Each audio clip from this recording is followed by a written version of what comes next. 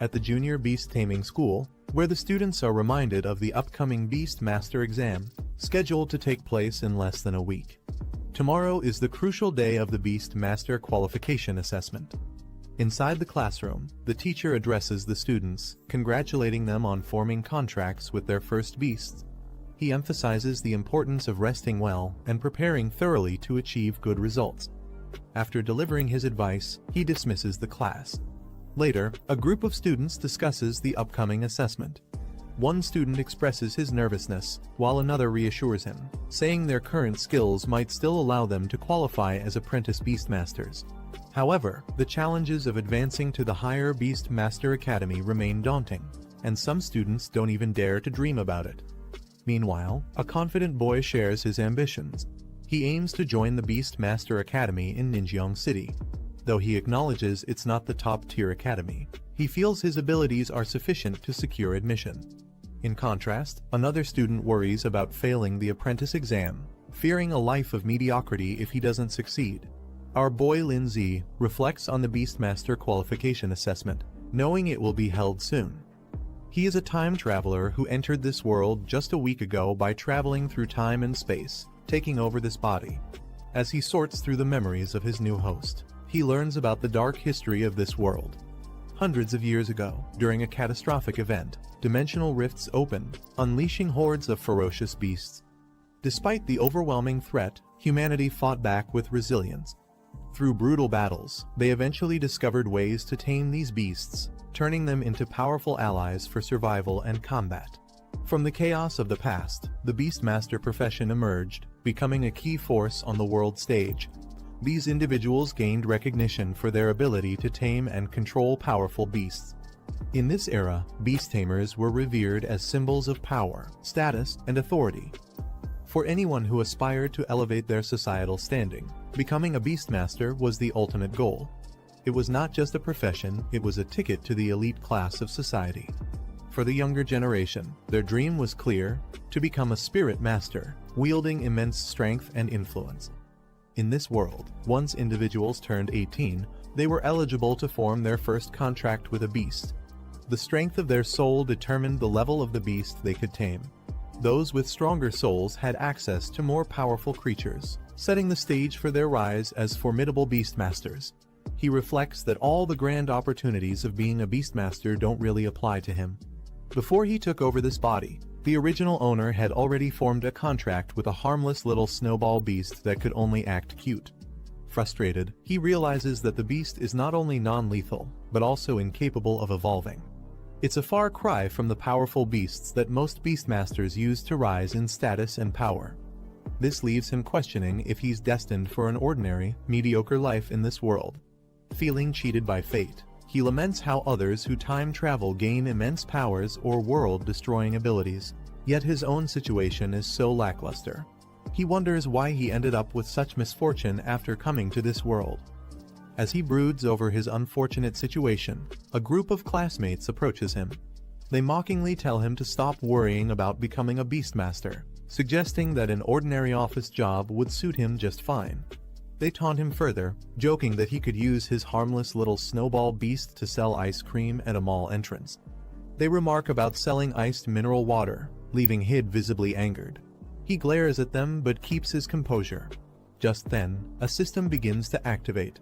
A screen materializes before him, declaring that the achievement system has been successfully launched. Surprised and excited, he realizes this might be his long-awaited gold finger, the cheat ability often granted to travelers in other worlds. He wonders if it took so long to appear because it was charging, but now, everything could change. He is thrilled as the system activates fully, exclaiming that the heavenly sound of its arrival feels amazing. His gold finger has finally appeared. The system displays his current stats. His physique and spirit levels are slightly below average. His pet beast is the little Snowball, and he has no achievements or techniques yet. The system explains its features. Achievements and bonus items can be earned for completing specific tasks. These achievement points can be used to enhance the growth of beasts, unlock skills, and improve Beastmaster attributes. He is particularly thrilled at the idea of earning points and sees it as a game-changing opportunity. He turns his attention to his pet beast, Little Snowball.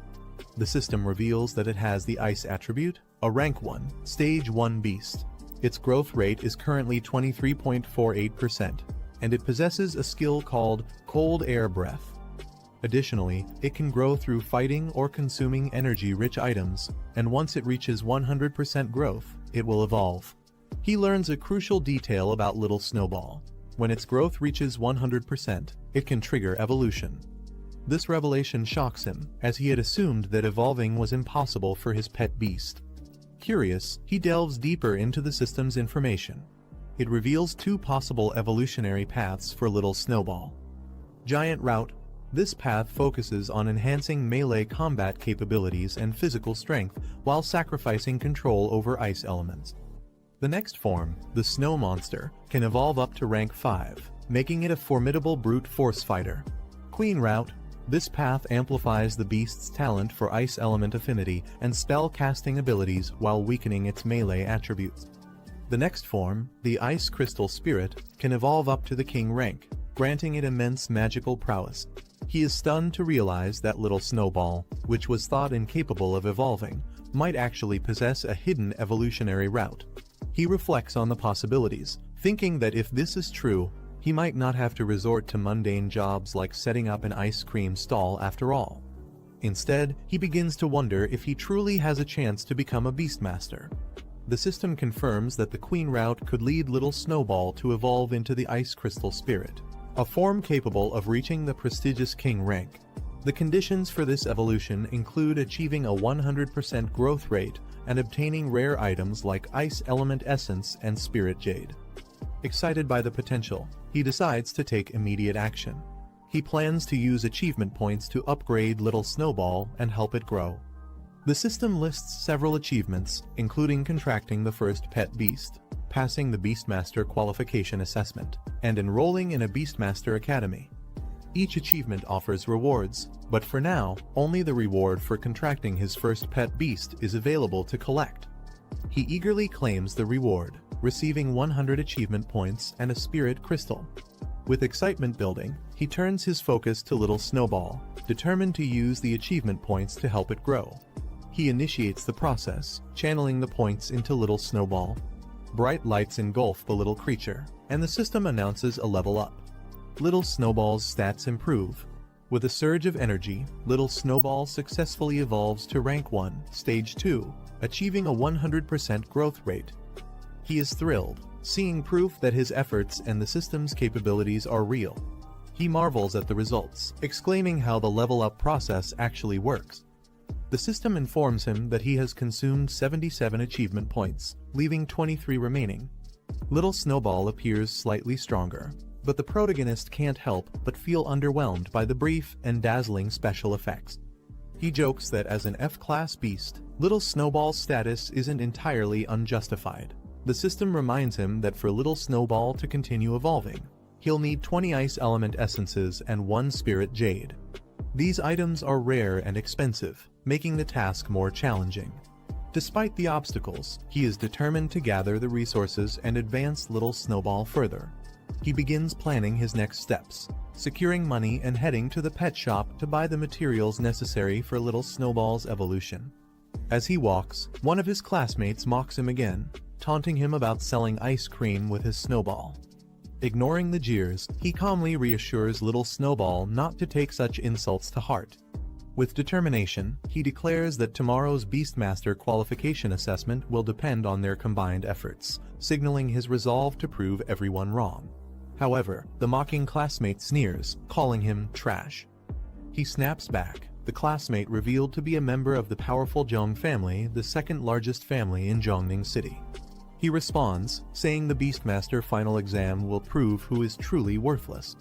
Zhong Hao taunts him further, claiming that someone with a useless beast shouldn't even bother. Another classmate joins in, laughing that he should stick to selling popsicles instead. A girl named Guan intervenes, warning Zhong Hao not to cross the line. Zhong Hao, recognizing her, pretends to back off but continues to insult Lin Zi indirectly. He mocks her for associating with someone he considers trash and implies she would be better off siding with someone of higher status, like him. He reassures Guan, telling her there's no need to argue with the bullies. He confidently states that they'll understand the truth when the time comes. Afterward, he informs Guan that he needs to visit the pet store to prepare for tomorrow's qualification assessment. She agrees to head home on her own, wishing him luck. As he arrives at the store, Lindsay is struck by the high cost of evolution materials, lamenting how months of savings disappear in a single purchase. Returning from his errands, he is greeted by Guan, who invites him over for dinner at her house. She mentions her mother asked her to extend the invitation. He agrees, saying he'll join later. As the conversation shifts, Guan hesitantly brings up the Beastmaster qualification assessment happening the next day. She asks if he will accompany her to the event. Lindsay calmly replies that he also needs to participate, surprising her. Excited, she encourages him to show up strong and make an impression, especially against Zhong Hao and his gang. He reassures Guan, confidently promising to handle the situation. She smiles, takes her leave, and he watches her go, determined to make tomorrow's assessment a turning point. Later, sitting at home, he reflects on the high cost of the ice element essence and spirit jade. Addressing little Snowball, he mentions that leveling up in the future will require even more resources. He lays out the materials, encouraging little Snowball to eat and evolve. Watching his pet beast consume the items, he gently reminds it to take its time, as no one will compete for the resources. Suddenly, little Snowball begins to glow and expand, signaling the start of its evolution. Surprised, the Lindsay exclaims, wondering if this is truly happening. A sudden glow from little Snowball. He steps back, surprised, as an overwhelming burst of energy surrounds them. Little Snowball begins to change, evolving into a new form. Amidst the dazzling spectacle, little Snowball transforms into the Ice Crystal Spirit, a Rank 2, Stage 2 beast.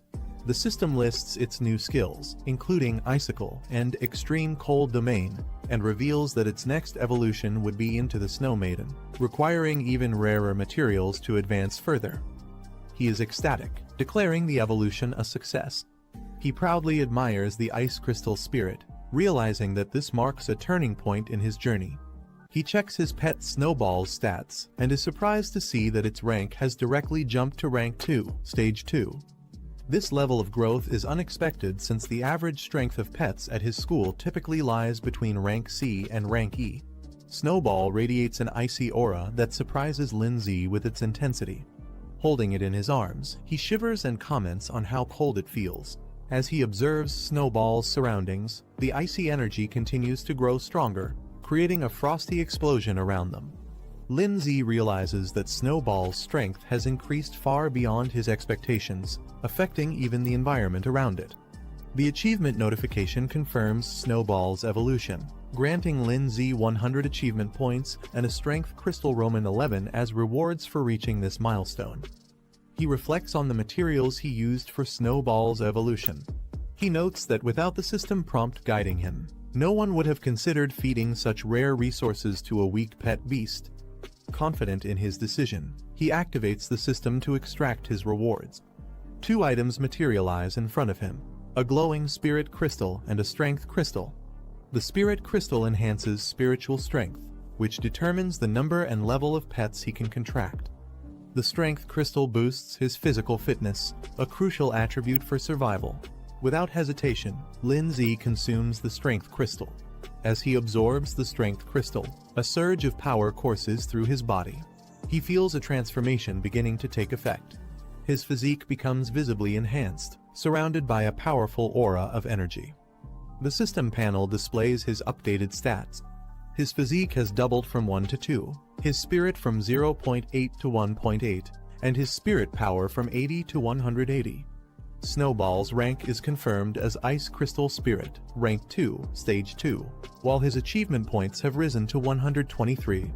Testing his newfound strength, Lindsay punches the air, feeling the cold no longer affect him. Instead, a steady stream of energy flows from within, marking a significant breakthrough in his abilities. He tests his enhanced strength by punching a wall, leaving a deep crack. He reflects on the importance of physical strength, even for those who rely on their pets. In dangerous situations, being physically strong can significantly increase survival chances. Meanwhile, Snowball clings to Lindsay's leg, making adorable noises. Lindsay smiles confidently and decides to take the next step in their evolution. Determined, he boldly declares, "Just go all in," and decides to use all his achievement points. As he channels his energy into Snowball, a radiant light surrounds them both.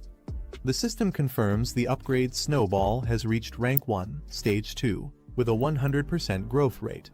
He uses 123 achievement points, pushing Snowball to Rank 2, Stage 4, with a growth rate of 24%. Snowball now radiates an icy and confident aura, indicating its immense power. Lindsay smirks, confident about the upcoming evaluation. He knows the Advanced Association will be shocked by their progress. The next day, Lindsay walks through the bustling city streets alongside his sister Guan. She asks if he's ready, and Lindsay confidently replies that he's not only ready, but also determined to obtain the Beast Master qualification today. Guan beams with excitement, noting how motivated Lindsay has become. She comments that the old him would have never participated in something like this. He smiles and responds, "People will always change." Meanwhile, some students nearby notice them. One points out Guan, calling her a talented third-year student at Pinghai No. One middle school, and questions why she's always with someone like Lindsay, whom they consider a loser. Another student mentions that Ju Hong confessed his love to Guan the previous day and was rejected. Frustrated, one girl expresses her disbelief, questioning what makes Guan so special and why others seem to admire her. One of the students hushes the others, reminding them to keep their voices down. Lindsay, overhearing their comments, reveals internally that Guan is his cousin. Despite being a genius and admired by many at Pinghai No, one middle school, Guan doesn't seem to care about others' opinions. As they walk together, Guan asks Lindsay if he really plans to use Little Snowball in the qualification assessment. Lindsay smiles confidently and assures her, "Of course, don't underestimate Little Snowball." Guan playfully suggests celebrating if they pass the assessment, and Lindsay jokingly hugs her, causing her to exclaim in surprise. She mentions a store she has wanted to visit for a long time. Suddenly, they are interrupted by a loud voice calling out to Guan, demanding her to stop. A young girl points at her, accusing her of stealing her boyfriend. Guan, unfazed, calmly asks, "Who are you? Who's your boyfriend?" Guan identifies the girl's so-called boyfriend as Ju Hong. With disinterested, she recalls that Ju had confessed his feelings to her, but she rejected him without hesitation. The girl, enraged, accuses Guan of seducing Ju first, unwilling to believe her explanation. Unwilling to waste time, Lindsay steps forward and gently pulls Guan away, stating, "Let's go, we have more important things to do." Without any further interaction, the two walk away, leaving the others behind. As Lindsay and Guan turn to leave, the muscular man grabs Guan by the shoulder, stopping her in her tracks. He demands, "You don't take me seriously at all. Did I give you permission to go?" Guan, unbothered by his grip, narrows her eyes and coldly says, "Let go." A menacing aura surrounds her, causing the man to hesitate as fear flashes across his face. Enraged by her defiance, the man raises his arm, preparing for a strike as he attempts to intimidate her. As the man swings his enlarged arm toward Guan, Lindsay calmly steps in, effortlessly grabbing his wrist mid-strike. The unexpected move shocks everyone, including Guan, who watches in silence. The girl protests, yelling at her brother to stop playing around, adding insults about how useless Lindsay is. The man glares at Lindsay and mocks him, questioning if he's trying to play the hero. "Do you really think you can protect her? You should consider your own situation first." Lindsay's expression darkens as he glares at the man. In an instant, he counters the attack, launching the man into the air with a single, precise strike. The impact is so powerful it reverberates through the surroundings. The man crashes to the ground with tremendous force, shocking his sister, who screams, "Brother," as she rushes toward him. Lindsay stands unfazed as Guan watches from a distance. Lindsay adjusts his jacket with a calm demeanor and tells the onlookers, "I'm her brother. If you need something, just ask me." The man's frustrated and bruised. Guan, observing from a distance, clenches her fists in awe, thinking, "It turns out brother Lindsay is so good at fighting." Meanwhile, Lindsay marvels at his own strength. he remarks to himself. I didn't expect my strength would be this great after strengthening my physique. The man, enraged and humiliated, yells, deliberately seeking death. Don't blame me. He charges toward Lindsay, his arm glowing with a fiery blue energy as he prepares to unleash a powerful attack. As the energy builds up, the surroundings tremble, and a dazzling light bursts from his strike. Guan watches with concern, but Lindsay remains composed. Suddenly, the man's summoned beast, a ghost wolf, its spectral form exudes a chilling aura, and its system stats reveal it to be a rank 2, stage 1 beast. The man smirks confidently, pointing at his ghost wolf. He mocks Lindsay and Guan, saying 2 high school students like them could never compete against his rank 2 beast. Guan observes the situation, realizing her pet beast is only at rank 1, stage 7. Though she has some faith in it, she understands the huge power gap. She admits the chances of victory are slim but resolves to fight anyway, knowing there's no alternative. As Guan starts preparing herself, she notices Lindsay moving forward. Surprised, she calls out, asking him what he's doing. Lindsay glances back at her, confidence as he takes charge of the situation. Guan hesitates and asks Lindsay if he's planning to use little Snowball and another plan she suspects. He confidently assures her not to worry, that her qualification assessment must not be jeopardized. He tells her to leave everything to him. The girl mocks Lindsay, ridiculing him for his so-called qualifications and how someone like him dares to speak so boldly. She urges her brother to take action and teach Lindsay a lesson. The man, unfazed by Lindsay's confidence, orders his ghost wolf to attack. The wolf charges forward with immense power. Lindsay steps forward, his hand glowing with power as he prepares to confront the ghost wolf. The ghost wolf leaps toward him with blinding speed. The wolf's attack connects with a burst of light. Suddenly, Snowball unleashes its ability. The surrounding air transforms into a domain of extreme cold, freezing everything in sight, including the ghost wolf. The girl and man are caught off guard by the sudden appearance of this powerful Snowball. Guan wonders aloud if this powerful entity could truly be Snowball.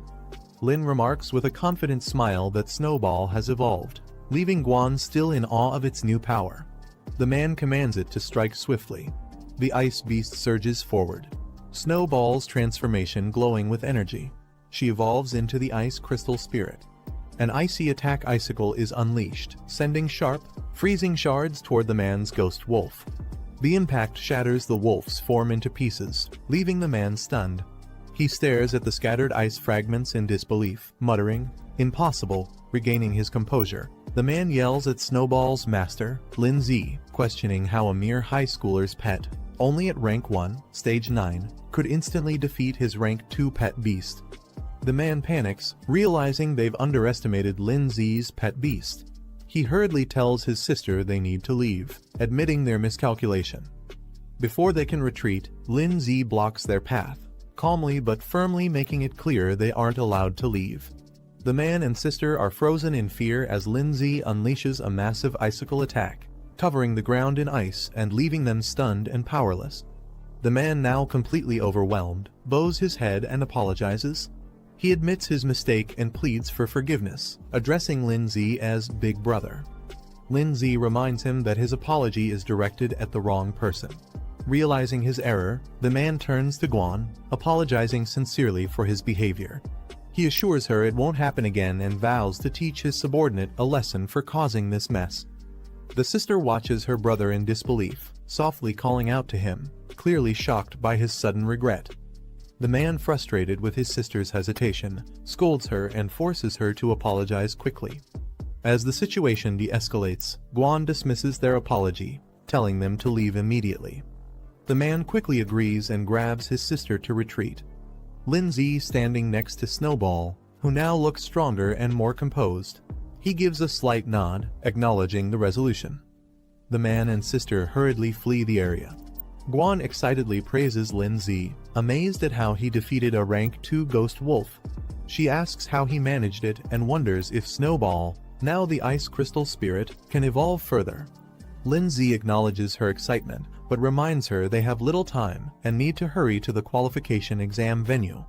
Snowball cheerfully follows as Lindsay strokes her head, radiating confidence.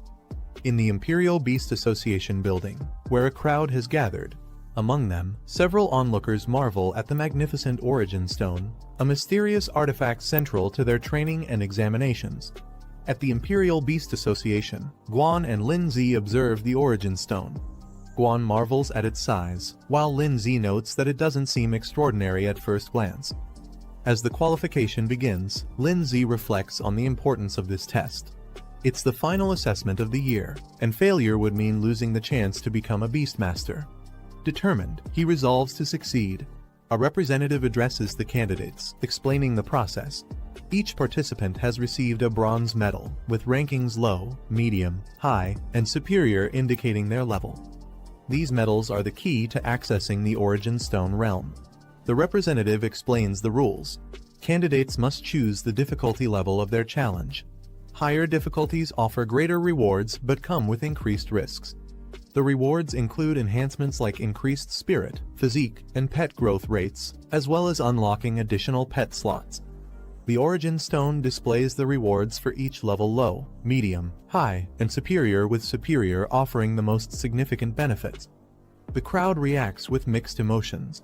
Some are inspired, dreaming of passing the superior difficulty, while others doubt their chances, knowing the difficulty of even the high level. One participant resolves to clear the lowest level and secure their promotion. Guan turns to Lin Zi, curious about his choice.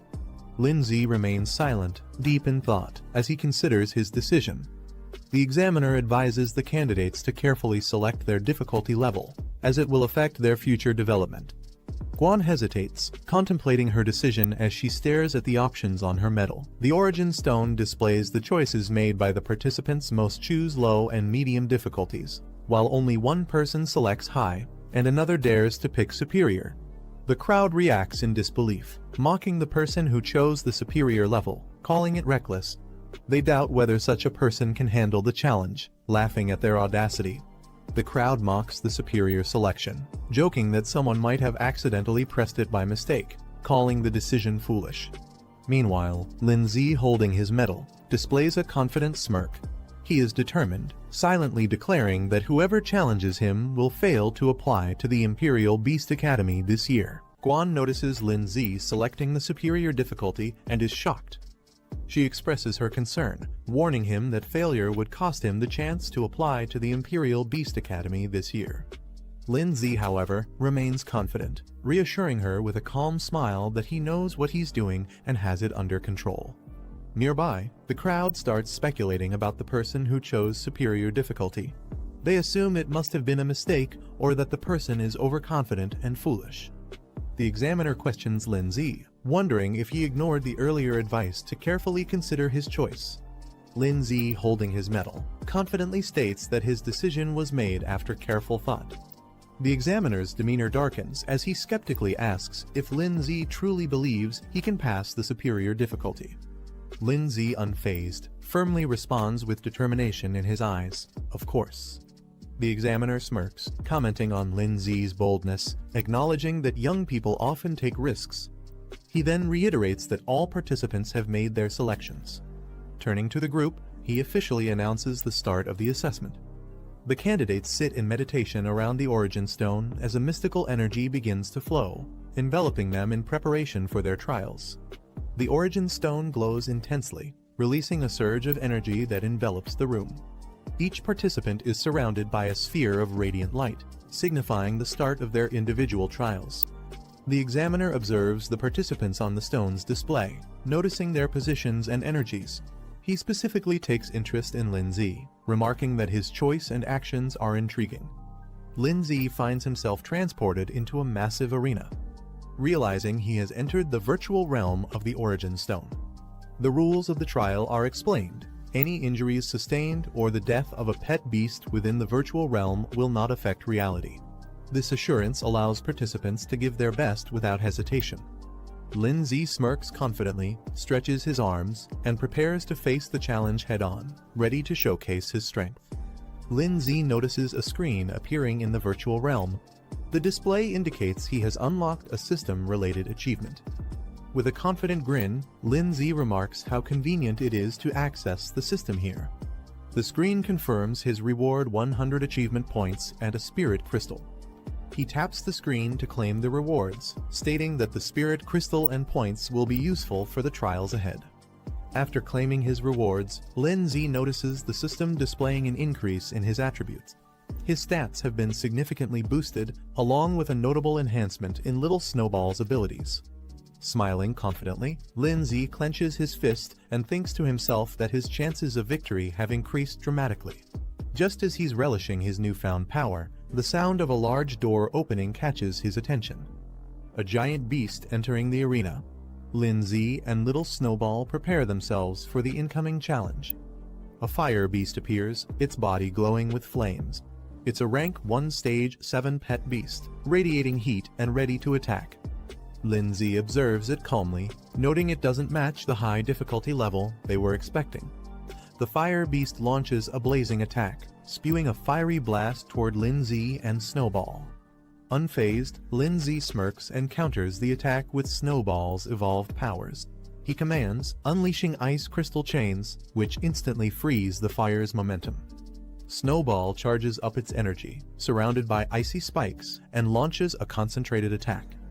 The explosion of frost collides with the fire beast's flames, creating a massive burst of energy. The aftermath fills the area with frost and mist, and Snowball remains unfazed. It breathes out a chilling wind, freezing everything in its path. The frost spreads further, signaling Snowball's complete dominance over the fight. Lin Z stands confidently beside Snowball, remarking that his ice crystal chains prove to be far more effective than expected. Having cleared the first stage of the challenge, Lin Z and Snowball move forward. The doorway to the next stage opens, signaling that they've passed one of the 5 levels in the trial. In the next area, Lin Z encounters a new opponent, a skeletal bound in cloth, emitting an eerie aura. The being is identified as a rank 1 stage 9 undead creature, its hollow laughter echoing through the chamber. Lin Z smirks confidently, thinking to himself that while a rank 1 stage 9 opponent might be challenging for others, it's nothing more than a simple task for him. The examiner observes Lin Z's progress through the challenge, analyzing the situation on a large map that shows the arena and the ongoing battles. Back in the arena, Lin Z stands victorious with Snowball as the icy battlefield confirms their overwhelming power. The examiner comments smugly, addressing Lin Z. He points out that Lin Z's previous victory was merely due to an elemental advantage, hinting that the real challenges are yet to come. Lin Z and Snowball move forward, successfully completing the second stage of the challenge. As they step into the new arena, a shadow looms over them. A creature with glowing, hypnotic eyes appears, its presence radiating menace.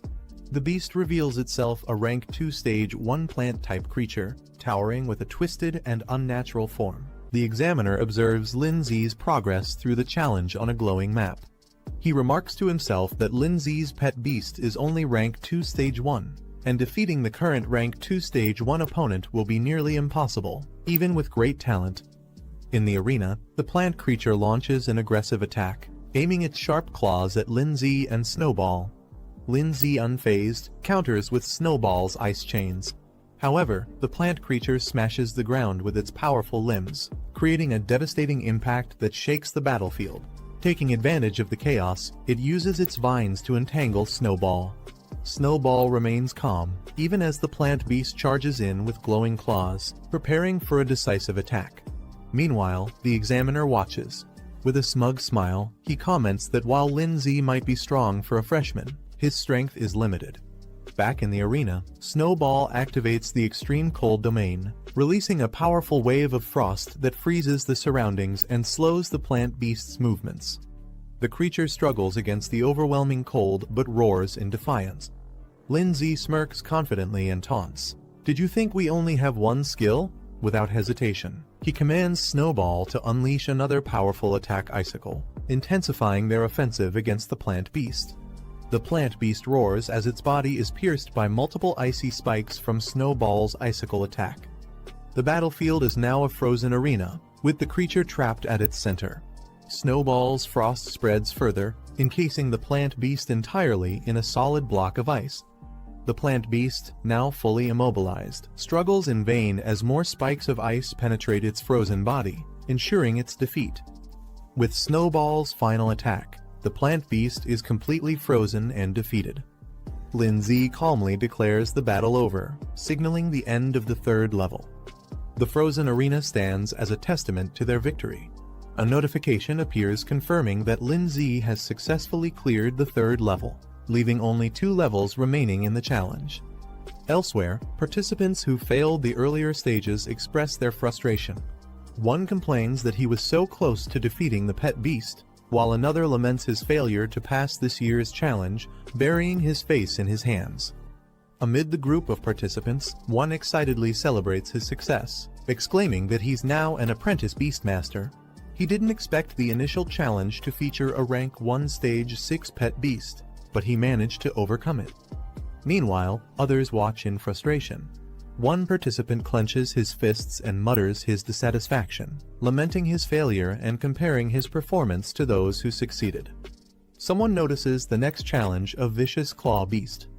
The announcement stuns the crowd, who recognize it as a rank 2 pet beast. Murmurs of disbelief ripple through the room as they question why such a high-level beast would appear in the apprenticeship assessment. The 4th level ends with a decisive victory for Lindsay and Snowball. The frozen remains of the opponents stand as proof of their power. Onlookers exclaim in amazement, recognizing Lindsay as the one who challenged the superior difficulty level. With the 4th level cleared, the final stage of the challenge begins. Lindsay confidently remarks that they've reached the last level. In the observation area, participants watch in disbelief, questioning why Lindsay is so powerful. One mentions they know all the top students from the local high schools, but Lindsay's strength seems unmatched and unfamiliar.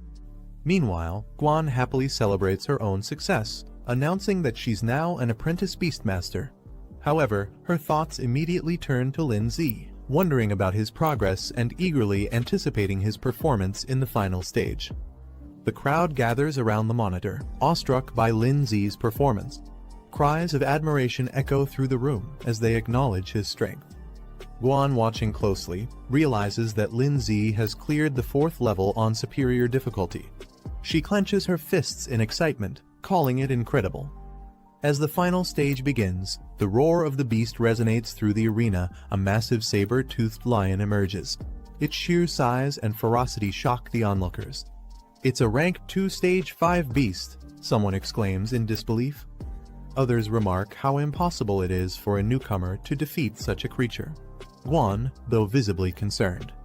Lindsay watches calmly as Snowball prepares for battle, commenting that he's finally facing a worthy opponent. Snowball summons another icicle attack, its sharp fragments shooting forward with incredible speed. The enemy's movements are lightning fast, making it difficult for Lindsay to track. He's caught off guard, realizing the speed of the saber claw assault as it closes in on Snowball. Snowball braces herself against the powerful attack, the clash sending shockwaves through the area as both sides fight for dominance. Snowball takes a direct hit, showing signs of wear as the intense battle continues. The trainer smirks, confident in his pet's advantage. He challenges Lindsay, curious if he has any new tricks left to show, while mocking that this might be the end for him. The saber-toothed lion charges forward, its ferocious aura overwhelming. Lindsay observes the fight carefully, recognizing the disparity in power. He acknowledges that while Snowball has the advantage of being at a higher stage, the outcome depends on various factors like attributes, environment, and strategy. Lindsay notes that Snowball is in a weakened state after consecutive battles, facing such a strong opponent with superior speed and power.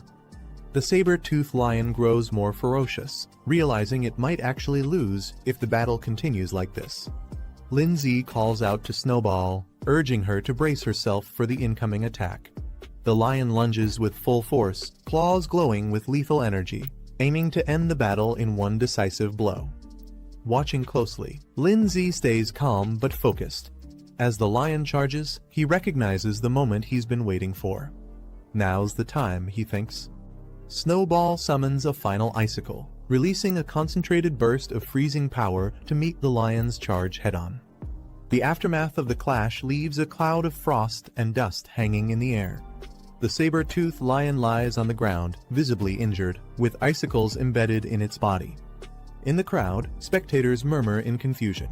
They speculate about the outcome, some wondering if it ended in a tie, while others question what exactly just happened. One onlooker points out the lion's condition, drawing everyone's attention.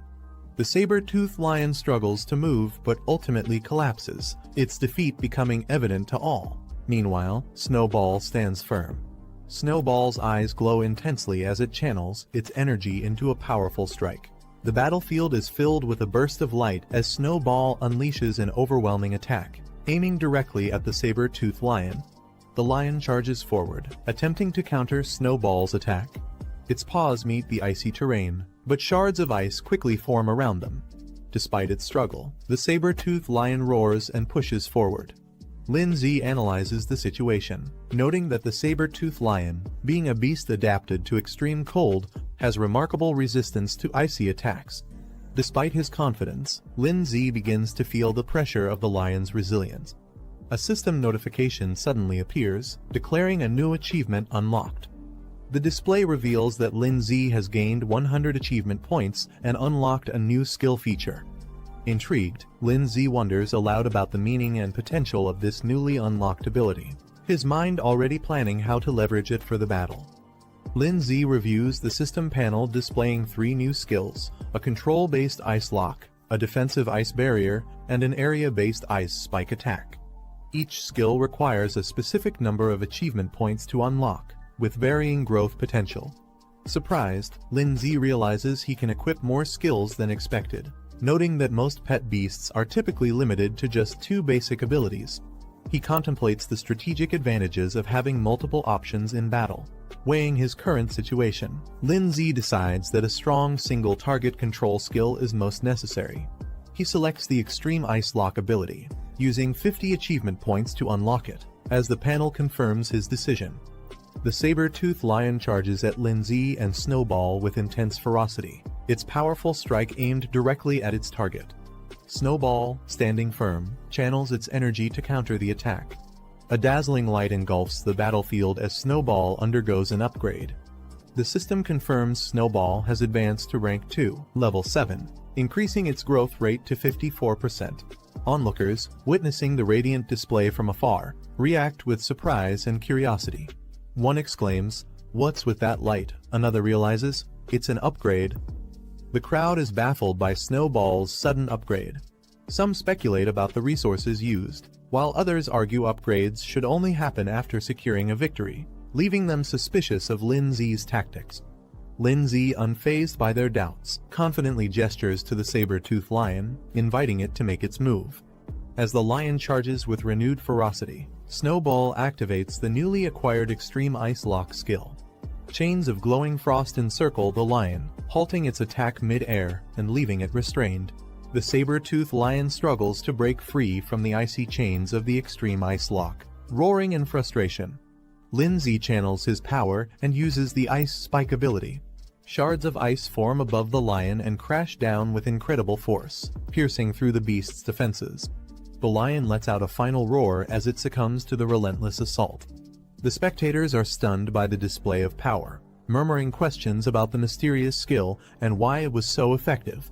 The examiner and the crowd are in disbelief, questioning how Lindsay's pet can use 3 different skills, a feat uncommon for beasts of its rank. As the saber-toothed lion struggles to recover, Lindsay observes it calmly, commenting on its thick defenses. Snowball's eyes glow fiercely as it prepares another powerful attack. It channels its icy energy, shards forming around it. With determination, Snowball readies itself, showing it has no intention of letting the lion recover.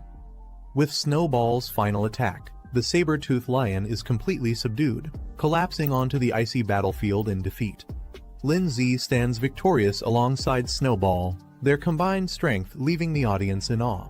The system announces Lindsay's success, declaring his evaluation as completed at an extraordinary difficulty level. Guan jumps with excitement, cheering for Lindsay and celebrating his hard-earned victory. In the crowd, disbelief spreads. Some accuse Lindsay of bribing the examiner, unable to accept his unexpected win. Others speculate about his methods, still skeptical of his capabilities. The examiner, however, remains composed. He acknowledges Lin Zi's exceptional talent, remarking that while he's seen many young beast tamers, none have impressed him as much as Lin Zi with his silent yet commanding performance. After the battle, Lin Zi's stats receive a significant boost, reflecting his successful completion of the challenge. Snowball's status is displayed, now ranked at level 3, stage 1, with an impressive 84% growth rate and mastery of 3 powerful skills. The examiner, still observing, acknowledges the extraordinary difficulty of the test and how much Lin Zi's capabilities have grown as a result. The performance leaves him and others deeply impressed. The system displays another notification. Lin Zi is now eligible to form a contract with a second beast, marking a major milestone in his journey. Lin Zi reflects on his next step, deciding which beast to form a contract with as his second companion. He considers his options, planning to visit a pet shop to explore the possibilities. The system announces Lin Zi's rewards, 200 achievement points and a spirit stone, acknowledging his successful completion of the trial. The notification also signals the conclusion of the evaluation. As the trial ends, Lin Zi opens his eyes, finding himself back in the real world. A crowd gathers around him, their silence filled with curiosity and astonishment at his extraordinary performance. Lin Zi sits calmly, unaffected by their reactions. Lin Zi finds himself surrounded by curious classmates, bombarding him with questions about how he accomplished such an extraordinary feat. They're particularly amazed by Snowball, an ice element beast they've never encountered before. Guan, overcome with joy, rushes to Lin Zi and hugs him tightly, exclaiming how she always believed he would succeed. Lin Zi, initially surprised by her reaction, smiles warmly. The examiner approaches Lin Zi, acknowledging his impressive performance. As the surrounding crowd watches, students murmur in surprise. It's rare to see an examiner apologizing to a student. However, Lin Zi remains calm and unbothered. The examiner directly addresses Lin Zi, offering him a spot in the Beastmaster Association. He further explains the benefits, mentioning that Lin Zi could secure a high-ranking position with exclusive privileges. Even top graduates don't easily receive such offers. Guan, standing beside Lin Zi, urges him to accept, recognizing the rarity of this opportunity. The competition for a spot in the Beastmaster Association is intense, like crossing a narrow bridge against thousands of others. Lin Zi considers the offer. Accepting would mean all his academy expenses, including tuition and living costs, would be covered. It would also raise his status in everyone's eyes. However, he knows there's no such thing as a free lunch. Opportunities like this always come with hidden costs. Facing the examiner, Lin Zi politely declines, stating he has already made up his mind and will decide his future after graduation. His firm response leaves the examiner and the surrounding students momentarily stunned. After Lin Zi declines the offer, another student eagerly steps forward, asking if he can take the spot instead. The examiner ignores him, his focus still on Lin Zi. He recognizes Lin Zi's rapid growth and realizes that in the future, Lin Zi will be even stronger and able to negotiate for much greater benefits. Seeing Lin Zi's firm decision, the examiner doesn't press further. Instead, he tells Lin Zi that if he ever changes his mind, he's welcome to find him anytime. Before leaving, the examiner introduces himself as Genuine, leaving his contact as a final gesture. After the examiner leaves, Lin Zi stands confidently. Guan watches him closely, her expression unreadable. The two walk through the academy courtyard, when suddenly a voice calls out to them, asking them to wait. Lin Zi and Guan turn around, surprised. A girl excitedly approaches, introducing herself and her companion. She mentions they are from the neighboring class, eager to meet Lin Zi. The two girls eagerly approach Guan, asking for Lin Zi's contact information. Their excitement is clear as they try to get closer. The girl confidently hands Lin Zi her phone, suggesting they add each other as friends, mentioning that they've admired him for a while and hope to spend more time together. She introduces herself as a student from the neighboring class and congratulates him, clearly trying to make a good impression. However, Lin Zi casually smiles and excuses himself, saying they have other things to do. Guan, standing beside him, crosses her arms, visibly annoyed by the situation. As Lin Zi and Guan try to leave, the girl chases after them, still insisting he add her as a friend. Lindsay, without looking back, dashes away, leaving Guan visibly irritated by the situation. Shortly after, Lindsay receives a message summoning him to the office. He glances at his phone and sighs before heading there. Arriving at the office, Lindsay peeks inside and asks if he was called. Inside, a confident and elegant woman greets him. She leans back in her chair intrigued, and mentions that she heard he successfully passed an extremely difficult trial. Lindsay hesitates for a moment, observing the teacher's expression. Before he can react, she suddenly pulls him into a tight hug, excitedly praising him for his achievement. He momentarily recalls past experiences with her harsh punishments for failing tests, making him cautious about her enthusiasm. Regaining her composure, she moves on to the real reason for calling him. She takes out a book, stating that it's something important she intends to give him. Lindsay takes the book, examining its title with curiosity. The teacher explains that it contains essential techniques for soul arts, a crucial skill for Beastmasters. She advises him to start learning early, as it will be a mandatory part of his training. A visual representation illustrates that soul arts are the primary combat method for Beastmasters aside from their pet beasts. She further explains that those who master soul arts can defeat beasts without relying on their pets. The technique can be used both for offense and defense, protecting Beastmasters from harm in battle. A visual demonstration shows a soul shield, a defensive technique that forms an energy barrier to block attacks. Lindsay, excited about the new knowledge, thanks his teacher and eagerly rushes off to start practicing. She reminds him that if he ever has questions, he can come back anytime. Later, Lindsay sits on his bed, carefully studying the book. He flips to a page detailing Soul Shield, which consumes soul power to create a full-body protective barrier against any incoming damage. Lindsay sits in his room, deep in thought. He knows mastering the basics early will give him an advantage when he enters the Beastmaster Academy, allowing him to focus on advanced techniques. Determined, he begins meditating, channeling his energy as a powerful blue aura swirls around him. His eyes glow with intensity as he activates Soul Shield, successfully forming a protective barrier around his body. The shield stabilizes, radiating a strong defensive energy. His training is already showing results. Lindsay observes his shield, realizing he has already grasped the basics. Most people take days or even months to learn soul arts, but he mastered it in just 10 minutes. His 7-8 spirit physique proves to be extremely efficient.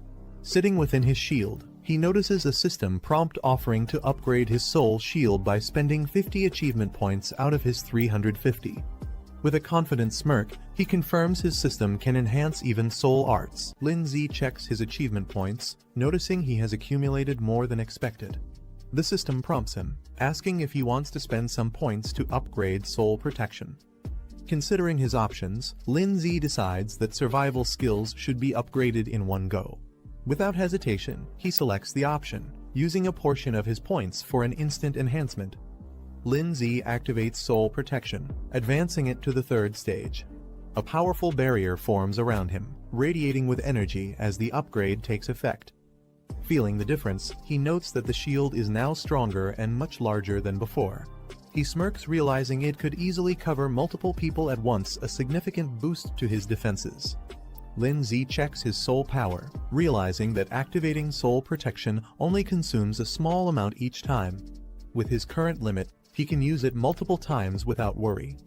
Remembering the Spirit Soul Stone he received from an achievement, he decides it's time to use it, thinking it might further enhance his abilities. After using the Spirit Soul Stone, Lindsay feels a surge of power. His soul power and spirit level increase significantly, boosting his overall strength. Looking at his current reserves, he realizes that using all this power just for defense would be wasteful. Deciding to make the most of it, he considers learning a few more skills to balance his abilities. Lindsay flips through a skill book, looking for useful abilities. He comes across Soul Arrow, a technique that focuses spiritual energy at the fingertips and fires it like a projectile. Turning the page, he finds Soul Impact, a close-range attack that condenses energy into a powerful strike. Seeing their potential, he considers learning both skills to expand his combat options. As night falls, the city is quiet, with only a few lights glowing in the distance. Inside, Lindsay closes his eyes, steadying his breath. A faint aura of energy surrounds him as he focuses, processing everything he has learned. Lin Zi's eyes snap open, a sharp golden glow flashing within them. Without hesitation, he launches forward, unleashing Soul Arrow at high speed. The energy projectile shoots out as he moves with precision, testing his control over the technique. Lin Zi fires Soul Arrow, watching as it shoots forward with precision. Though the attack isn't highly destructive, he notes its accuracy is impressive, making it a reliable long-range option. Satisfied with the test, he moves on to the next skill, Soul Impact. Clenching his fist, golden energy gathers around it. Lin Zi gathers energy into his fist, golden flames surging around him as he unleashes Soul Impact. The force explodes forward, sending shockwaves through the room. Testing its power further, he throws a punch, consuming 30 soul power in an instant. The impact is strong, confirming that this close-range attack will be a devastating addition to his arsenal. Lin Zi observes the aftermath of his soul impact, surprised by the sheer damage it caused. The wall in front of him is shattered, proving the technique's destructive potential.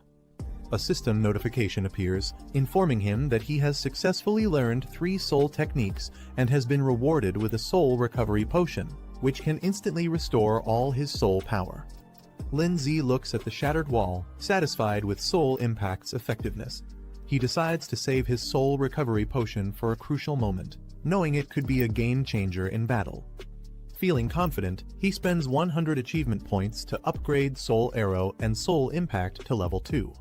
With his skills now stronger, Lin Zi decides to save his remaining achievement points for emergencies. With his skills upgraded, he shifts his focus to his next goal, earning money to buy a second pet beast. The next day, he heads to the mission center, a place where trainers take on tasks to earn rewards. At the mission center, Lin Zi joins the crowd, scanning the available tasks. The screens display various missions, each offering different rewards. Confident in his abilities, he decides to start with basic level missions. Given his current strength, completing them shouldn't be a problem, and it's a good way to earn money quickly. Lin Zi scans the mission list, evaluating the rewards. The tasks range from eliminating ghost scorpions near a village to clearing mutant beetles in a canyon, with rewards varying from 10,000 to 40,000. Without hesitation, he selects the highest-paying mission dealing with the mutant beetles. If he's going to put in the effort, he might as well aim for the best reward. After selecting the mutant beetle mission, Lin Zi is notified that, as a beginner beast master, he has been automatically assigned 3 teammates for safety, and the reward will be split among them. Annoyed, he punches a training dummy, frustrated that he has to share the earnings. He was confident he could handle it alone. A mission map appears, marking the target location, Iron Bell Canyon. He needs to arrive before 2 p.m., ready for the hunt. Lin Zi arrives at Iron Bell Canyon, where his assigned teammates are already waiting. The canyon is rugged, with flags marking the mission site. A man with green hair, identified as Zhang Jin, a low-tier beast master, smirks upon seeing Lin Zi. Mocking him, he comments that Lin Zi took long enough to arrive and questions if he's even graduated yet. Another teammate, Zhao Mingxian, a muscular low-tier beast master, frowns upon seeing Lin Zi. He questions why they got stuck with someone inexperienced, clearly unimpressed. Before the situation escalates, Yu Zuyun, the only female in the group, steps in with a smile. She tells them to relax and not be too harsh on Lin Zi, lightening the mood with her friendly attitude. Yu Zuyun playfully tells Lin Zi to just follow her lead, reassuring him. Lin Zi responds with a relaxed smile, admitting that he hasn't graduated yet and will be relying on them for this mission. Zhao Mingxian sighs in frustration, accusing Yu Zuyun of flirting again. He warns the group that this mission might be tougher than expected and tells them to stay focused if they want to survive. Yu Zuyun, unimpressed by his serious tone, dismisses his concerns with a scoff. Zhao Mingxian takes charge as the temporary team leader, demanding that Lin Zi follow his instructions once they reach the mission site. He also warns that Lin Zi's reward share will be reduced, making it clear that he's not seen as an equal. Lin Zi, however, remains unfazed. Observing his teammates, he realizes they're not qualified beast masters but self-taught fighters who rely on basic summoning skills to survive. Lin Zi responds with a cheerful thumbs up, agreeing to work hard to earn his share. Satisfied with his response, Zhao Mingxian acknowledges him, thinking the newcomer understands his place. With that settled, the team heads into the canyon, ready to begin the mission. The team moves deeper into the canyon, the terrain becomes rough, and the path ahead is dark and foreboding. As they reach the entrance of a cavern, an eerie glow emanates from within. The sound of skittering echoes from the depths. Suddenly, mutant beetles emerge from the darkness, their glowing eyes piercing through the shadows.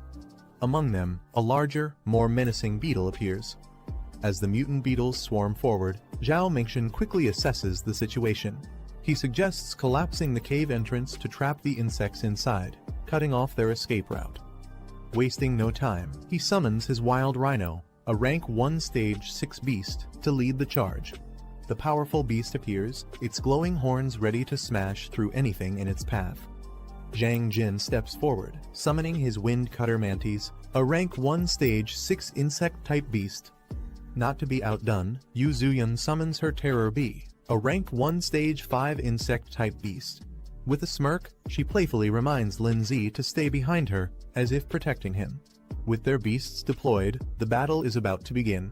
Lin Zi's group cautiously enters a tunnel, led by Yu Zuyun and Zhang Jin. They remain alert as buzzing echoes through the cavern. Strange insect creatures swarm ahead, signaling danger. Meanwhile, Zhao Mingxian observes from a distance. Without hesitation, he orders an all-out attack. Zhang Jin, responding immediately, summons his wild rhino, a rank 1 stage 6 beast. The massive creature charges forward. Zhang Jin steps forward with a confident smirk, summoning his wind cutter mantis. The green insect dashes forward, its sharp blades glowing as it slices through the swarm of enemies with precision. Zhang Jin commanding her venomous wasps to attack.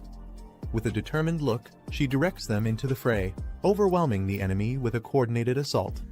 Yu Zuyun summons her terror bee, which immediately launches a barrage of venomous stingers at the enemy swarm.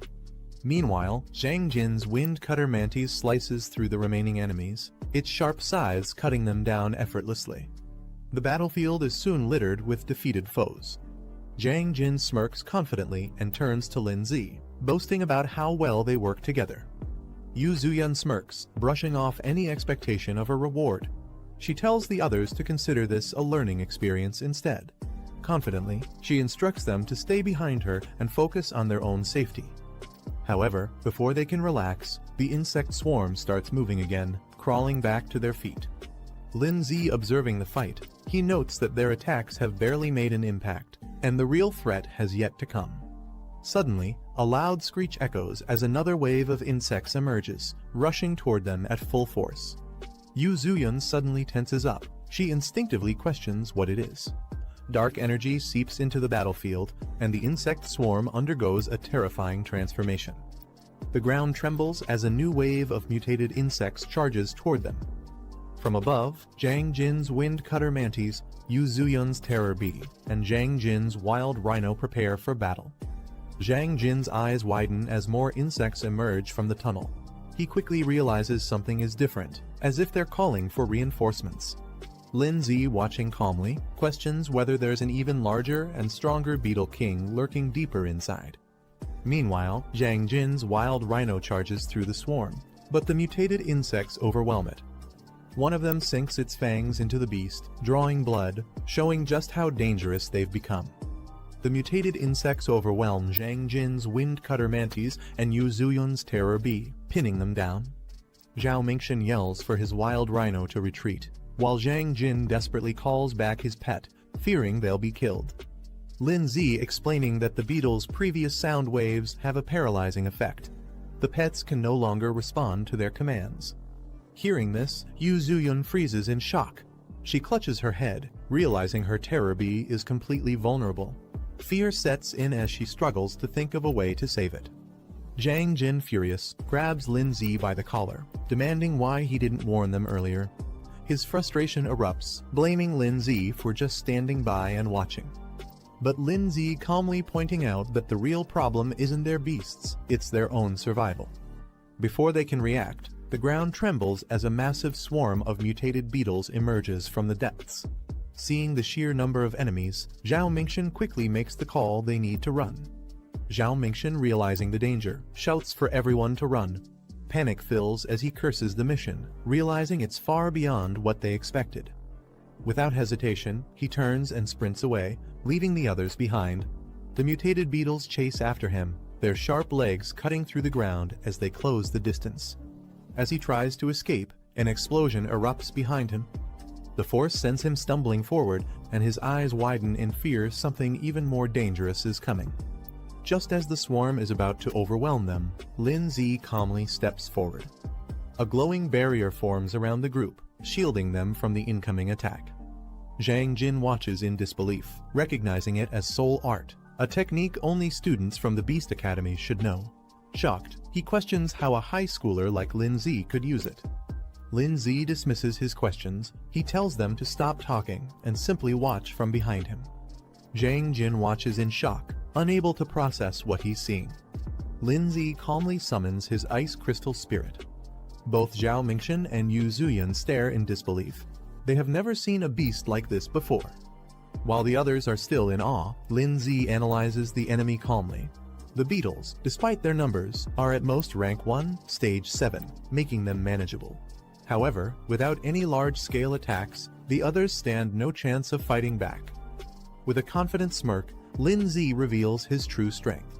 Unlike the others, his ice crystal spirit is a rank 3 beast, possessing devastating area-wide attacks. As he raises his hand, his beast activates extreme cold domain. A chilling wave of ice spreads across the battlefield, instantly freezing the entire insect swarm in place. The once overwhelming horde is turned into an icy grave. Lin Zi glances back at the stunned group, casually reminding them that they still have a chance to retrieve their beasts if they're willing to abandon their rewards. Zhao Mingxian, Zhang Jin, and Yu Zuyan hesitate.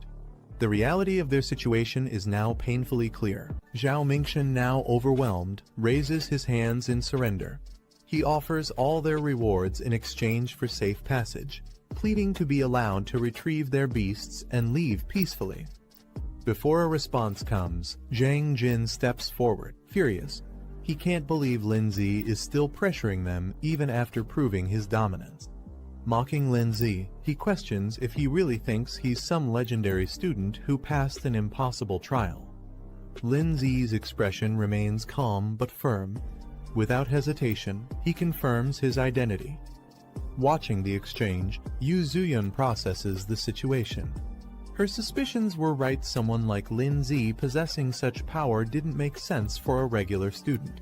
Quickly shifting her approach, she urgently asks him to rescue their beasts. Zhang Jin, still furious, refuses to believe Lin Zi's strength. He demands they be released immediately so they can retrieve their beasts. Before he can continue, Zhao Mingxian suddenly strikes him, sending him crashing to the ground. He scolds Zhang Jin for his arrogance, making it clear that Lin Zi's power is undeniable. As Yu Zuyan watches, Zhao Mingxian admits their mistake. They had underestimated Lin Zi, and now there was no doubt about his strength. Meanwhile, the frozen beasts remain trapped in ice, their condition worsening as the chilling energy spreads further. Lin Zi observes the frozen beasts, noting that time is running out before they thaw. He warns the others to retrieve their pets quickly and leave before the creatures fully awaken. Yu Zuyan, concerned, questions what he plans to do. She points out that these beasts aren't truly defeated, just temporarily restrained. Lin Zi stands atop the icy battlefield with Snowball, surveying the frozen creatures. In the darkness below, an ominous presence stirs. Zhang Jin, still on the ground, watches Lin Zi closely. Suspicion flashes across his face. Could Lin Zi really be planning to enter that place? Without hesitation, Lin Zi instructs the others to act quickly before leaping down into the depths with Snowball. They descend into a dark underground space, the void stretching endlessly around them. Standing amidst the darkness, his enhanced physique allows him to see clearly even in the pitch-black surroundings. As Lin Zi moves deeper, a swarm of monstrous creatures with glowing eyes emerges from the darkness. Their sheer numbers make the cavern tremble. Without hesitation, Lin Zi activates a spiritual barrier. shielding himself and Snowball as the creatures lunge at them. The beasts charge with terrifying speed, but Lin Z doesn't flinch. He counters instantly, releasing a powerful spiritual impact that sends them crashing to the ground. One by one, the monsters fall under his relentless attacks, but the battle has only begun. A swarm of glowing-eyed creatures rushes toward Lin Z, their sheer numbers overwhelming. He quickly activates an ice barrier, blocking their attacks. However, as more creatures slam into the shield, cracks begin to form. Maintaining the barrier is draining his energy fast. Realizing he needs a different approach, Lin Z recalls his progress. So far there's still something he can use. A new system prompt appears before him, revealing an ice shield and a frost nova ability. These skills could turn the tide of battle. Lin Z checks his remaining achievement points, 150 left. Just enough. Snowball activates her newly acquired skills, her body radiating with icy energy. Her evolution grants her Ice Shield and Frost Nova, two powerful abilities. With Ice Shield, she can now move freely without relying on Lin Z's protection. Meanwhile, Frost Nova provides a devastating area-wide attack, perfect for clearing out the overwhelming enemies. However, Lin Z notes that for maximum impact, Frost Nova requires collecting surrounding ice energy, making it an ideal combination with Extreme Cold Domain. Lin Z commands Snowball to unleash her power. With an icy glow, she activates Frost Nova, sending shards of ice erupting in all directions.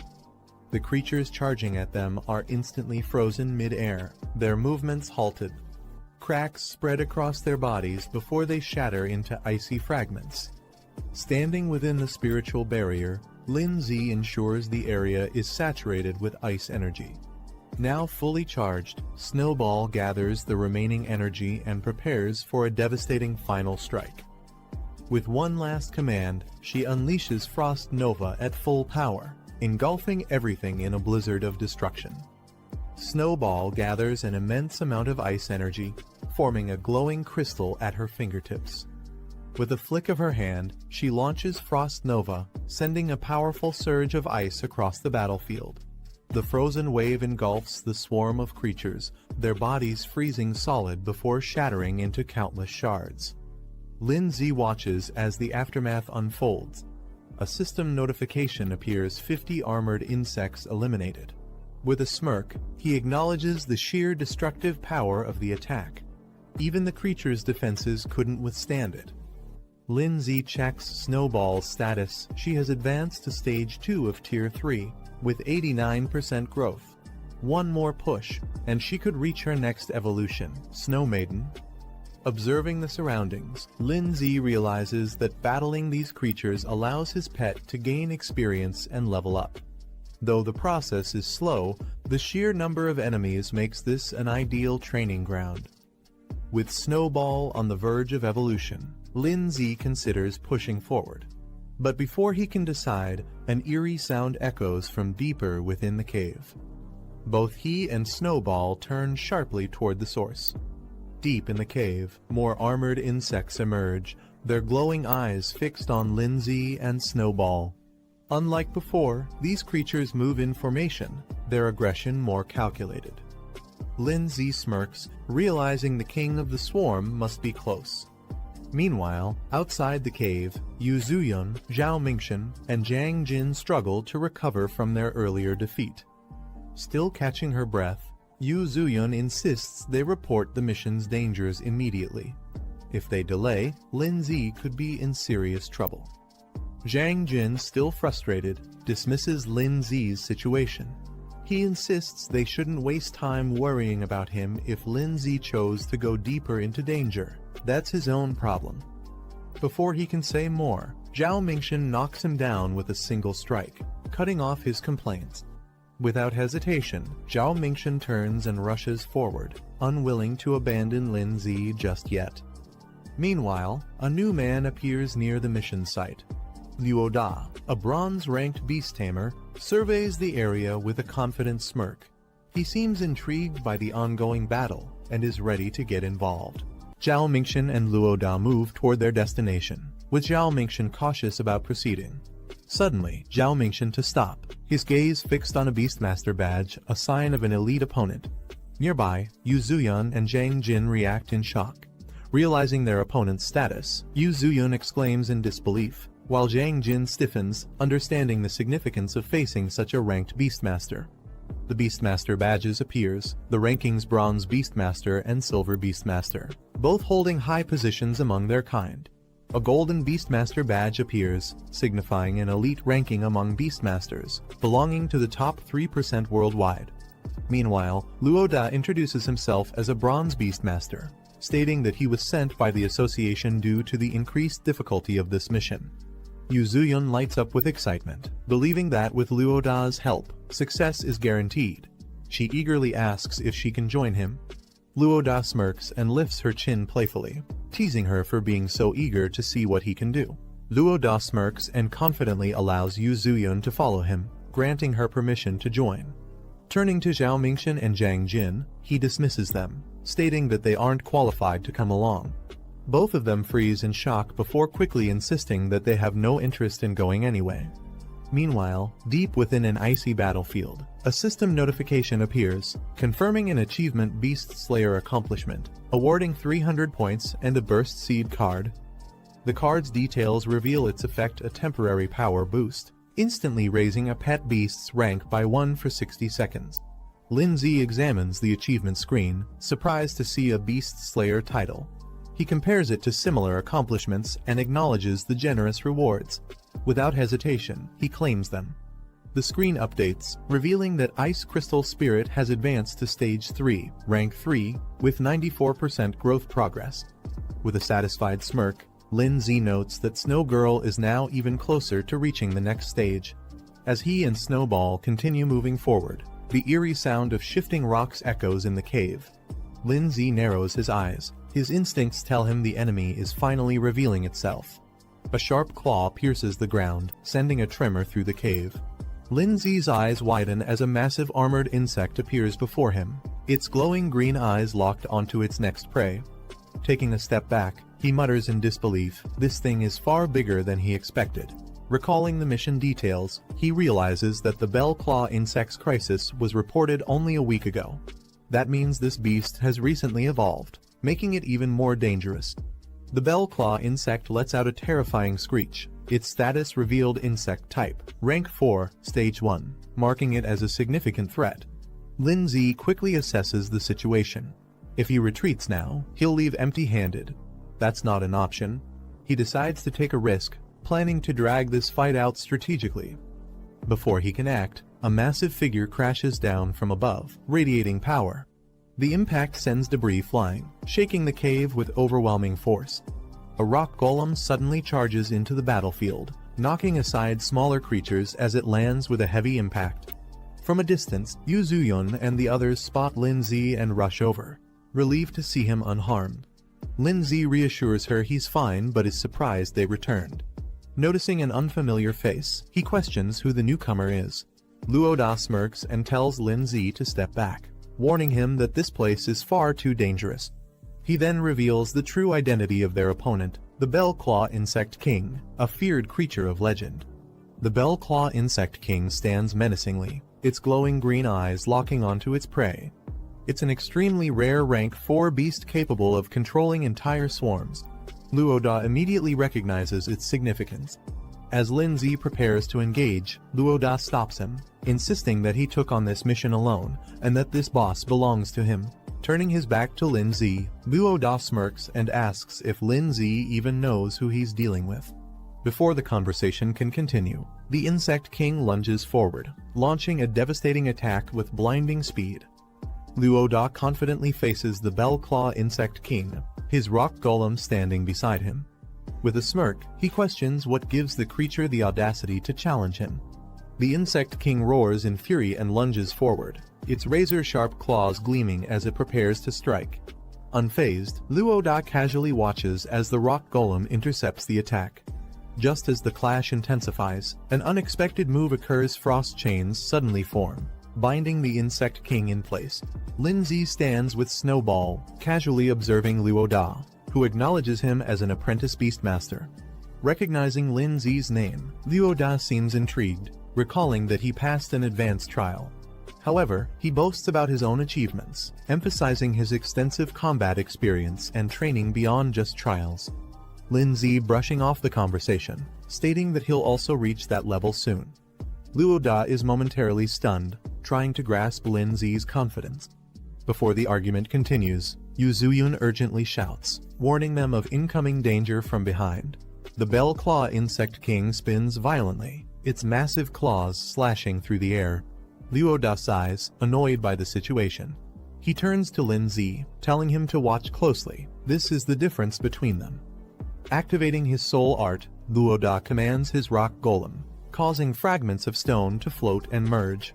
The golem's power surges, its fists now engulfed in flames, evolving to rank 4, stage 2 for a devastating attack. Lin Zi watches in surprise, realizing that Luo Da's soul art grants his beast a powerful enhancement. The rock golem, now strengthened, launches itself into the air, its fiery fists aimed at the Bell Claw Insect King. With a thunderous impact, the golem crashes down, sending flames and shockwaves across the battlefield. As the dust settles, the Bell Claw Insect King is seen struggling on the ground, momentarily weakened by the devastating attack. Luo Da smirks, boasting that mastering a high-level enhancement soul art is not something just anyone can achieve. He turns to Lin Zi, emphasizing the gap between their abilities. Before Lin Zi can respond, the Bell Claw Insect King's eyes glow red, its body surging with energy. It lets out a deafening roar as its power spikes, unleashing a desperate horn charge assault. With terrifying speed, the Insect King barrels forward, its entire body wrapped in a crimson aura, preparing to strike. The Bell Claw Insect King enters a frenzied state, its power surging to a dangerous level. Its distorted form radiates an ominous aura. Luo Da acknowledging the difficulty of facing such a powerful opponent. High above, Lin Zi and Snowball launch a combined assault. Icicle Spear and a Spirit Charge strike the raging Insect King with full force. As the dust settles, the impact leaves deep marks on the creature's body. The Bell Claw Insect King charges forward at full speed, its body surging with chaotic energy. Lin Zi and Snowball brace themselves as the monstrous beast approaches. Without hesitation, Snowball conjures frost chains, wrapping the creature in layers of ice to restrict its movements. The chains tighten, but the Insect King resists, letting out a piercing screech as its body trembles under the freezing grip. However, the beast retaliates, its body emitting a violent pulse, shattering the surrounding ice. Sensing the danger, Lin Zi quickly reacts, calling for Ice Shield. A massive ice attack crashes down, sending shards of frozen energy toward the Bell Claw Insect King. Luo Da watches as his beast struggles under the pressure. Realizing the situation is turning against him, he acknowledges how difficult this battle has become. The Bell Claw Insect King, refusing to be defeated, retaliates with a powerful counterattack, launching a fierce strike. However, before it can land a decisive blow, Luo Da's rock beast charges in at full speed. The aftermath of the clash leaves the battlefield in ruins, smoke and debris filling the air. Yu Zuyun, overwhelmed by the intensity of the battle, urges the group to retreat. She panics, insisting they'll all die if they stay any longer. However, Luo Da refuses to back down so easily. Gritting his teeth, he declares that they must at least take down the enemy before thinking of their next move. But before he can act, Lin Zi steps forward with determination. He tells the others to leave, he's staying behind to finish the fight. Luo Da looks at Lin Zi in disbelief, questioning his sanity. Even after seeing how powerless their strongest beast was against the enemy, Lin Zi still wants to fight. He reminds Luo Da that earlier, he claimed their strength gap was due to mastering high-level enhancement techniques. Luo Da scoffs, admitting that's true, but demands to know what Lin Zi plans to do about it. Instead of answering, Lin Zi silently reaches out and activates a Burst Seed card. A golden aura surrounds Lin Zi and Snowball as he activates the enhancement skill, causing their energy to surge. Luo Da stares in shock, realizing that Lin Zi also possesses soul enhancement techniques, something he didn't expect. Snowball unleashes a powerful enhanced ice attack, her energy exploding as she prepares for battle. Luo Da and Yu Zuyun are left speechless. Luo Da struggles to comprehend Lin Zi's true strength, while Yu Zuyun watches in disbelief. Lin Zi activates his Burst Seed card, unlocking a temporary boost that pushes his strength to stage 4, level 3. He notes that he only has 1 minute, but with his soul techniques, it should be enough. As the Bell Claw Insect King lunges at him, Lin Zi charges forward alongside Snowball, meeting the attack head-on. With a flick of her hand, Snowball unleashes frozen chains, wrapping the enemy in thick layers of ice. Lin Zi observes the changed Snowball's evolution has significantly increased her skill power. However, he knows the effect won't last long and must act quickly. Lin Zi and Snowball unleash a synchronized attack. Golden energy bursts from Lin Zi's fist, while Snowball channels her freezing power. Their combined strike smashes into the Bell Claw Insect King, forcing it back as cracks spread across its armored body. With only seconds left on his Burst Seed card enhancement, Lin Zi delivers a final, decisive blow. His attack lands with explosive force, shattering the enemy's defenses. The Bell Claw Insect King lets out a final screech as it is engulfed in the impact, ice and fire colliding in a devastating explosion. Luo Da watches in shock, realizing Lin Zi is recklessly burning through his life force to sustain his soul power. He shouts for him to stop before it takes a serious toll on his body. Lin Zi checks his status and reassures the others he's only used half of his soul power, so there's no need to worry. Luo Da stares in disbelief. He can't believe Lin Zi still has this much energy left after such an intense fight. Yu Zuyun, equally shocked, begins to reconsider. Maybe Lin Zi truly has the ability to defeat the Bell Claw Insect King. Before they can react further, the wounded Insect King lets out a deafening roar, its body surging with energy for one final desperate attack. Snowball unleashes Frost Rebirth, sending an overwhelming surge of ice energy at the Bell Claw Insect King. The freezing blast engulfs the creature, forcing it backward as shards of ice pierce its body. The impact is immense, sending shockwaves across the battlefield. Luo Da instinctively shields himself while Yu Zuyun stumbles back in shock. The Bell Claw Insect King, now battered and frozen, trembles as it struggles to comprehend the sheer force of the attack. Yu Zuyun watches in shock, struggling to process what she just witnessed. Luo Da turns away from the battlefield, recalling an ancient legend, a war between divine beasts that once shook the world. He speaks of the 5 elemental beasts, powerful creatures that were said to have vanished after the great battle. The vision of these legendary beings flickers in his mind, their overwhelming presence lingering as if they were never truly gone. Meanwhile, Lin Zi clenches his fist, his enhancement timer ticking down to 30 seconds. Without hesitation, he moves in for the final strike, declaring the fight is about to end. Snowball gathers an immense amount of ice energy, the air around her freezing as countless ice shards take shape. The Bell Claw Insect King scurries through the tunnels at high speed, trying to escape. But from above, Lin Zi charges down with immense power, alongside Snowball. Their combined attack strikes with blazing energy, an explosion of blue and orange light crashing down onto the insect. The Bell Claw Insect King is left smoldering, its body damaged and weakened, steam rising from its battered form. A system prompt appears announcing the first boss kill. Lin Zi has officially defeated the Bell Claw Insect King. Yu Zuyun runs up excitedly, cheering for Lin Zi after his victory. She praises him like a hero, thrilled by his performance. Meanwhile, Luo Da stands nearby, slightly annoyed that Lin Zi ended up stealing the spotlight. Snowball, now back in her small form, stumbles a bit. The temporary buff she used has worn off. Lin Zi kneels and gently pats her head, praising her for doing an excellent job. A system prompt appears. Snowball, now known as Ice Crystal Spirit, has reached stage 5 of rank 3, with her growth rate hitting 100%. But to evolve further, a requirement pops up. She'll need 10 advanced ice crystals as evolution materials. The evolution is now within reach, only the items remain. Lin Zi smiles warmly as he looks at the tired Snowball in his lap. He gently tells her to rest for now before they think about the next steps. Suddenly, a system notification pops up. Boss kill reward achieved. Lin Zi receives achievement points, a revival potion, and exactly 10 advanced ice crystals, the precise materials needed for evolution. Surprised and impressed, Lin Zi mentally notes how considerate the system is, having even provided the rare materials without extra effort. As he holds the exhausted Snowball, a hand suddenly rests on his shoulder from behind. Someone is approaching. Luo Da casually places his hand on Lin Zi's shoulder, asking if they can talk. Lin-zi and Yu Zuyun both look at him, confused. Luoda then points to the fallen Bell Claw Insect King and proposes something unexpected. He wants the credit for the kill. Yu Zuyun immediately jumps up, scolding Luoda for being shameless. She reminds him that it was clearly Lin-zi who defeated the boss. But Luoda, unfazed, raises one finger and confidently offers 100,000 as a trade for the kill credit. Lin-zi reflects quietly, realizing that the outcome of this mission will impact the Beast Tamer Association's evaluation of the man sent here. For Lin-zi, though, what matters most right now is earning money. 10W could buy him a strong new pet. Luoda then approaches him, casually asking if he's interested in making a deal. Lin-zi doesn't respond immediately. He knows if he accepts too fast, Luoda might not offer better terms.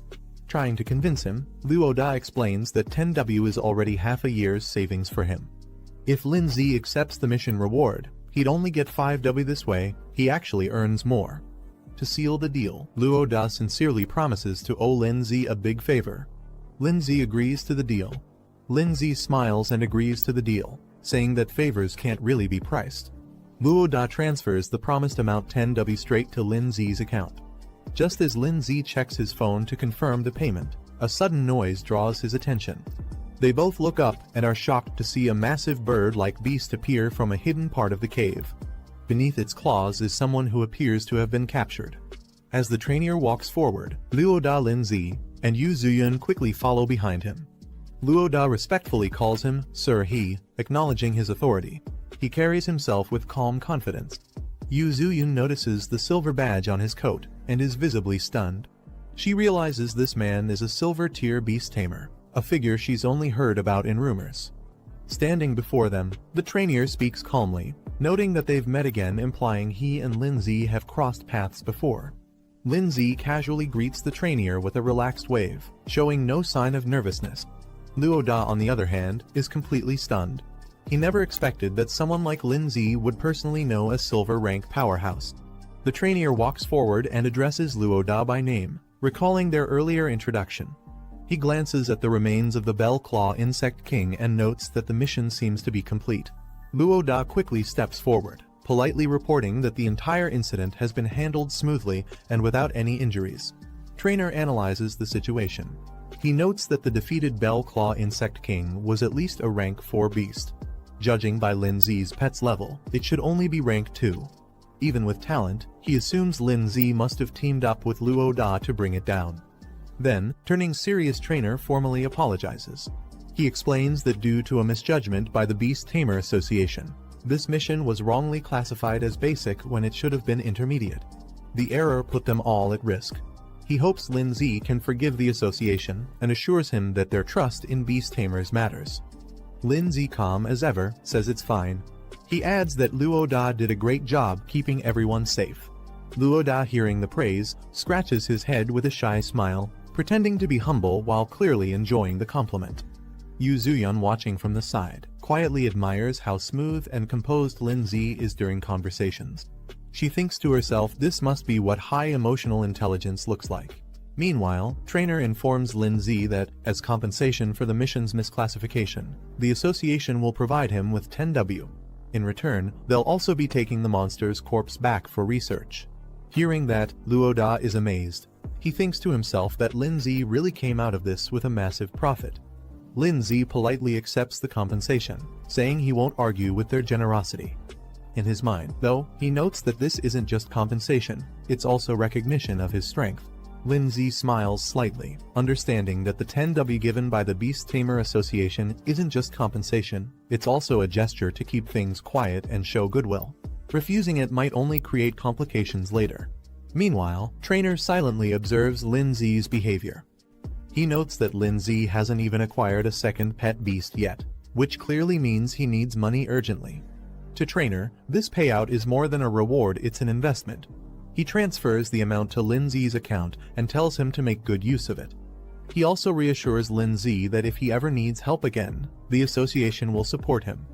Trainer then approaches the remains of the Bell Claw Insect King, casually lifts it, and with a nod, says he'll take his leave. Lin-zi watches him go, thoughtful but composed. Suddenly, Lin-zi's expression changes. His reaction leaves him momentarily stunned.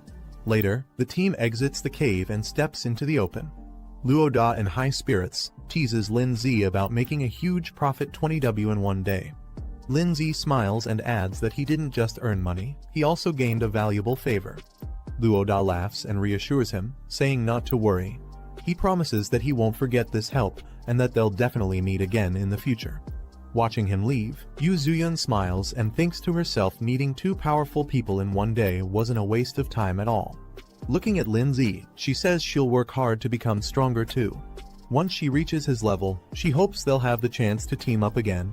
Lin Zi smiles gently and encourages her to keep going, promising that they'll definitely get that chance in the future. Lin Zi walks through the city, thinking to himself that with his current budget, he might be able to afford a B-rank pet beast. He arrives at a sleek pet shop where a shop assistant greets him warmly and asks if she can help. He tells her he's looking to buy a pet beast. She gestures for him to follow her. They walk upstairs into a display area filled with various pet beasts in glass cases. She informs him that all the available options are here, ready for selection. The assistant politely tells Lin Zi to take his time browsing. Lin Zi walks through the display, observing the pet beasts. He figures out that in a regular store like this, B-rank pets are probably the highest tier options available. As he examines the beasts, some stand out like a skeletal creature, and a mushroom-type pet, both marked as B-rank with basic evolutionary paths. Then he spots a small fiery spirit beast. Lin Zi instantly reacts this one has a hidden evolution route. But even with that, he notes that it doesn't come close to the potential of Snowball's evolved form, the Ice Queen, who belongs to a completely different league. The assistant praises Lin Zi's sharp eye for spotting the rare flame spirit. She explains that although it's a B-rank pet, it's considered top tier among its grade and is priced at 160,000. Lin Zi is surprised by the cost. She adds that the price also includes materials needed for its evolution, trying to sweeten the deal. Lin Zi politely says he'll look around a bit more. As he walks, he reflects on how Snowball was once considered an F-rank pet, believed to have no potential. But he now understands that official rankings aren't absolute, they're just opinions based on knowledge and experience, not facts. Suddenly, his system alerts him there's a hidden royal tier pet beast nearby with a concealed evolution route. As Lin Zi continues browsing, something suddenly catches his attention. He pauses, surprised one of the pet beasts looks oddly familiar. He approaches a small, rock-like creature labeled as a rock type. At first glance, it seems simple, but something about it stands out. The display shows its basic evolution path into a larger, bulky stone creature with enhanced strength, defense, and elemental resistance. But what really surprises Lin Zi is its hidden evolution route.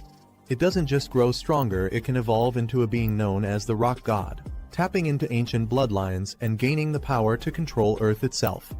Lin Zi discovers the requirements for the rock-type beast's next evolution stage. He notes it needs full growth, elemental essence, and a rare powder, which hints at its hidden potential. He suddenly remembers why the creature looked familiar. It's the same base form that another person's pet, the giant rock beast, evolved from. But that one followed the normal path. What surprises Lin Zi is that this version could take a completely different route, one that leads to a divine-level evolution, something the other owner likely had no idea about.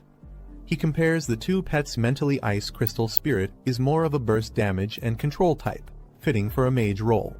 Meanwhile, this rock-type beast would evolve into a warrior type, focusing on strength and endurance. The assistant, cheerful and enthusiastic, tells Lin Zi that the little rock beast is quite a popular choice, easy to raise, decent in battle, and very affordable. She offers it for 80,000, and Lin Zi agrees to buy it without hesitation. He also requests some additional materials for its evolution, listing them confidently. Hearing his request, the assistant is confused. She points out that the rock beast can't evolve using those high-grade materials and questions if he's planning to actually use them on it, especially since they're expensive and meant for more advanced pets. Lin Zi laughs it off, claiming the materials are meant for someone else as a gift, brushing aside her concern. Lin Zi checks his remaining balance, only 20,000 left. He's a bit frustrated that the evolution materials cost more than the pet itself. The assistant completes the transaction and hands him the sealing orb. The little rock beast is sealed inside with a brilliant glow, confirming the contract. As the bond is formed, a notification pops up. Lin Z has successfully signed his second pet beast, and earns plus 300 achievement points for it. That evening, Lin Z prepares for training. He sits cross-legged with the materials laid out in front of him, and begins the summoning. The little rock beast appears in a flash of blue energy, its growth rate currently at just 12%. Lin Z checks his available achievement points, 800 total, and realizes he needs to raise the pet's growth to 100% before anything else. He spends 220 points, boosting the rock beast to stage 2 with full growth. A bright light surrounds the creature as it levels up instantly. Lin Z sits comfortably with the rock beast in front of him. Looking at its cute and clumsy appearance, he thinks to himself, no one would expect this little guy to carry a hidden god tier evolution path. He then instructs the rock beast to eat the evolution materials he prepared. The creature immediately reacts, charging forward and gobbling down one of the items. But before it can evolve fully, Lin Z reminds it there's still more to consume, pointing at the second item that remains untouched. Lin Z watches as the rock beast stubbornly shakes its head, refusing to eat the remaining evolution material. Surprised and annoyed, Lin Z scolds it, reminding the creature how expensive those materials were. To his shock, the little beast even throws a tantrum, stomping around in protest. Lin Z is left speechless. "You're actually mad now," he mutters in disbelief. Just then, a summoning light appears. The rock beast pauses, tilting its head in confusion as someone is about to arrive. A dark energy pulses through the room. Snowball appears, her expression cold and ominous. Lin Z quietly observes, noting that Snowball seems to have recovered well. Without warning, the rock beast launches itself forward in a full-speed charge, its small body engulfed in rage. The impact as it crashes headfirst into Snowball with a loud burst. After the impact, Snowball stands firm, calmly holding an ice blade in her hand. The rock beast, now on the floor, looks defeated. But instead of staying down, it suddenly bursts into dramatic, exaggerated sobbing, flapping its tiny arms and crying loudly. Lin Z watches the whole thing unfold and rubs his forehead in disbelief. He can't help but sigh at how overly his new pet is. Snowball stands with arms crossed, staring down the trembling rock beast. Her presence alone is enough to make it nervous and retreats slightly in fear. The rock beast, overwhelmed, starts shaking and lets out a puff of smoke, panicking under the pressure.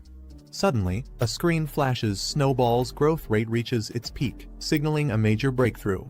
Just then, Lin Z appears surrounded by a sinister red aura. His presence shifts dramatically, and the atmosphere becomes heavy. The red aura around Lin Z intensifies, bursting out in a violent surge of energy. Moments later, a new rock stands where the energy burst rock beast has evolved into a terrifying armored warrior form. Its entire body is clad in jagged, dark stone, exuding raw strength. A system panel flashes, confirming its evolution. The rock beast has now reached stage 9 of rank 2.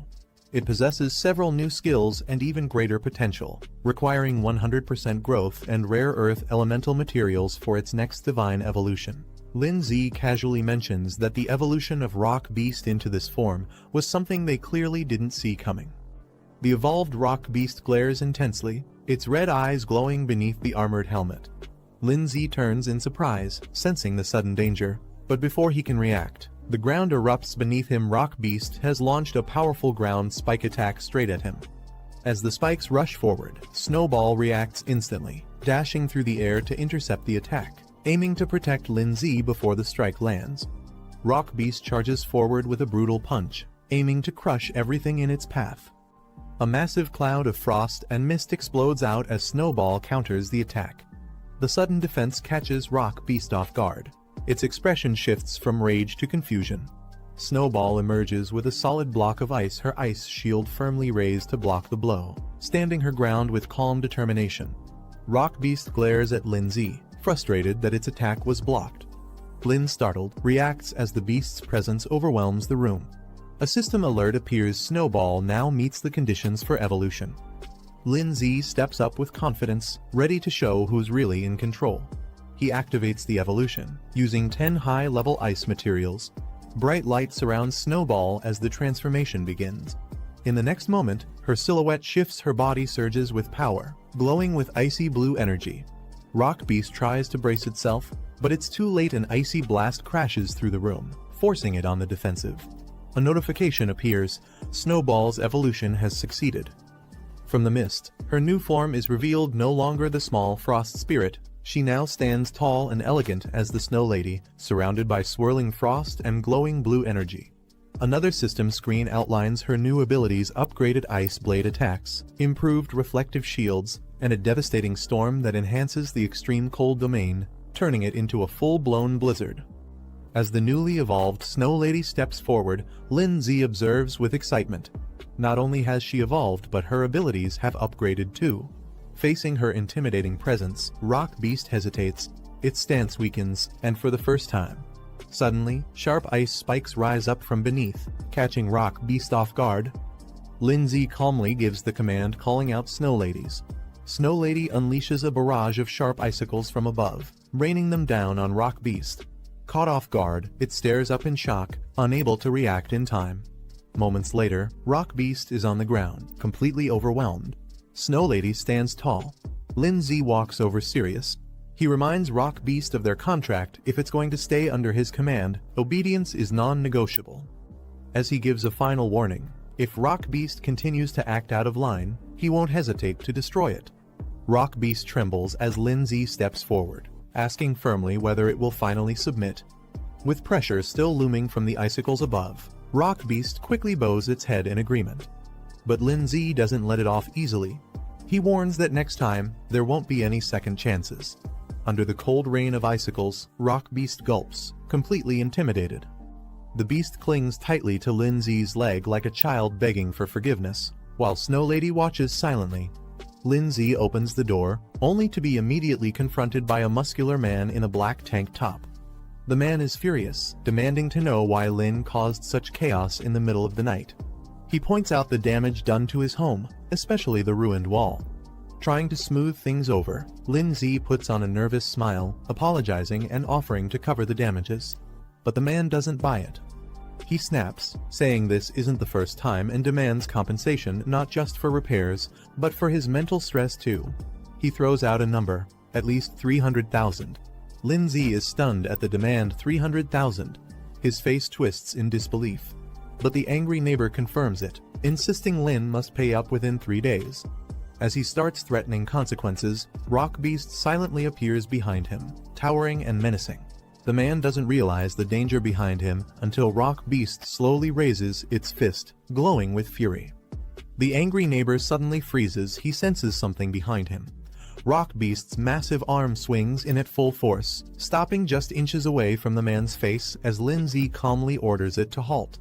Shaken and sweating, the man stares at the beast in disbelief. He stammers, asking if this terrifying creature is Lindsay's pet. He bows his head and quickly apologizes, trying to play it off as a misunderstanding. Rock Beast glares silently at the neighbor, its glowing red eyes narrowing with threat. Shaking, the angry neighbor quickly backs down, waving his hands nervously. He mutters that there's no need for compensation anymore, it's all a misunderstanding.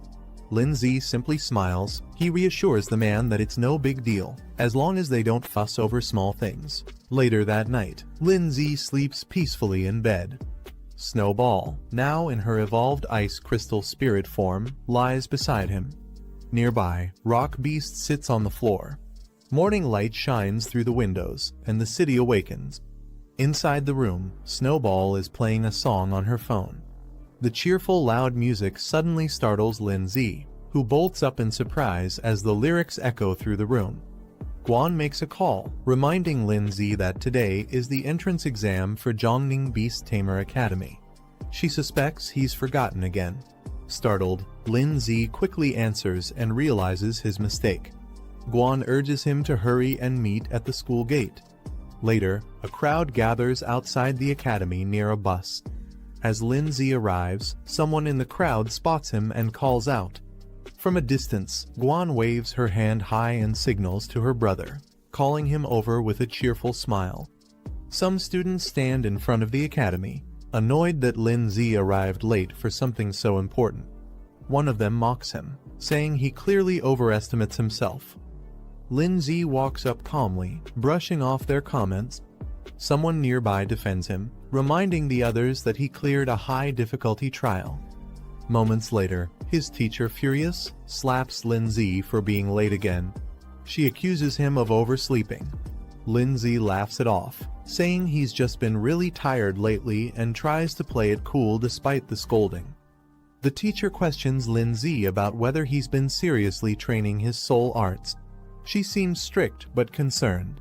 Guan, watching from a distance, notices the interaction and feels a bit confused seeing them talk. The teacher then gathers all the students and begins addressing them formally. She reminds them that they're top students from Pinghai No. 1 high school, and this entrance test will be even more challenging. She encourages everyone to do their best, saying she'll be waiting for their good news. The students cheer together, full of excitement and energy as they prepare to depart.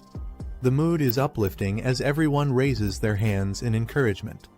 Back in a quiet moment, the teacher looks at Lindsay with high expectations, silently hoping he can become a shining example for their school. The bus begins its journey through winding mountain roads. Inside, Guan starts a conversation with Lindsay, asking why he hasn't been replying to her messages and what he's been so busy with lately. Lindsay admits he's been swamped with tasks and completely forgot to check in, brushing it off with a laugh as the two sit side by side.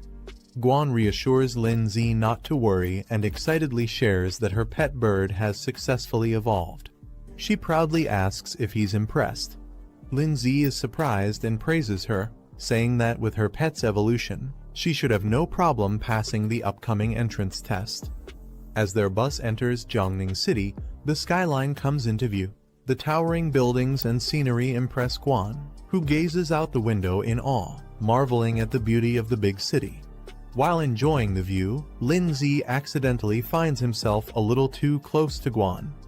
His face turns red as he notices her leaning in. Guan, realizing the awkward position, hesitates mid-sentence and freezes. The two stare at each other silently for a moment, both embarrassed.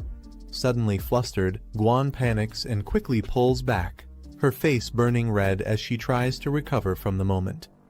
In the back seats, a few girls notice what just happened and chuckle to themselves. The group finally arrives at Jiangning Beast Tamer Academy. The building stuns everyone. It's grand, luxurious, and more magnificent than expected. Some students are amazed, calling it impressive and cool. They admire the fountains, statues, and palace design. One student remarks that just being able to attend a place like this makes all the effort worth it. As Lindsay walks forward, he calmly tells someone to step aside. A group of students led by a calm, confident man walks toward the academy gates. Their school is introduced, and their team has 17 students. Moments later, another group arrives, this time more energetic and aggressive. A muscular guy and a girl with pink twin tails lead the team of 21 students from a different school. Watching them, one of the pink-haired girls from Lindsay's side nervously reminds Guan that as their class leader, she can't afford to lose to them. Lindsay gives Guan a thumbs up, silently encouraging her before she steps forward confidently with her team. Their group, Pinghai No. 1 High, steps up to register 12 students in total. Nearby, a student from another school watches them and sneers, calling them country bumpkins. A map briefly highlights the regional status of Pinghai, indicating that it's seen as more remote compared to the cities of Canyon and Kinbing, explaining the bias others have toward them. A student boldly charges forward and punches a giant statue. A man in a white coat appears, praising the student's spirit. He introduces himself as Teacher Su-hee, the one in charge of overseeing this round of the admissions test. He congratulates everyone for passing the initial trial, but warns them not to celebrate just yet. He explains that this entrance exam is much tougher than the beast taming trials they've faced before. Based on previous years, only 10 out of everyone present will be accepted. The elimination rate is 80%. One of the girls from Pinghai gets worried. She thinks since they passed the easier trial, they'll definitely be eliminated now. A cocky student from another school mocks them, saying Pinghai students don't stand a chance and should just give up.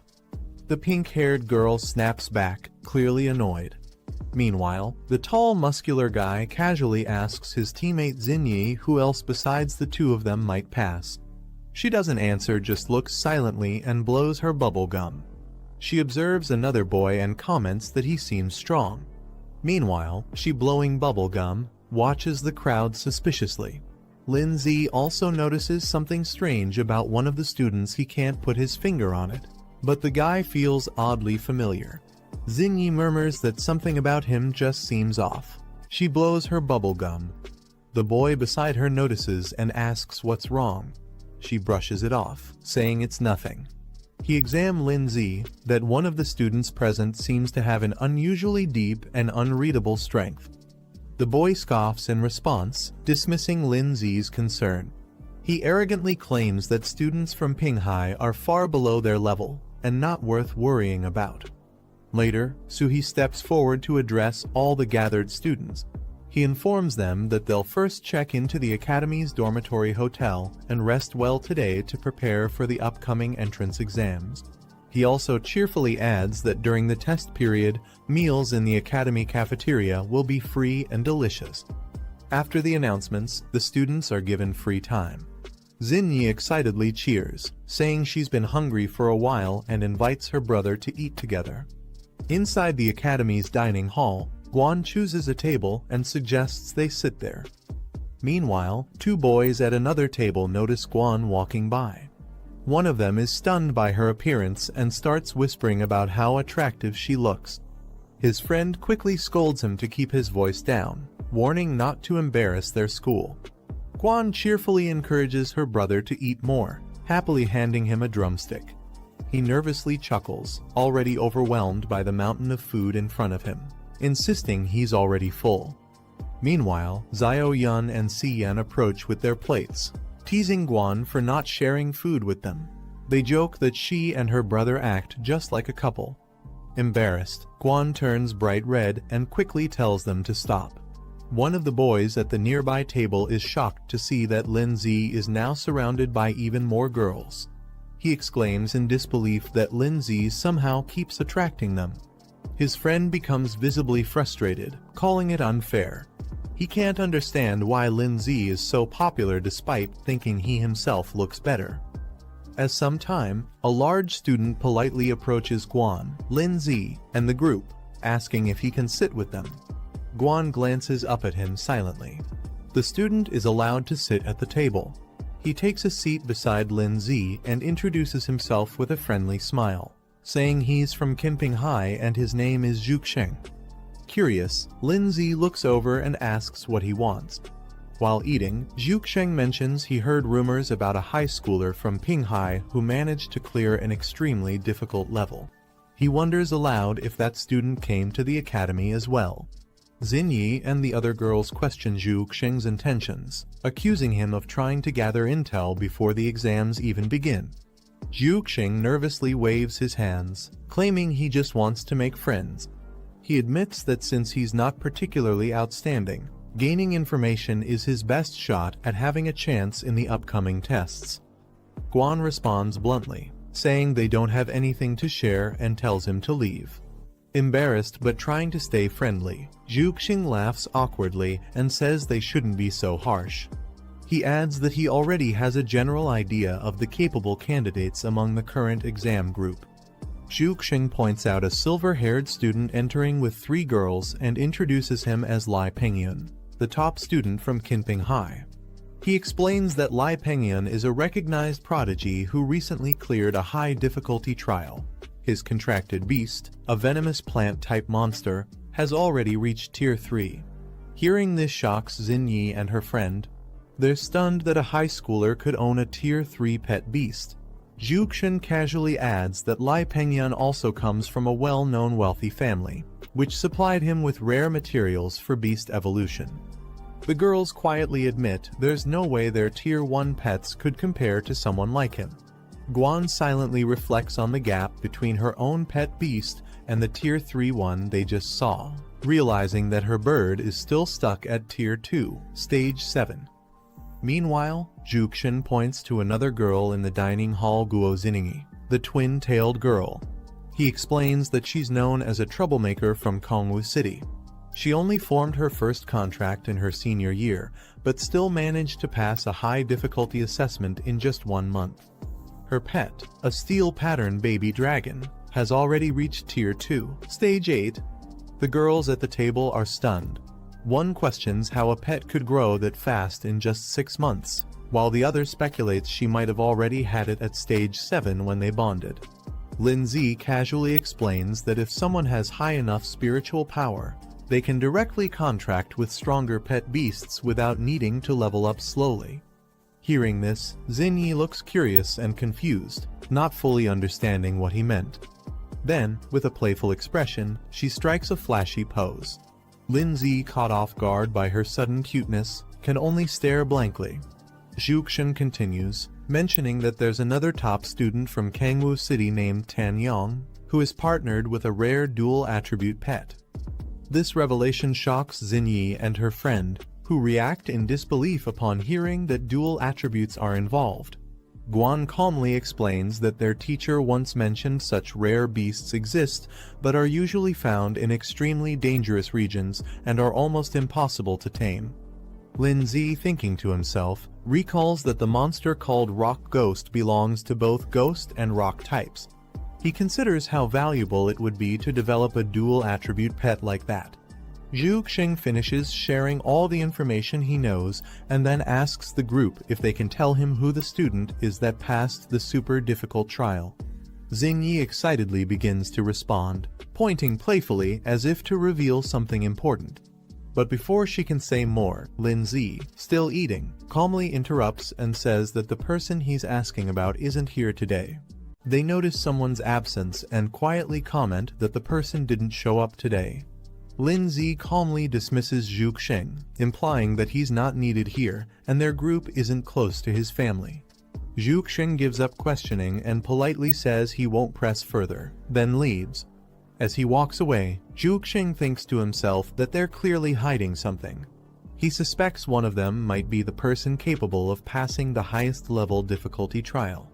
Zhu Xing walks past a table of 3 other students. One of them eyes Lindsay's group and suggests testing that boy soon. Meanwhile, Xiao Yun questions Lindsay directly, asking why he didn't reveal the truth. She believes it's something he should be proud of. But Lindsay calmly wipes his mouth and replies that it's better to stay low-key. He doesn't want to draw attention too early and isn't fully convinced about the accuracy of the other family's intel. Guan smiles, impressed by Lindsay's cautious thinking. They walk together down the cafeteria aisle after finishing their meal. Guan suggests to Xiao Yun and Si Yan that they should train together that night so they don't fall behind other schools. The 2 girls happily agree. Guan then turns to Lindsay and asks if he wants to come to their room later so all 4 of them can hang out together. Lindsay pauses, but suddenly his mind flashes with 3 in revealing swimsuits, leaving him completely stunned. As Guan walks past a guy with silver hair, he suddenly reaches out to touch her. The guy smugly suggests that he and his friends should come visit the girl's room that night. He leans in with a creepy smile, calling Guan flirtatiously. But before he can finish his thought, Guan unleashes a powerful slap, her eyes glowing red with rage. The guy grabs his hand and shockingly responds that he actually enjoys it, still acting provocatively. His friends burst into laughter mocking, while Xiao Yun and Si Yan watch with concern from behind.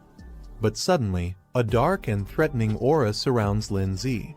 He looks directly at Guy, demanding him to let go. No more warnings. Guan steps in to calm down Lindsay, warning him that causing a fight here will definitely lead to punishment. Despite that, the guy keeps mocking them. He makes crude comments about their school, praising the girls but insulting the boys as weak.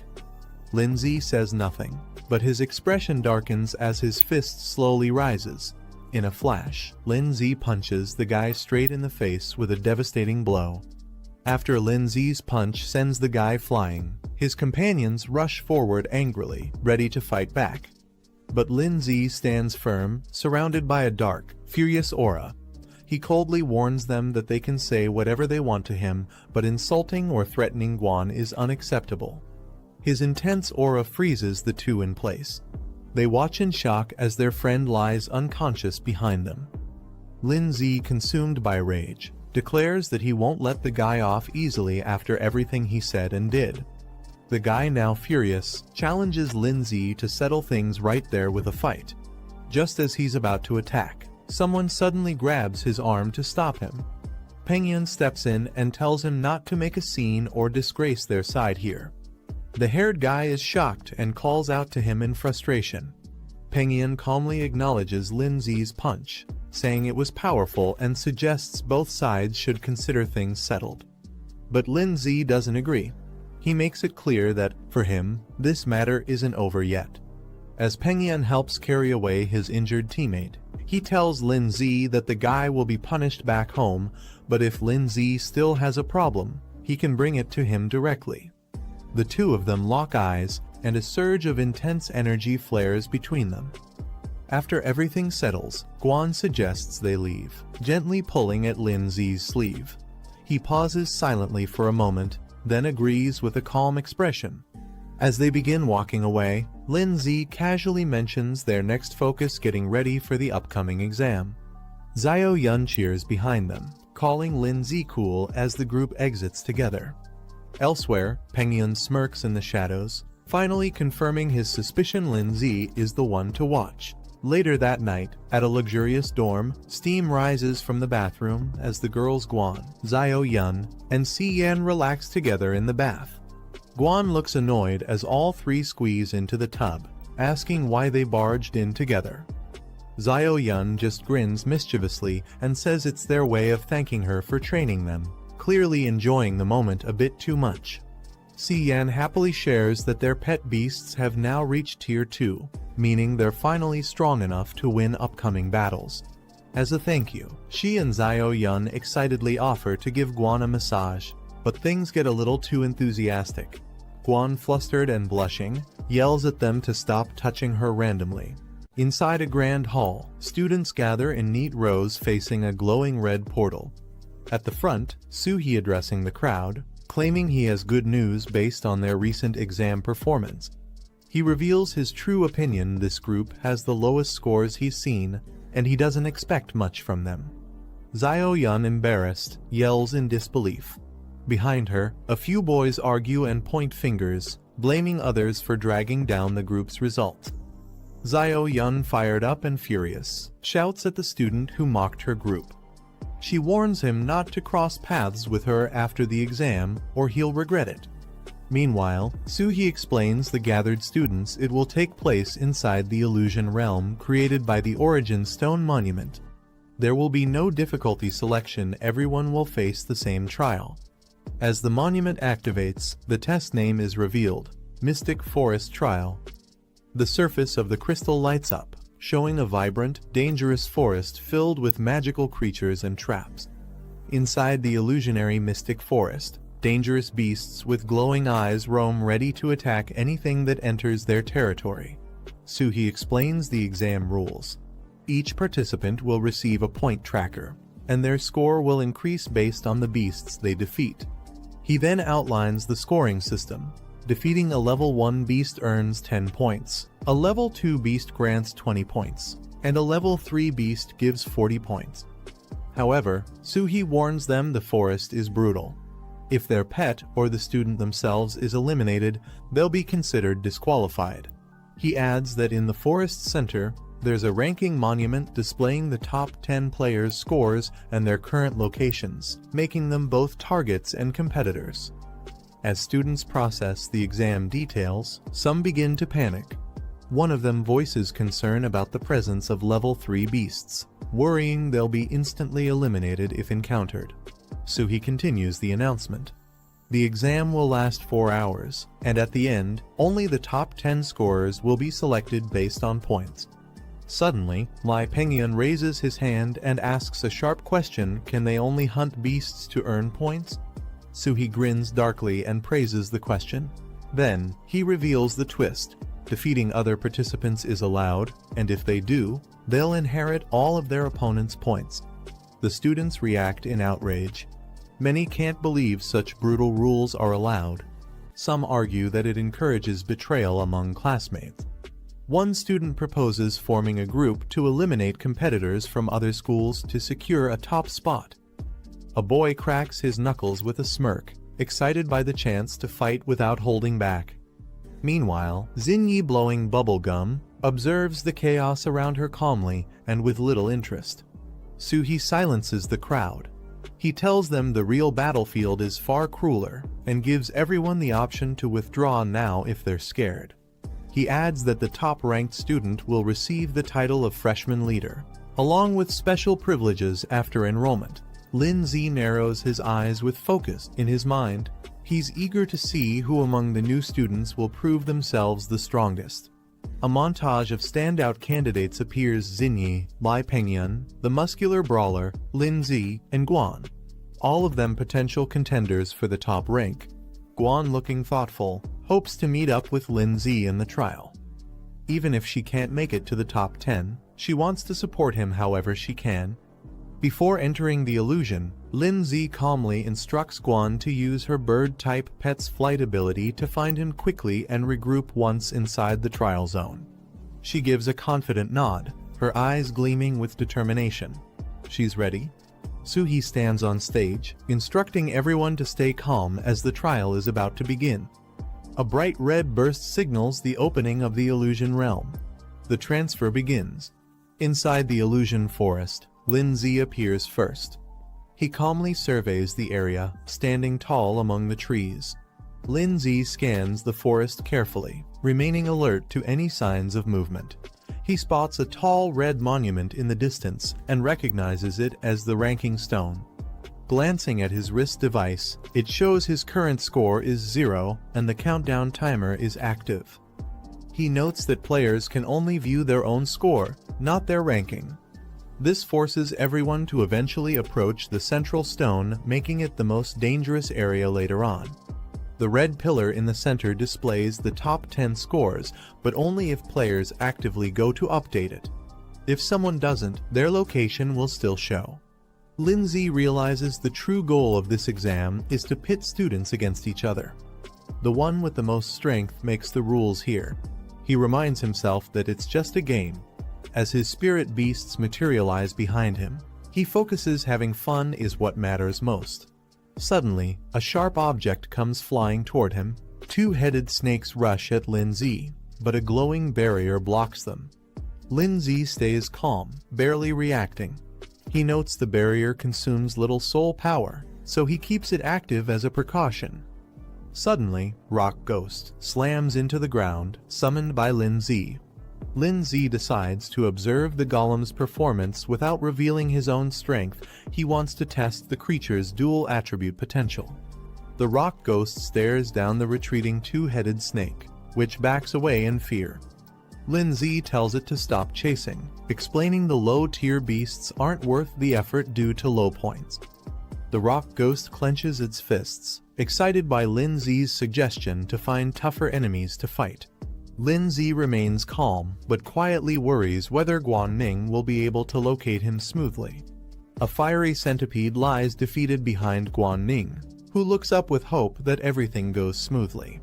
She checks her watch. 30 points, time remaining, 3 hours 45 minutes. She lets out a relieved breath. Pointing ahead, Guan Ning commands her flaming bird, "Go, flame bird," and it takes flight. The flame bird soars through the sky, heading toward the red stone pillar. Guan Ning clutches her hand to her chest. Her eyes look around as she quietly mutters, "Lin Zi, where are you?"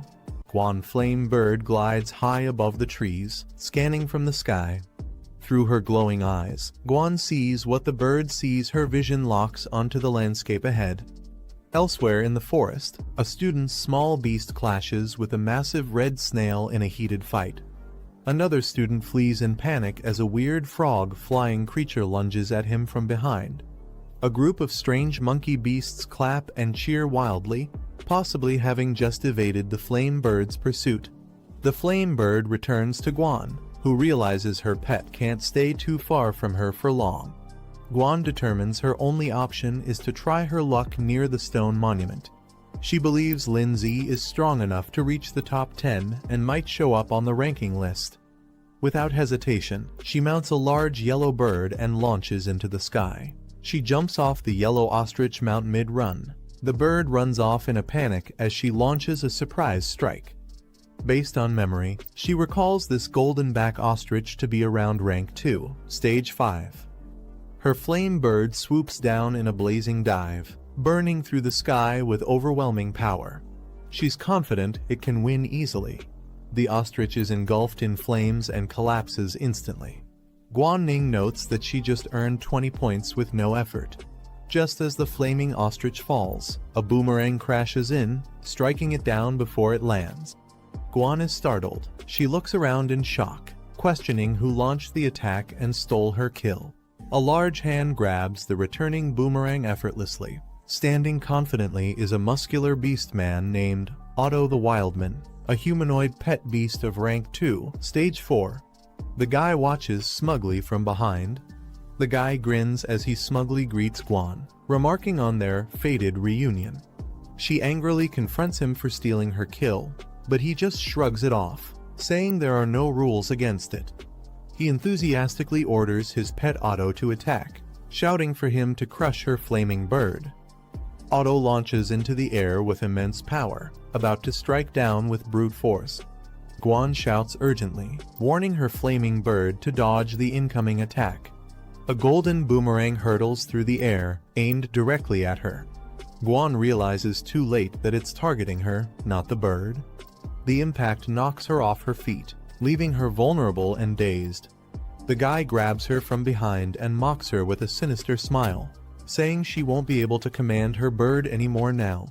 He smugly explains how humanoid-type beasts like his have high intelligence, allowing them to act independently while his commands are just suggestions. His beast grabs Guanning flaming bird tightly, restraining it completely. The guy creepily whispers to Guanning, enjoying her helpless state before she gets eliminated. On the other side of Lindsay, he checks his wrist display. His current score is 40 points, and 3 hours 28 minutes remain in the exam.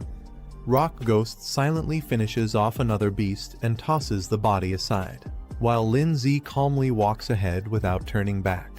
He casually checks his wrist tracker again as he hears strange sounds from deeper in the forest. A strange-looking creature called Big Belly Beast appears. It's a round, heavy-looking beast being led by a player. He spots them and smirks, thinking this will be an easy score. Zhu Xing checks his wrist tracker, revealing he already has 60 points. He advises himself not to get too relaxed. He suddenly notices the arrival of Lindsay. Recognizing him, he mentions they've met in the cafeteria before. Lindsay smiles calmly, thinking to himself that this guy probably doesn't know his identity. Since he seems informed, he could be useful. Rock Ghost stands proudly, drawing Lindsay off. He wonders if it's a rare beast since he's never seen one like it before. Zhu Xing watches from a distance, assuming Lindsay isn't the same Lindsay who passed the advanced trial. He believes Lin uses an ice-type beast, unlike the golem beside him. Lindsay smiles and humbly claims his beast is nothing special, just a basic D-rank pet that reached level 2. Zhu Xing proudly presents his unusual and rare monster, a mutated beast that has already reached level 2, stage 7. Zhu Xing boasts further, offering to let Lindsay follow him and earn points together. He promises that if Lin listens to him, he'll easily get into the top 10. Lindsay excitedly celebrates, thinking he's finally found a teammate to rely on. However, Zhu Xing secretly grins, thinking Lindsay is a fool. He plans to use Lin's strength and then betray him once he's no longer useful. Guanning reaches out to grab the guy. She flips the guy over her shoulder in a surprise move, slamming him to the ground with a loud thud. The guy, humiliated, curses in frustration after being slammed down. His eyes widen in shock. Guanning, now calm but deadly serious, reminds him that last time her brother held back, this time she won't. As she declares, demonize, pink and black flames erupt around her. The beast turns its head in shock as demonic pink-purple flames suddenly ignite beside it, leaving it stunned. From within the flames, a dark-horned bird emerges, eyes glowing and body wrapped in ominous smoke, descending like a demon from the sky. The flame bird swoops down with blazing pink flames. Otto panics as flame bird surrounds him, his face filled with fear. Terrified, Otto turns and runs away, ignoring his master's desperate call to return. Standing on top of Guy, Guoning mocks him, remarking how having a pet with its own will isn't always a good thing. Lying on the ground, the guy smirks and arrogantly makes a final remark, pointing at himself mockingly. He is abruptly silenced by a powerful strike that sends him flying. Guoning stands over his unconscious body and notices her score has increased to 70, confirming she gained points from defeating him. The ranking crystal updates, displaying the top 5 scores. Guoning is now in 4th place with 70 points. The instructor observes the leaderboard and is surprised someone already surpassed 100 points in under an hour, exceeding expectations for this batch of examinees. Pengyun is walking toward the battlefield through the glowing portal. A massive spotted savage tiger beast type stage 3, level 1 towers over Pengyun ready to attack. His pet, poison vine demon plant type stage 3, level 3 appears nearby, indicating a high-level threat zone. The spotted savage tiger suddenly charges forward with ferocity, aiming straight for Pengyun. Poison vine demon eyes glowing as he alert. With a sudden burst, the poison vine demon launches its vines, piercing into the tiger's body and pinning it to the ground. The tiger is forcefully slammed away, overwhelmed by the power of the vine-based monster. The spotted savage tiger tries to resist, its face twisted in rage as vines continue to entangle its mouth. Despite the struggle, the tiger collapses in front of Pengyun. He calmly tells the poison vine demon to stop playing and prepare to hunt the next target. The savage tiger's eye widens in shock. A sudden burst of green vines pierces through its body with brutal force, splattering blood. The poison vine demon stands atop the lifeless tiger. The vines retract slowly from the corpse, twitching with eerie energy as they pull free. The poison vine demon towers over the lifeless tiger. As the vines retract, the tiger's body collapses to the ground. Pengyun casually checks his wristband. His score now reads 210. With a smug expression, he declares himself the rightful ruler of this new generation. He spots a tall red monument in the distance and recognizes it as the ranking stone. A new leaderboard is displayed near the glowing red monument. Kai Pengyun now holds the top spot with 210 points. Guo Xingyi follows in second, while others fall in line. The timer shows 2 hours and 39 minutes remaining.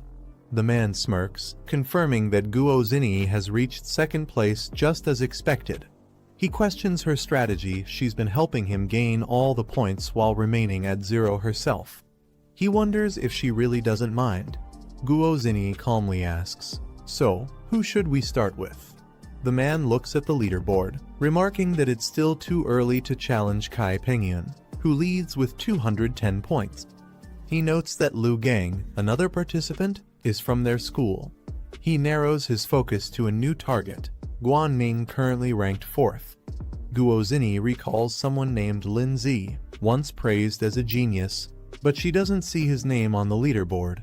She scoffs at the thought. They conclude that many on the list likely used cheap tactics to climb. The girl notes that Guanning is nearby, and they decide to move toward him. Guanning points toward the east, deciding the direction to proceed. The flame bird lands as she follows behind. She calculates 2 monster targets. Nearby on the left is a wind cutter mantis, and on the right, a man-eating flower. She's evaluating which one to take on next. She looks determined, wondering where Lin Zi is and deciding which direction she must take to find him. Meanwhile, Lin Zi walks calmly through the forest alongside Andre. They encounter a new enemy, a creature labeled as Withered Vine Beast, ranked 2ND tier, level 4. Andre cheerfully tells Lin Zi to handle the beast first and promises to assist shortly.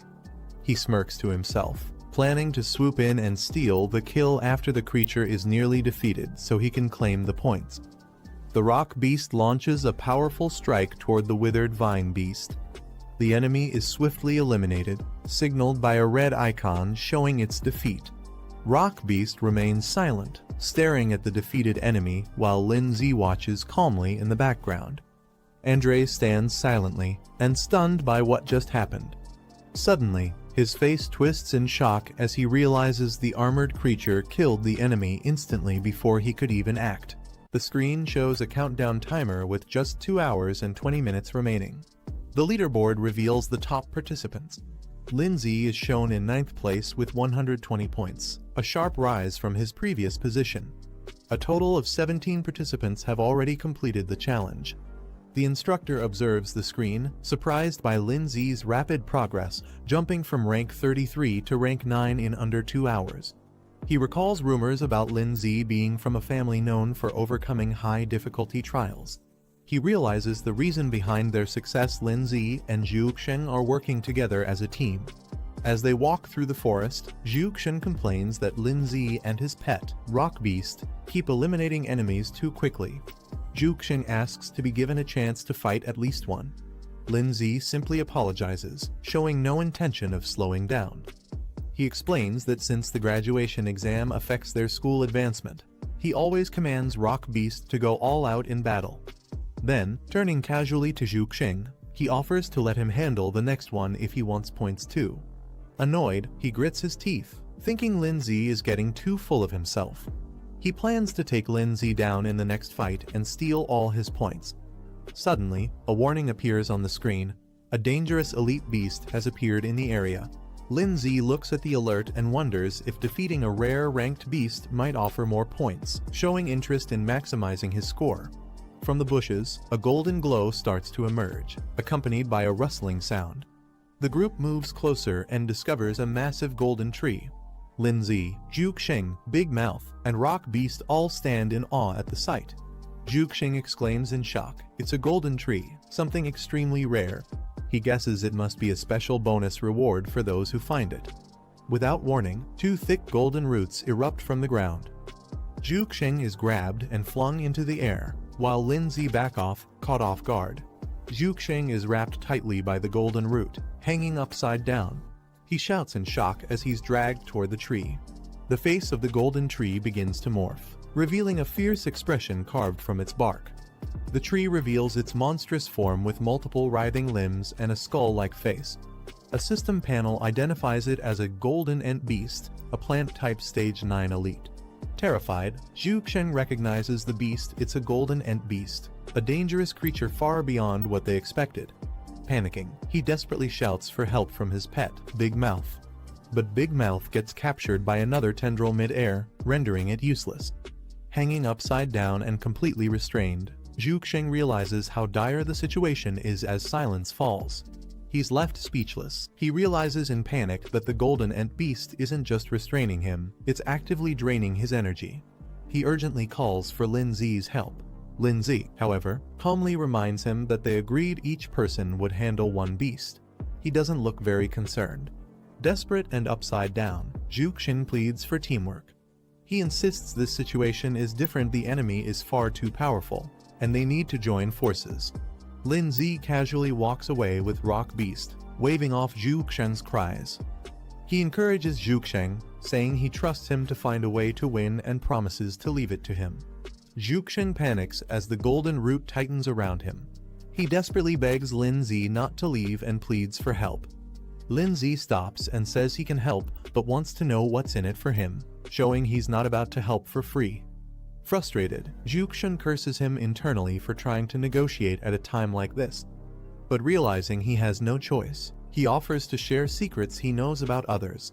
Interested, Lindsay turns to face the golden tree and simply replies, "Talk." He blurts out a major secret he knows about the exclusive soul skills of Lai Pengyan and Guo Zini. He begs Lindsay to save him first. Lindsay processes the intel, thinking it's important. He compares the soul skills to Rhoda's enhancement techniques. Then, he calls out to his pet, Rock Beast. Responding to the command, Rock Beast prepares to attack. Lindsay instructs it to use its crushing strike and aim for the enemy's abdomen. Rock Beast dashes forward with full power, ready to execute a powerful attack against the Golden Ant Beast. As Rock Beast charges in, the Golden Ant Beast quickly counters, striking the ground with multiple vine in a defensive barrage. Rock Beast weaves through the incoming attacks, dashing aggressively with glowing red eyes, closing the gap between it and the monster. Just as Rock Beast leaps in for a blow, a thick golden limb intercepts, swatting it away with incredible force before it can strike the target. Rock Beast is slammed hard against the ground by the golden root. Rock Beast launches a fierce strike with incredible speed, aiming directly at the Golden Ant Beast. Golden vines shoot up in response, clashing with explosive force and completely intercepting the attack. In an instant, Rock Beast is wrapped tightly by multiple vines, completely immobilized and restrained in mid-air. Watching from a distance, Lindsay assesses the situation. He notes that even a Stage 2 Level 9 Rock Beast is struggling against the Stage 3 Level 9 Golden Ant Beast, revealing the gap in power. Lindsay watches as Rock Beast is completely restrained by the golden vines. Realizing it's stuck, he thinks about secretly summoning another pet, his trump card, the Snow Girl. Suddenly, something unexpected has caught his attention. Despite being tightly bound, Rock Beast's eyes glow intensely. It lets out a low growl, resisting the pressure as its body begins to react. Lindsay shouts out in alarm, calling Rock Beast's name. Rock Beast begins to power up. Lindsay shouts at it, demanding it break free with everything it has. The Golden Ant Beast notices the rising energy and reacts. Its vines surge forward, tightening around Rock Beast in a panic. The monster wraps Rock Beast completely, entangling it into a massive vine cocoon, trying to suppress it with overwhelming force. Rock Beast's body begins to disintegrate into energy, vanishing inside the vine prison. Zhu Xing screams in horror. He believes Rock Beast is finished, completely absorbed by the Golden Ant Beast. Lindsay stands before a glowing portal as a countdown reads 1 minute and 54 seconds. The number of current participants is shown to be 27. Inside the observation room, the instructor watches closely.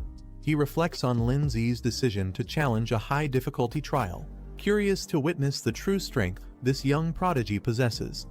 The Golden Ant Beast tendrils writhe through the air. Suddenly, dark and purple energy begins to spiral upward, forming a chaotic vortex. Lindsay looks surprised as he notices a sudden change in his surroundings. In a burst of energy, the Rock Beast, Lindsay's pet, undergoes a powerful transformation. Now enveloped in glowing blue energy, its form becomes humanoid and shadowy, radiating strength. A system notification appears, announcing the unlocking of a new skill, Ghost Spirit Form, active for 30 seconds. Zhu Xing, now trapped by the Golden Ant Beast, hangs upside down in shock. He stares at the transformed Rock Beast, unable to comprehend what he's seeing. From a distance, Lindsay observes that the dual attribute beast now possesses unique abilities. He's eager to test how powerful the Rock Beast is in this new ghost spirit form. The Ant Beast lets out a furious roar and charges forward. Its glowing golden tendrils lash out wildly, launching a fierce assault. The transformed Rock Beast, now in its ghost spirit form, swiftly dodges the incoming attacks. The tendrils pass right through it without causing any damage. Zhu Xing watches in shock as the Golden Ant Beast continues its rampage, but its attacks prove useless. Lindsay realizes that the Rock Beast, in this state, has no physical body, allowing it to completely negate all physical attacks and control effects. Lindsay looks at the system interface that displays the Rock Beast's skill list. One of the skills, Shatter Impact, is currently disabled, but others like Stone Projectile and Earth Spike remain usable. He calmly issues a command to the Rock Beast. He instructs it to use its Stone Projectile skill and target the enemy's eyes and abdomen for maximum damage. Responding immediately, the Rock Beast in Ghost Spirit form charges energy into its hands. Blue aura surges around it, ready to launch with precision. The stones are fired with immense force, striking the Golden Ant Beast directly.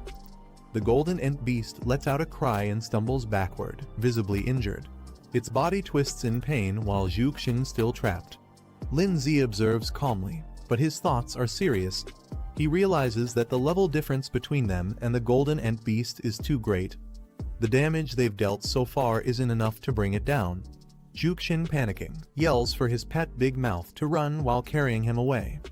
Big Mouth bolts forward with surprising speed, dragging Zhu Xing to safety. While bouncing along, Zhu Xing curses his luck.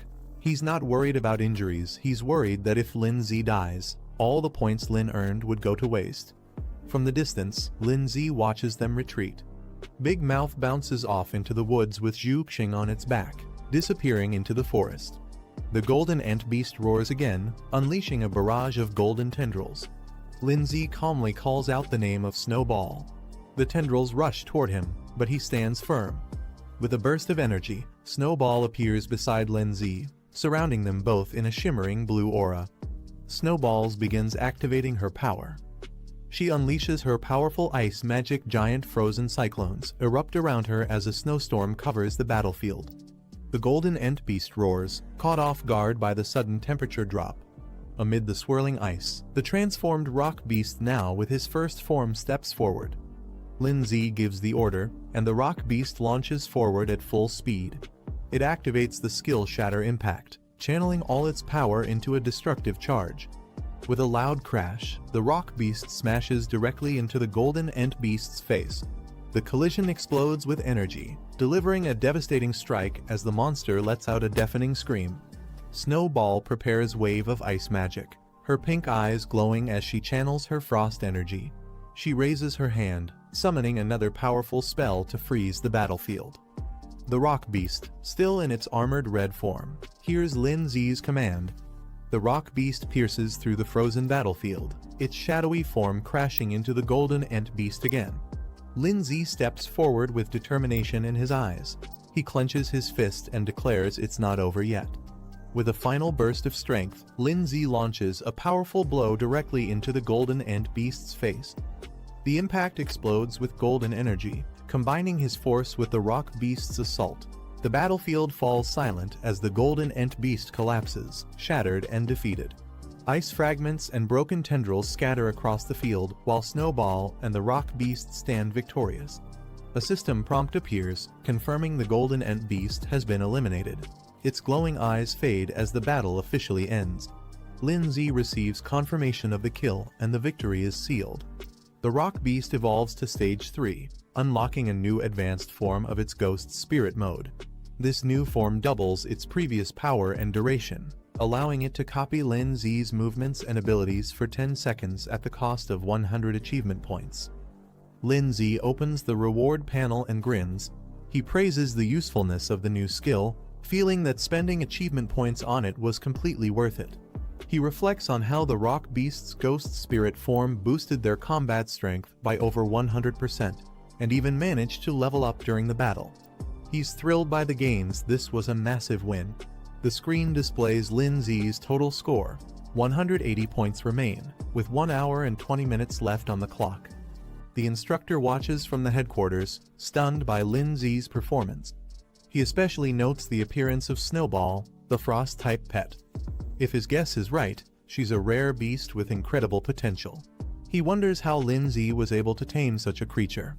Meanwhile, Lin Zi reflects to himself. Defeating a rare stage 3 beast granted a massive 60-point bonus. He'll have to start being careful to not attract too much attention. But just as he's thinking this, he suddenly senses something strange nearby and questions what's going on. Zhu Xing and his pet Big Mouth arrive back at the battlefield, shocked to see the shattered remains of the golden ant beast. With wide eyes, Zhu Xing yells in disbelief. He can't believe that Lin Zi actually managed to defeat the golden ant beast all by himself. But his confusion quickly turns to curiosity. Pointing at Snowball, who's still standing beside Lin Zi, he asks who she is. He wonders if she's another examinee, and which academy she belongs to. Lin Zi, caught off guard, realizes he forgot to unsummon Snowball. Internally panicking, he knows he can't keep up his low-profile act now that Zhu Xing has seen her. Zhu Xing is still stunned as he points at Snowball. He loudly wonders what's going on, assuming she must be a humanoid ice-type beast that somehow defeated the golden ant beast herself. He begins analyzing it, further questioning whether Snowball is an independent beast or someone's summoned pet. He nervously speculates that if she's a pet, then her master must be nearby and dangerously strong. Zhu Xing panics even more. Realizing she's an ice type, he wonders if her master could be the rumored Lin Zi. If that's true, then Lindsay's strength is clearly far above their level, and they might be the next targets. Lindsay stands silently, unable to say anything. Watching Zhuxing spiral into his own exaggerated assumptions, he just internally sighs, knowing things are now way off script. A system warning suddenly appears, fake summon attacking us. Snowball, facing the others, seems to be preparing for something.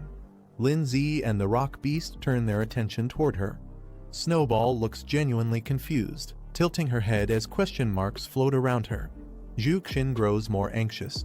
He points at Snowball and nervously tells Lindsay that she's staring directly at them. Lindsay silently nods, trying to keep calm. Without warning, Snowball unleashes a flurry of icicles into the air. Massive ice spikes rain down toward their direction. Snowball calmly gathers energy in her hand, casting another wave of ice magic. Zhuxing begins panicking. He thinks if both he and Lindsay die here, it'd be an embarrassing end. He decides it's safer to sacrifice someone else's pet before running. Zhuxing shouts at Big Mouth. The creature looks confused as Zhuxing lunges toward it with the intention of using it as a shield. Zhuxing yells that it's for protection, trying to justify his selfish survival tactic while his pet is left stunned. Snowball calmly announces she's fine and voluntarily returns to her summoning space. The rock beast also appears. A message displays, "You too, return."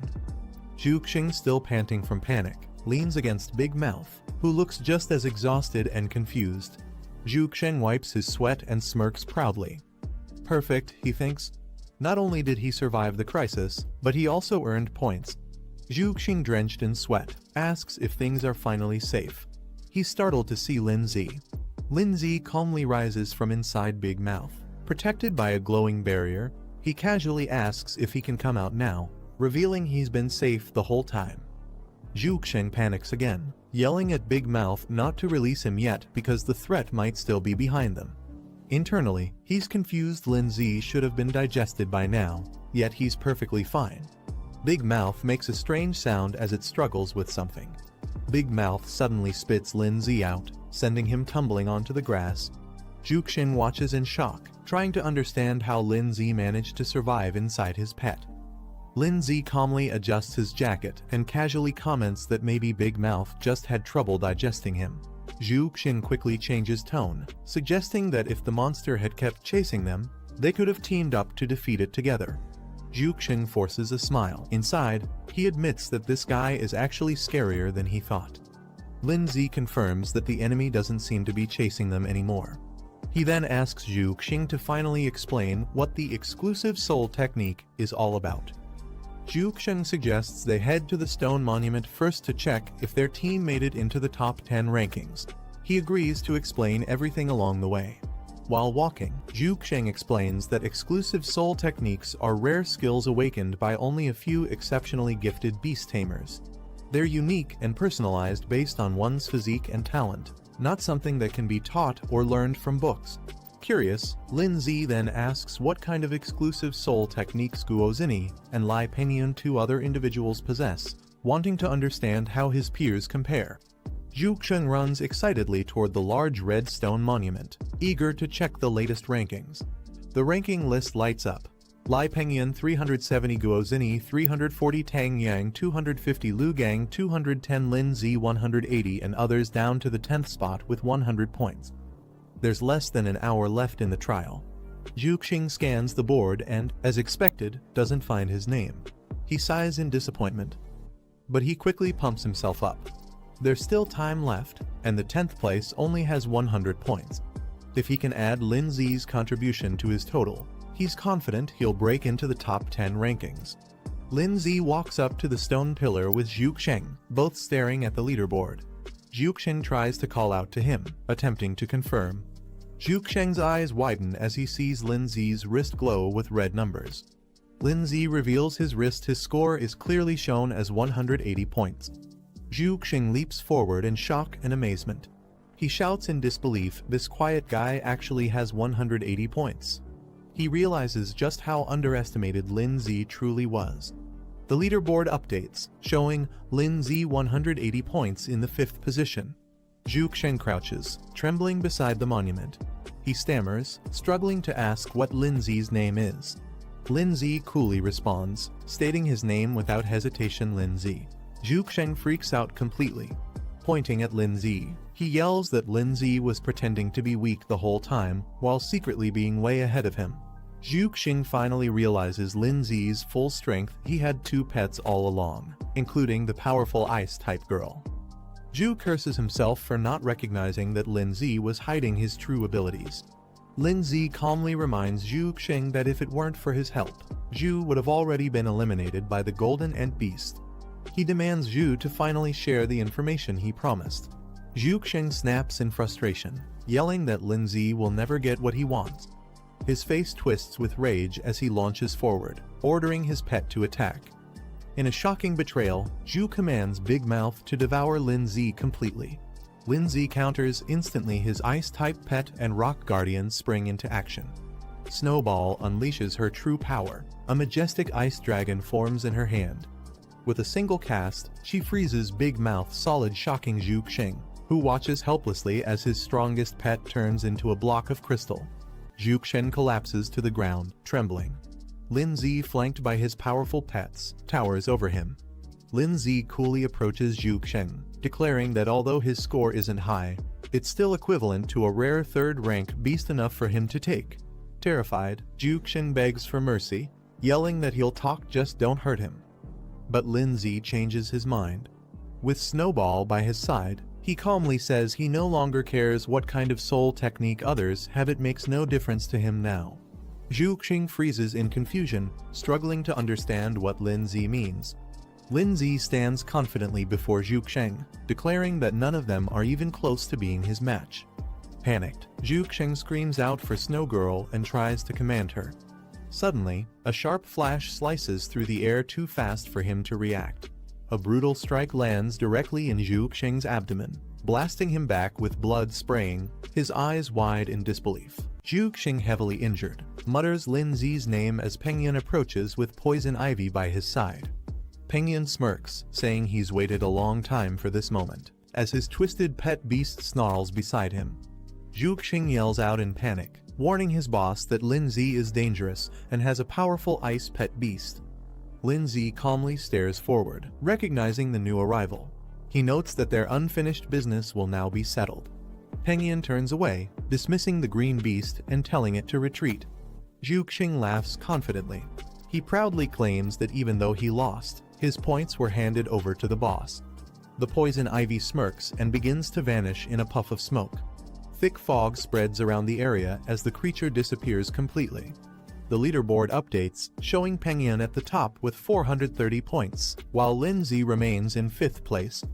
Pengyun steps forward confidently and demands that Lindsay reveal his full strength. He wants to settle who truly deserves the top spot among beginners. Lindsay calmly responds, saying he has no interest in such a title and is willing to let Pengyun have it. Pengyun smirks, interpreting Lindsay's words as a sign of surrender. He bursts into mocking laughter, calling Lindsay a coward. He declares his plan to eliminate all the top contenders: Guo Zini, Tan Yang, Lu Gang, and Guan Ning. With a twisted expression, Pengyun confesses he finds destroying others utterly thrilling. The thought alone excites him. He suddenly snaps to a realization: Guan Ning is nearby and the perfect next target. Lindsay looks at the ranking screen and notices something alarming. He realizes Guan Ning, Guo Zini, and Tan Yang are all in the same area. He quickly deduces Guan Ning is in danger. Realizing the urgency, Lindsay dashes off toward the east, aiming to protect Guan Ning. Pengyun mocks him for running and commands his pet beast to intercept Lindsay. The poison ivy leaps high into the air, attempting to cut Lindsay off mid-route. But before it can block him, the poison ivy attacks first, restraining Rock Beast tightly with its chains. The vine entangles Lindsay mid-air, binding him tightly within its coils. Pengyun mocks him, claiming he's nothing more than an overrated name. He orders the poison ivy to drain Lindsay's energy completely, warning him not to try escaping again. Lindsay grits his teeth, cursing under his breath as his energy begins to flare. Pengyun arrogantly dismisses Lindsay, unaware that Ice Queen is rapidly closing in behind him. He turns in shock, realizing her presence too late. In an instant, Ice Queen freezes him solid with a powerful burst of ice magic. The poison ivy halts its attack, stunned by its master's sudden incapacitation. The Ice Queen prepares another wave of sharp ice crystals. Rock Beast lunges and shatters the ice sculpture. Lin-Z calmly leans toward Ice Queen and reminds her, "I already told you." Without turning back, the trio Lin-Z, Ice Queen, and Rock Beast walk away, leaving the frozen Penguin statue behind. The poison ivy writhes weakly on the ground, still clinging to life despite being frozen and shattered. A man approaches and observes the scene, surprised by the creature's resilience even after a brutal defeat. This man, identified as Liu Gang, grins confidently. He sees an opportunity, comparing the situation to hunters being hunted in turn. Liu Gang raises his hand, aiming for the frozen statue of Penguin. He declares that the points are his now. Liu Gang summons his iron-armored dragon, a rank 2 stage 9 beast, and commands it to attack the frozen Lai Penguin directly. Confident, Liu Gang mocks his opponent, saying even if pet beasts can be revived, the same can't be said for their master. The dragon beast shatters the ice statue with a powerful strike. Liu Gang smirks, believing this guarantees his first-place rank. However, as he checks his wrist, he's confused. His points remain unchanged, and he wonders aloud why they didn't increase. Liu Gang stands puzzled as he notices something strange. Despite his confident strike, the points haven't transferred and nearby. He turns around, suspicious, only to spot a vine creeping closer. Before he can react, the vine launches at him with fierce speed, stabbing directly into him in a surprise attack. Penguin calmly walks up, explaining that there's no harm in revealing secrets to someone already eliminated, as Liu Gang is ensnared. He reveals his terrifying secret technique, mimicry synchronization, as his face shifts into a monster form. Liu Gang is caught off guard, trying to call his pet for help, but he's already being constricted tighter by the vine. The iron-armored dragon attempts to respond to the command, but it's too late. It's already entangled and pinned down by the vine beast. A burst of smoke signals its defeat, as the vine completely suppresses the armored beast. Lin-Z swiftly approach from above. He spots them and immediately becomes alert. He warns them, saying that if they dare touch his little sister, they'll face consequences. With fierce determination, Lin-Z rushes down at high speed. His eyes burn with rage as he declares that they are as good as dead. On the ground, several people are already gathered. Lin-Z's sister is surrounded by creatures, including a beast, a dark spider, Xinyi and Tanyong standing guard. Suddenly, a small white dragon with horns appears. The screen displays its identity, Coiling Pattern Baby Dragon, Stage 2 Level 8, Dragon Type. Guan struggles to move, trapped within a water spell. She tries to break free but fails. Tanyong coldly tells her not to waste her strength. There's no escape from a spirit master's water prison. Behind him, a terrifying water ghost creature floats in the air. A label appears, Second Rank Spirit Master, Ghost Water Type. Tanyong confidently raises his hand, explaining that the water prison is impossible to escape from once activated. He turns to Xinyi, saying she can take over. He suggests that if she defeats Guan and claims her points, she'll have a real chance at becoming the top freshman. Xinyi smiles teasingly and questions if he's hesitating because Guan is too pretty to hurt. Tanyong doesn't respond, staying silent as Xinyi watches him curiously. Tanyong stands with his arms crossed. He responds to Xinyi's teasing, saying he's not interested in other girls, hinting that Xinyi is the only one he cares about. As Guan remains trapped inside the water spell, Xinyi gets ready to strike. But Tanyong interrupts her, telling her to wait. She's confused and asks what they're waiting for. Xinyi's eyes light up with excitement. She smirks and says they should wait for the big fish to take the bait.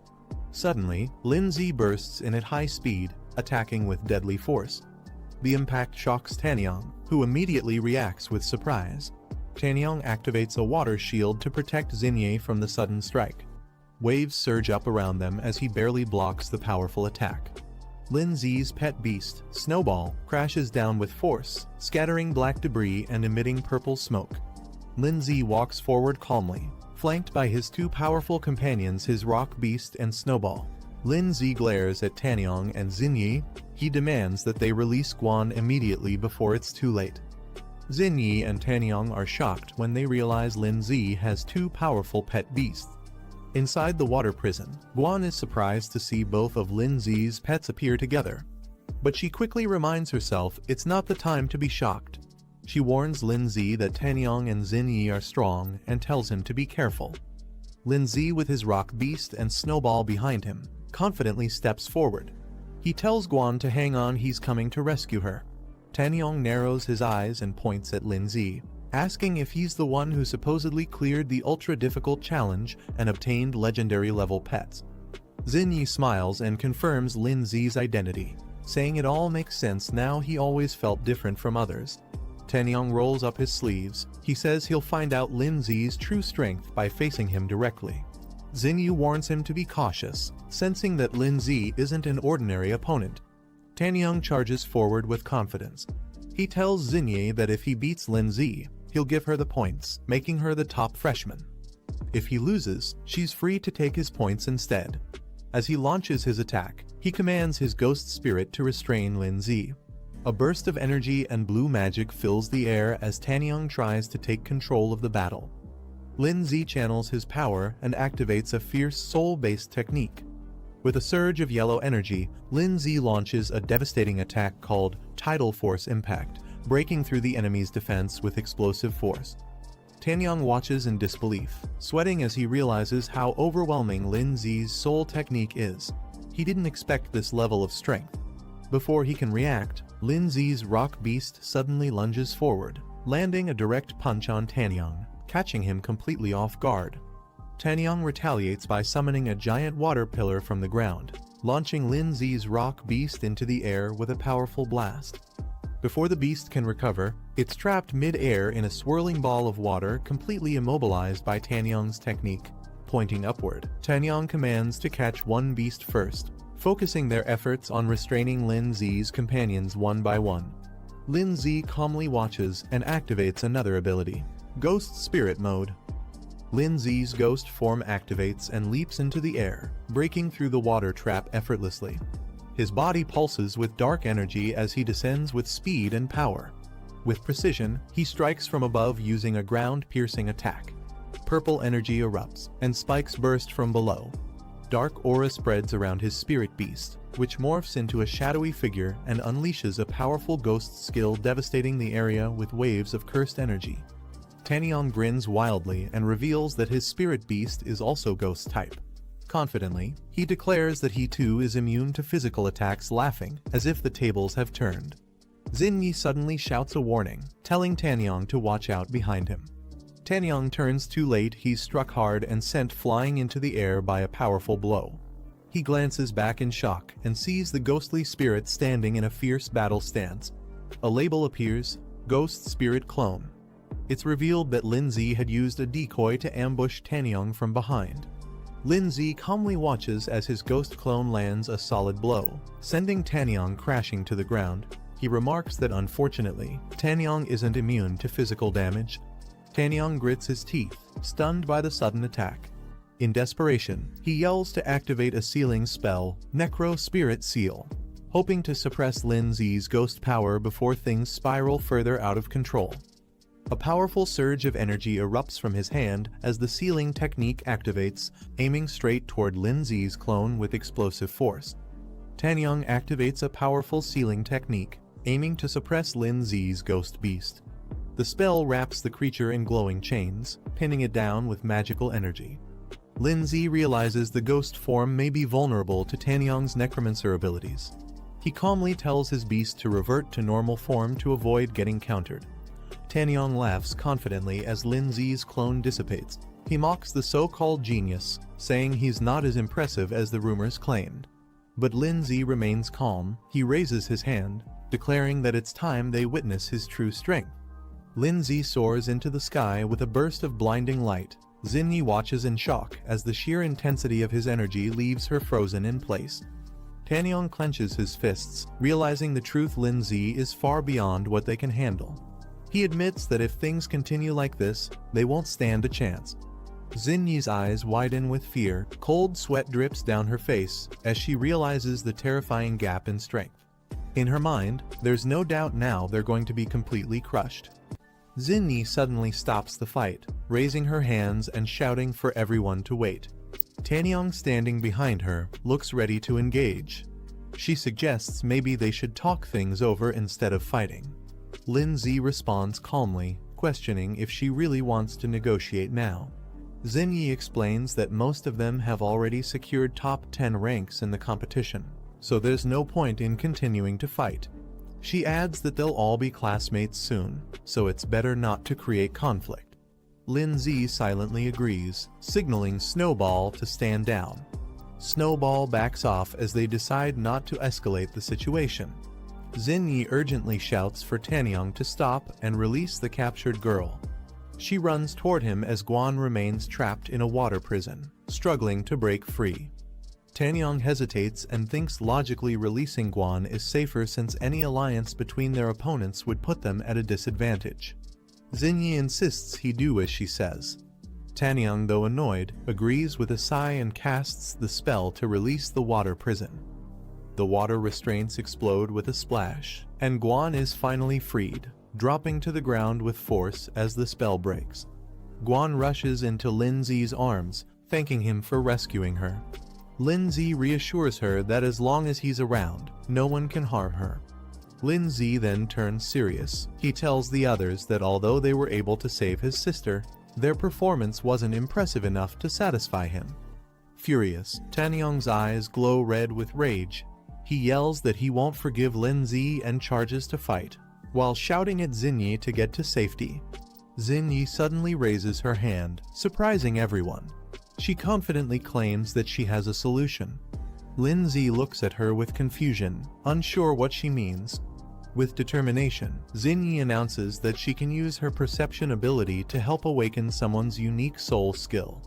Standing with Lindsay, Snowball, and Guan, he admits that her proposal isn't bad, it might just work. Tanyong angrily calls out to Xinyi, trying to stop her. He insists there's no need to help Lindsay, calling him an annoying brat. Shocked, Tanyong watches as Xinyi silently ignores him and walks forward with determination. He begins to suspect that Xinyi may truly care about Lindsay. With power surging around her, Xinyi stands confidently, shouting Lindsay's name as she prepares to activate her special ability. Suddenly, a voice interrupts and a hand is raised. Another person steps in, apologizing for being late and says they want to join in too. Pengyun appears in the distance with a powerful aura, surprising everyone. One of the students shouts in disbelief, realizing Pengyun is still alive. With a confident smirk, Pengyun says he's glad everyone is gathered here, it saves him the trouble of hunting them down one by one. Tanyong grits his teeth and clenches his fist in frustration. He didn't expect another strong enemy to show up, calling the situation truly annoying. Meanwhile, Xinyi suggests a strategy to Lindsay and the others. If they join forces, they might be able to defeat Pengyun and take the number 1 spot. Lindsay senses the atmosphere. Things are getting chaotic, and he realizes that the situation is no longer under control. A countdown timer appears, only 10 seconds left. From a control room, the instructor observes the students through a crystal projection. He notes that he'd like to retain these promising freshmen, but if they really start fighting, valuable talent could be lost. He turns to the group behind him and instructs them to act. He's only giving them 10 minutes to calm the students down and restore order. Tanyong questions Xinyi, surprised that she would genuinely want to help Lindsay. He suggests using Pengyun to suppress Lindsay instead and take advantage of the situation together. Xinyi apologizes and firmly declares that she truly wants to help Lindsay. Lindsay and Guan watch silently in the background. Tanyong is stunned. His mind spirals into shock, misinterpreting her actions as her falling in love with Lindsay. Furious and heartbroken, Tanyong screams in rage and vows to defeat both of them with his own hands. Pengyun, excited and ready for battle, invites everyone to attack him at once. But suddenly, a powerful voice commands him to stop. Everyone is stunned as they're told the competition is over. They've all been accepted. However, a special challenge has been arranged just for them. A glowing portal appears, and one by one, figures begin stepping through it. A group of elite second-year students emerges. The instructor explains that these are the academy's top-ranked students, and the new recruits must fight them. Winning grants glory. Losing means their names will be erased from the records. Guan protesting that the matchup is unfair. As freshmen, they haven't even settled into the first year, yet how could they possibly win against experienced second years? Tanyong and the others agree. They've already been through multiple battles and their spirit beasts are exhausted, making it hard to continue. Lindsay steps forward with a calm smile and simply says, "Let's go." Pengyun watches from afar, commenting that it's unfortunate. But since they couldn't eliminate the new students, they'll now be schoolmates and there will be plenty of chances to compete again in the future. An angry second-year student yells at the group, demanding they first pass the upperclassmen's test before celebrating. Xingyi turns to Lindsay with a hopeful smile and asks if they can now consider themselves allies. She looks at him with admiration, while Lindsay responds with a confident but unreadable glance. Guan, visibly flustered, pouts and complains that Lindsay hasn't answered her yet, annoyed at being left out of the moment. Lindsay analyzes the situation, recognizing that the reward from the purification trial is valuable since it boosts both physical strength and soul power. He observes that the opposing side only sent 4 people, while his group has 5, suggesting their opponents may have underestimated them. He then turns to Xingyi and sets a condition. If she wants to be seen as a true ally, she must prove herself in battle. Lindsay explains that she'll have to fight either him or his sister's team to earn that trust. Guan instantly protests, expressing that she wants to stay by Lindsay's side. Lindsay gently assures Guan that he'll take on one opponent himself, and tells her and Xingyi to handle one together since they have a better chance as a team. One of the senior student named Zaidu steps forward and challenges them, asking who's ready to face him. He even jokes that they can come together if they're scared. Tanyong boldly volunteers, determined to prove his strength and protect Xingyi's dignity. Zaidu smirks at his courage and summons his powerful insect-type beast, a third stage slicing mantis. He warns that courage alone won't be enough to win. Pengyun chuckles sinisterly and announces he won't hold back, especially just because his opponent is a girl. A girl calmly summons her beast, a powerful thunder lion glowing with blue lightning. With a twisted smile, the girl taunts Pengyun, daring them to go all out and not to hold anything back against her. Lindsay evaluates the remaining group members. He notes that among the 2 girls, one of them appears relatively weaker and may need more support in the battle ahead. A flashy second-year student named Wu Yushin steps forward, striking a dramatic pose and teasing Lindsay. He jokes about their hairstyles and suggests they have a showdown. Lindsay responds casually, accepting the challenge with a confident, "All right." He politely tells the senior student to go easy on him, though his smile suggests he's more than ready for the challenge. Nearby, a blue-haired second-year girl comments that this batch of freshman girls looks cute and harmless, drawing attention from Guan and Xingyi. However, she declares she hates cute girls more than anything and refuses to hold back in the fight. Her name is Huey. Xingyi and Guan are both caught off guard by her intense energy. A powerful aura swirls around them. In the examination hall, many students slump in frustration after the results are announced. One blonde student sighs while another calls it unfortunate they didn't make the cut. A girl tearfully tells her friend Xiaoyan that they've definitely been eliminated. She's devastated, while Xiaoyan tries to comfort her. Xiaoyan agrees it's unlikely they'll pass, noting that the competition was filled with geniuses. Unless a miracle happens, they don't stand a chance. A boy who also failed is overwhelmed, clutching his head and shouting in despair. After going through the whole ordeal, he still got cut at the end. A silver-haired boy rubs his head, still feeling pain and frustration from the exam. He mutters about how sore he is. One of the instructor places a hand on another's shoulder. A boy named Gao Wangxiang steps forward and says he'll take over the next group of examinees. Another instructor recognizes him and greets him with respect. The instructor complains, saying Gao arrived too quickly to steal students he worked hard to select. Gao defends himself, stating that the current testing methods are too extreme and may cost them good talent. He mentions he still has 10 available spots open for admission. Gao Wangxiang smiles confidently, saying it's only fair to search for hidden talent from the group of students who didn't make it. There could still be some gold among them. The other instructor agrees to let him take charge and leaves the arrangement to Gao. Gao turns to the disappointed students and announces exciting news. Although they didn't make it into the top 10, he still has 10 open spots. Anyone who passes his test can still be accepted. The room erupts with joy. The previously rejected students are shocked and thrilled, excited by this unexpected second chance. Two girls excitedly hold hands, overjoyed that a miracle actually happened.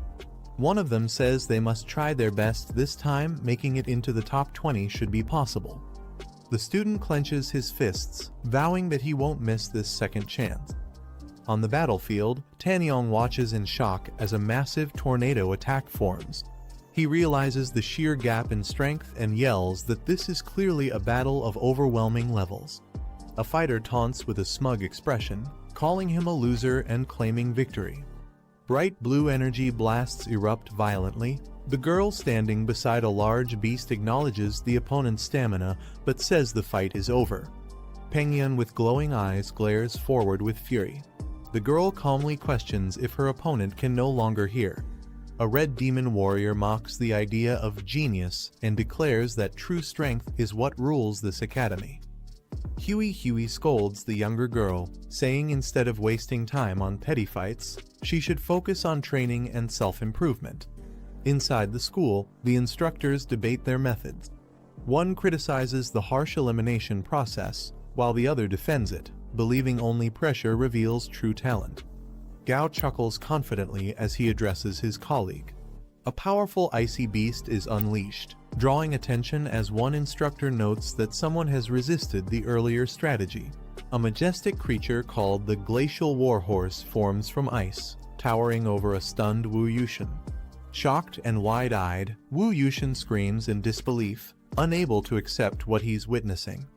Lin Zi looks on as the icy beast towers before Wu Yushin. He calmly addresses the headmaster. Snowball appears beside him, confirming surrender on their behalf. Instructor laughed loudly, saying this time they've truly struck gold. He admits that they've seen many geniuses before, but this one stands out completely. They observe the boy and feel as if they're seeing the younger versions of the legendary union's top 8 beast tamers. The boy's performance reminds them of those elites in their youth. As they continue watching the energy projection, instructor comments that it's truly astonishing. Both instructors are captivated by the boy's overwhelming power. Gao Wangxiang speculates that even the union's top 8 might not have had such terrifying power at his age. He confirms the boy's name is Lin Zi and insists they must get him assigned to their class. Instructor jokingly tells Gao Wangxiang not to steal students like this, reminding him that student placement should follow official rules. Gao Wangxiang just laughs casually in response. Wu Yushin sits defeated, admitting his loss. The system confirms his defeat and marks the match as concluded. Guan jumps in excitement, cheering that her brother actually won. She's thrilled and praises Hogwanhwa amazing it is. Xin Yi didn't expect Lin Zi to be this powerful, it completely caught her off guard. Tanyong slams his fists into the ground in frustration, yelling that there's still a gap, he's still not strong enough. He vows to turn his pain into motivation and tells them to wait for his comeback. Spectators question whether Wu Yushin went easy on purpose, shocked that a newcomer like Lin Zi actually defeated a second-year student. Someone even refuses to believe it. Zaidu shouts not to underestimate them just because Lin Zi used tricks to win the last match. They ask if he's ready to continue. Lin Zi smirks calmly and responds, "Oh, all 3 of you want to come at once." As Lin Zi commands his pet to attack, the Mantis Beast charges forward with speed. The Mantis clashes directly with Rock Beast. The Mantis gains the upper hand, landing a direct hit that overwhelms Rock Beast. Watching from the observation room, instructor comments that it's enough they admit that the enemy was no match at all. Gao Wangxiang adds that continuing would only humiliate the second-year students and turn Lin Zi into a target of resentment. The other agrees. The instructor announces the end of the test and tells the students to withdraw their beasts. Zaidu shouts toward the instructor and admits that Lin Zi passed the trial alone. He also acknowledges that other students performed decently and says everyone's strength will improve after entering Zhongning Academy. Zaidu points at Lin Zi and says it's not over once Lin Zi officially enrolls, they'll have a rematch. He yells that it was just bad luck and calls Lin Zi despicable. Lin Zi smiles and gives a thumbs up, complimenting Zaidu by saying he's truly strong and doesn't even need to compete anymore. Enraged, Zaidu yells at Lin Zi to just wait. He calls him a punk and declares that he'll remember this moment. Lin Zi stands calmly with Snowball and Rook Beast by his side as several pillars of light fall to the ground. The system announces Lin Zi's reward for completing the awakening ritual. His stats visibly increase, his physique and willpower get a massive boost. The system congratulates Lin Zi for successfully enrolling in Zhongning Academy. He stands confidently as the energy surges around him, with his achievement points now displayed. Meanwhile, Rook Beast undergoes rapid transformation. Its growth level rises to 33%. Snowball's eyes glow with power as her evolution completes. The system notifies that her growth rate has increased to 12%, marking her progress. Lin Zi returns from the test and lands in the middle of a crowd. Guan runs to him, calling out, "Brother," while the surrounding students murmur in surprise at how strong he is. Still dazed, Lin Zi thinks to himself that every time he wakes up, the environment feels strangely familiar. Someone gently grabs his sleeve and quietly calls his name Lin Zi. Zingy leans in and tells Lin Zi that she can sense his Rook Beast still has an unlocked form waiting to be revealed. Lin Zi looks surprised and asks if it's true. Zingy adds that it also includes guidance on how to awaken his exclusive soul skill. She tells him to come find her after the test if he wants to know more. Lin Zi responds with a blank look and simply says, "Oh," as if unsure how to react. Instructor steps up and calls for silence. He announces that the top 10 scorers in this round will be admitted directly into the academy. The instructor announces the top scorer of this freshman exam. Everyone turns in surprise as the spotlight falls on the chosen one. He reveals the name, Lai Pengyun. The crowd bursts into applause, some with confused expressions while others clap out of obligation. Pengyun murmurs in disbelief, wondering how it could be him. Something doesn't seem right. He clenches his teeth in frustration, thinking that someone who looked stronger than him got ignored. He feels this is complete favoritism and injustice. Instructor Flo points out that Lin Zi clearly outperformed everyone and deserved the top freshman spot. Gao Wengxiang responds, questioning if this setup is truly fair. Instructor Flo reminds him that the rules for this trial were based on score rankings. Even so, he warns that placing all hope on one person is risky. Gao Wengxiang agrees reluctantly. The instructor announces that students who will join the recovery training should follow him. Those who already made it into the top 10 are dismissed and will return in 10 days for the entrance ceremony. Guan comforts her crying classmates, telling them not to worry. She encourages them to do their best in the upcoming recovery trial and assures them they can pass it if they try hard enough. Zhu Sheng approaches from the crowd and greets Lin Zi respectfully, calling him Big Brother Lin Zi. Lin Zi recognizes him and replies, "Oh, it's you." He admits he didn't expect Lin Zi to be so powerful, saying his intel must have been lacking. He compliments Lin Zi's recent battle against the second-year senior, calling it extremely impressive. Curious, Lin Zi asks him what he's planning. Zhu Xing suddenly clasps his hands together, grinning wide, and asks if Lin Zi would accept him as a junior disciple. He dramatically declares his endless admiration for Lin Zi, comparing it to a flowing river. Lin Zi responds calmly, saying he doesn't accept disciples. He adds that Zhu Xing doesn't even qualify for admission yet, questioning how he could be his junior. Determined, Zhu Xing dashes off, shouting that he'll definitely pass and begging Lin Zi to wait for him. Elsewhere, Pengyun lets out a cold snort. Guan excitedly celebrates their success, saying it's great that they officially passed the trial and became freshmen at Zhongning Academy. She suggests they skip going back today and enjoy a full day out in the city. Lin Zi stretches and agrees, saying that after 4 hours of intense testing, he really does need some proper relaxation. Blushing slightly, Guan proposes they spend the night in the city and return tomorrow instead. Lindsay smiles and agrees to Guan's suggestion, telling her, "All right." Guan softly smiles, visibly happy and a little shy, while thinking about spending the night together in the city. Suddenly, Lindsay looks at his phone and panics. He realizes all the hotel prices are shockingly high, with most listings showing a rate of $29.99. He exclaims in frustration at how expensive everything is. He stares at his phone in shock, remembering that he had already spent all his money last time to upgrade his stone monster. His remaining balance is now only 300. Guan notices his strange reaction and suggests they go eat something first. Lindsay nervously agrees. As the sun sets, they arrive at a luxurious restaurant with a fancy sign welcoming new students for a special dinner. Lindsay looks around in disbelief, wondering how a place like this even exists. It's filled with summoned beasts and students all dining together peacefully. Guan smiles warmly and says she had been looking forward to eating at this restaurant for a long time. She suggests they summon their beasts since they've fought hard and deserve a good meal too. He hesitates slightly but agrees, replying with a simple okay, while sweating a bit. Soon, all their pets are seated with them at the table: Snowball, Rock Beast, and others ready to eat alongside their masters in the spacious, elegant hall. Snowball comments in surprise that the last time she saw Snowball, she looked like a little girl, and now she's evolved so quickly. She also adds that the transformation is beautiful and asks how Lindsay managed it. Lindsay replies that it might be because his bond with his beast is stronger than usual. He internally thinks that it's actually a complicated system thing he'll explain later when he gets a chance. For now, something else takes priority. Guan cheerfully calls him amazing and says he must teach her later. Then she shifts to the menu and suggests they start ordering food. But when Lindsay looks at the menu, he's shocked to see the outrageous prices: dishes costing 6,000, 10,000, even 18,000. Lindsay sweats nervously, staring at the menu and mumbling that there are just way too many zeros in the prices. Meanwhile, Rock Beast happily taps the table with forks, excited for food.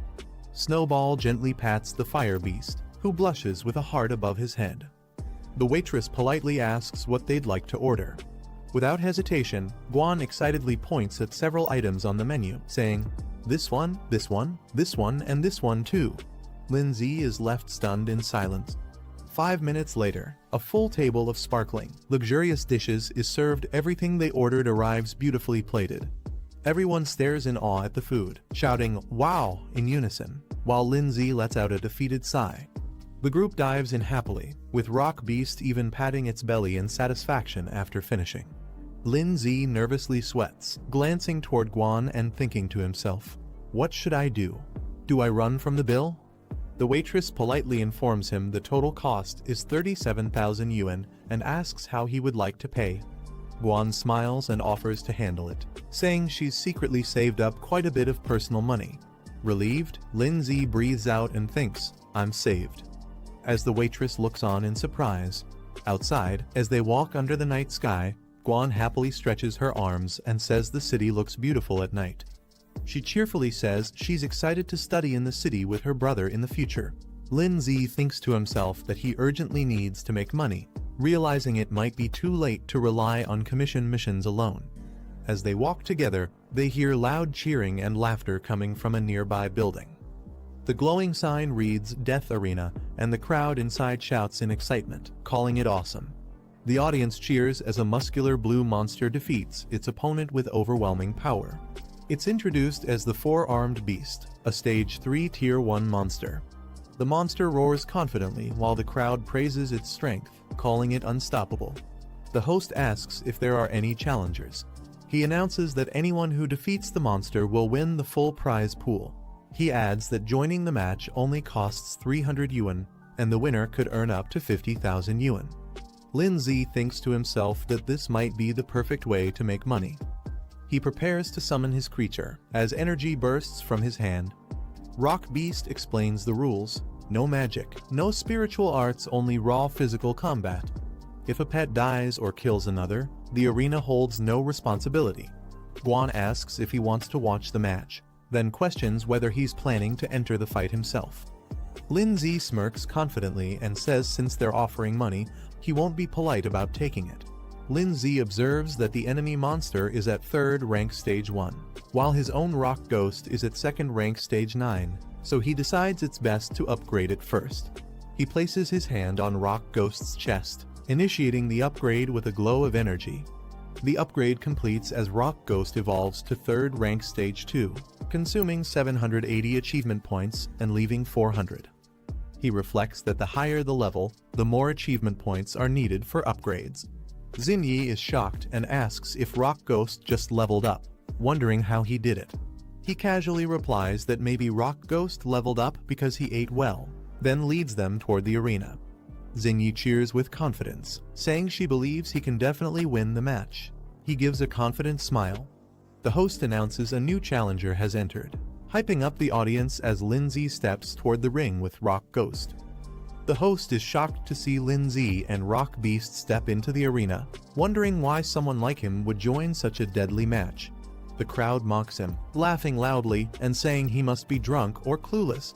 They also ridicule the Rock Ghost. Rock Ghost stays silent but emits a quiet growl in response to the crowd's mockery. Rock Ghost calmly watches as 4-armed beast steps forward. The man smirks and calls Lin Zi a kid, warning that if his pet, the 4-armed beast, accidentally kills him in the fight, he shouldn't be blamed for it. Lin Zi politely requests the man to go all out.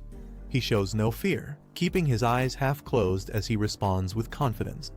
The man scoffs and calls Lin Zi an ignorant brat who doesn't understand how strong his opponent truly is. A smug grin spreads across his face, underestimating Lin Zi's strength. Both sides finalize the agreement by signing a life and death contract. The man overseeing the match confirms the document and urges them to sign and stamp quickly. As soon as the contract is signed, the host loudly announces the start of the match. The man immediately commands his pet to take action and show some real strength. The creature charges forward aggressively. The beast leaps directly toward Rock Ghost, who swiftly evades the attack.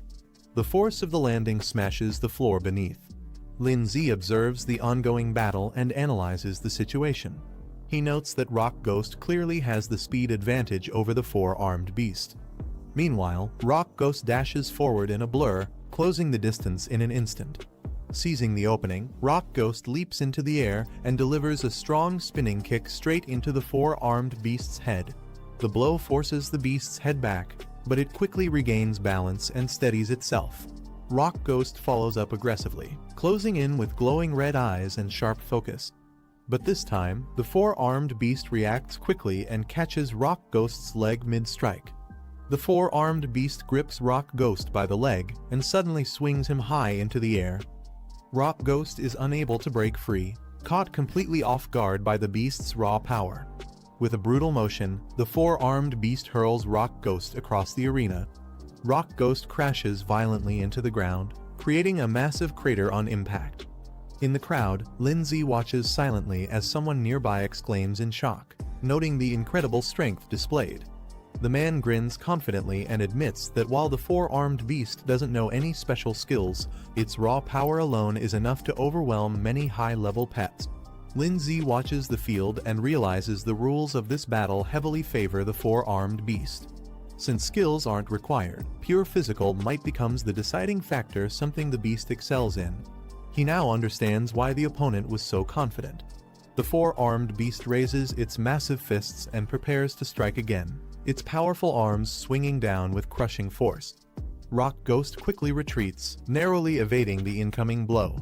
The beast grabs Rock Ghost again and prepares to deliver a powerful overhead smash. Its arms swing high above its head, aiming to crush its opponent without mercy. As the beast slams down, the ground trembles from the impact. Rock Ghost crashes hard into the arena floor, headfirst, as an explosive burst of debris and force shoots outward. Watching from outside the ring, the man crosses his arms and sneers. He mocks Lin Zi, sarcastically asking if that was all his pet was capable of. The crowd erupts in laughter and applause, impressed by the 4-armed beast's last strike. Guan looks on with concern, calling out, "Brother." Lin Zi calmly analyzes the situation, thinking that if skills were allowed, Rock Ghost in its spiritual state could easily ignore brute force attacks. However, under these rules that restrict skill use, raw power dominates, and that gives the four-armed beast an edge. As he reflects, Lindsay remembers that the last time Rock Ghost shifted forms was during a life-threatening situation. If what she said was true, and the transformation can be triggered again under pressure, then it's a gamble worth taking. Lindsay's golden eye glows as he steps forward, calling out to Rock Ghost. He asks if this is truly all it can do, commanding it to show him its full strength. Rock Ghost lies motionless on the ground, face buried in the cracked floor. Internally, it questions whether it always needs to rely on Snow Girl to determine victory and defeat. The four-armed beast moves in for another attack, its shadow looming over Rock Ghost. Suddenly, Rock Ghost's eye glows red. With a powerful punch, Rock Ghost strikes the four-armed beast directly in the chest. The impact explodes outward with force, shocking the beast mid-motion and turning the tide of the battle. Chunks of red armor shatter and fall from Rock Ghost's body as it initiates a transformation. Red mist swirls around Rock Ghost as it emerges fully transformed. A new system reveals its new stats. Speed tripled, defense completely dropped, and the transformation lasts for 60 seconds. It now moves like a true predator. Lindsay observes with satisfaction. He's impressed and confirms that the rocky armor can be detached at will, allowing Rock Ghost to adapt based on the situation. Without wasting a second, Rock Ghost leaps at full force toward the four-armed beast. The man smirks arrogantly, laughing at Rock Ghost and mocking it for not learning its lesson. He assumes the beast still holds the upper hand after the previous exchange. The four-armed beast prepares to strike again, but just as it moves, Rock Ghost suddenly vanishes, leaving only a red blur behind. The man's expression instantly shifts to shock. He panics, sweating as he shouts in confusion, completely unaware of what just happened. In a flash, Rock Ghost reappears behind the four-armed beast and lands a direct, explosive blow to its back. The four-armed beast desperately swings its fists, trying to catch Rock Ghost. Before the beast can react, Rock Ghost reappears behind it and slams a powerful kick directly into its lower back. With glowing red eyes and a wicked grin, Rock Ghost lunges in again. Punch after punch rains down on the four-armed beast. It tries to shield its head, overwhelmed and confused, while red impact marks scatter across its body. Lindsay sees the countdown reaching just 10 seconds and immediately shouts to Rock Ghost, urging him to stop playing around and finish the battle now. Rock Ghost launches high into the air and descends like a crimson meteor. Its body rotates mid-air, targeting the four-armed beast's exposed head. With full force, Rock Ghost smashes into the beast using a finishing move, Ghost Impact. The four-armed beast is sent flying and crashes onto the floor, completely wrecked and coughing blood. After delivering the final blow, Rock Ghost stands tall as its transformation ends. The ghost form fades, and its body begins reverting to its base state. On-screen text confirms the transformation has concluded.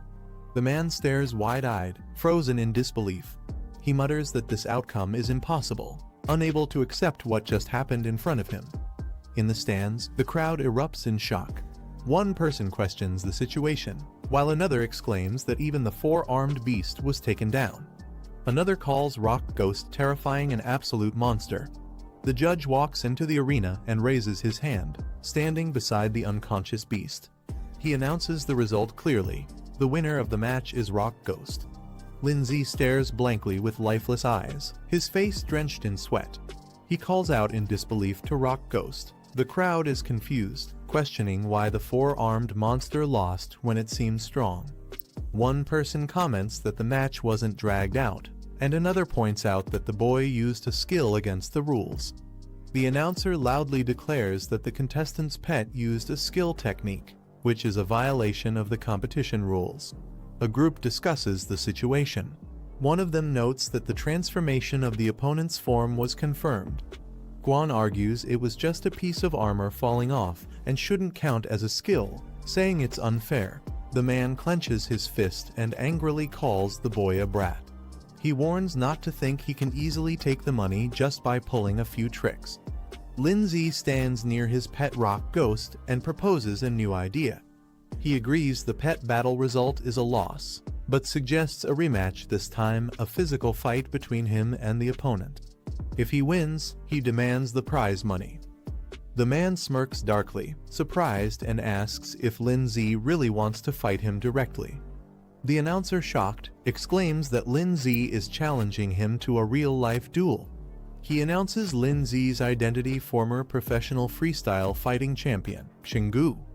The crowd erupts in excitement, cheering for the fight. They demand to see a bloody showdown. The fighter grins at Lin Zi and says this match will be more entertaining than a pet battle. Both prepare to fight in the arena, facing each other. Rock Ghost lowers its head silently. Lin Zi tells Rock Ghost that it has already won. He gently taps its shoulder and says it's his turn now. Rock Ghost, startled by Lin Zi's words, reacts with wide eyes. The announcer speaks into the mic while the man nods with confidence. He praises Lin Zi, saying he's the first in history to dare challenge Xinggu directly, and admires his courage and resilience. With excitement, the announcer shouts that if Lin Zi manages to defeat Xinggu, he can still take the prize money and leave freely. The crowd cheers as Xinggu prepares to fight. Guan watches from behind the ropes. Lin Zi glances back and nods calmly. Xinggu powers up with a fierce grin, lunges toward Lin Zi, and shouts for him to come at him. He says they should enjoy the fight to the fullest. Outside at night, lights glow across the city skyline. Xinyi asking if she might be developing feelings for the boy. As Tanyong and Xinyi walk along the sidewalk, she firmly says she only sees him as a brother. Tanyong responds with frustration, questioning what makes him worse than that brat, and reminds her she barely knows him. Tanyong continues, saying he just doesn't want to see her get hurt. Xinyi folds her arms and replies sharply that she'll decide her own matters. She tells him to go back and rest early. Tanyong stands quietly behind her. Tanyong looks back and quietly says Xinyi's name while watching her from a distance near a building. While walking alone through a back alley, Tanyong clenches his fists and declares that he will surpass Lin Zi someday. He tells him to just wait. Suddenly, Tanyong hears a faint cry for help and turns his head, surprised. A girl, trembling and cornered by a dark, shadowy creature, desperately asks who will save her. Her white beast companion lies unconscious on the ground. A system identifies the monster as Fire Flame System, Stage 1, Rank 2. Tanyong charges in and delivers a powerful kick to the shadow monster, shouting for it to get lost. The shadowy beast is sent flying backward from the impact. Tanyong holds the girl in his arms and asks if she's alright. He scolds the monster, questioning where such a beast even came from. While cradling the girl, he looks up and notices someone standing on a rooftop under the moonlight. He mutters, wondering what kind of monster this world even holds. A hooded man descends rapidly from above, landing hard in front of Tanyong, the girl, and the defeated monster. Tanyong steps forward, demanding to know who the hooded man is and if that beast was his pet. The man questions the meaning of monsters and suggests that if beasts used by humans are considered good, then those that act independently are evil. He asks who made that definition. Tanyong stays cautious and asks what exactly the man is trying to say. The man explains that some beasts are born free and powerful, and only become aggressive after being hunted or manipulated by humans. Their nature is misunderstood due to isolation and fear. Tanyong cuts him off and prepares to attack. He declares that if the hooded man is the one who controlled the beast to harm humans, he won't allow him to continue. He summons a weapon mid-air while charging forward. The man stares calmly and asks if Tanyong is the one named Tanyong. Tanyong is surprised. The man asks if Tanyong knows his name, then mockingly suggests he surrender so he can be taken to the Beast Defense Association for punishment. The shadow monster watches silently with glowing red eyes. The man lowers his arm and calmly orders the beast to retreat. The monster immediately obeys and vanishes. He then steps forward and touches the red-horned wolf's forehead, releasing a glowing energy into its body. The white beast convulses violently as the energy spreads through it, triggering a powerful reaction and causing the creature to cry out in pain. A glowing red orb pulses with energy as the beast's transformation intensifies. The wolf suddenly rises with overwhelming power, surprising everyone present. The man admits he originally intended to seek them out, but since Tanyang showed up on his own, it saves him the effort. He now plans to test Tanyang's usefulness. Tanyang watches the beast cautiously as it radiates with uncontrollable power. The beast finishes its transformation, now towering with overwhelming energy. Its eyes glow fiercely as it snarls at the figures ahead.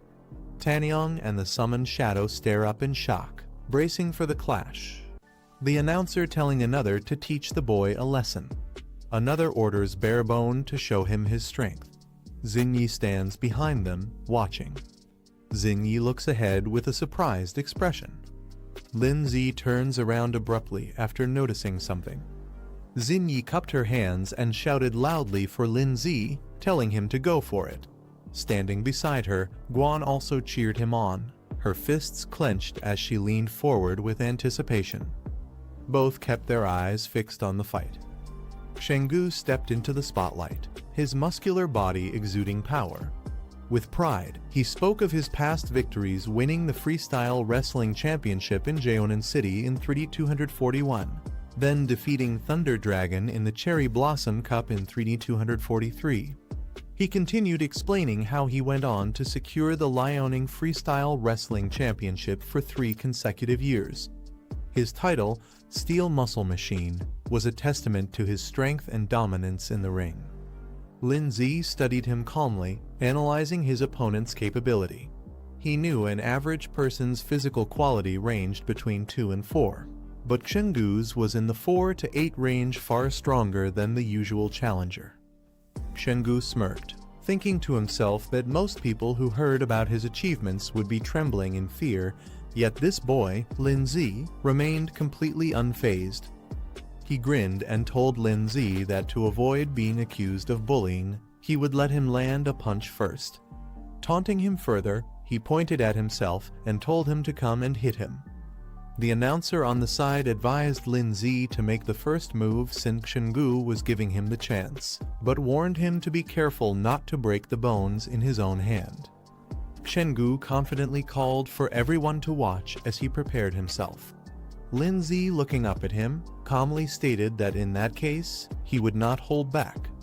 Linzi's fist connected with brutal force, smashing into Shenggu's face and drawing blood instantly. The blow sent Shenggu flying backward, his body arching through the air as the force of the strike radiated outward. He crashed violently into the ground, the shockwave knocking nearby spectators off balance and scattering them in surprise.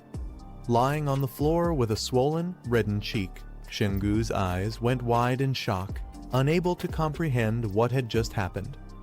The announcer stood frozen for a moment before shouting in shock, demanding to know what had just happened.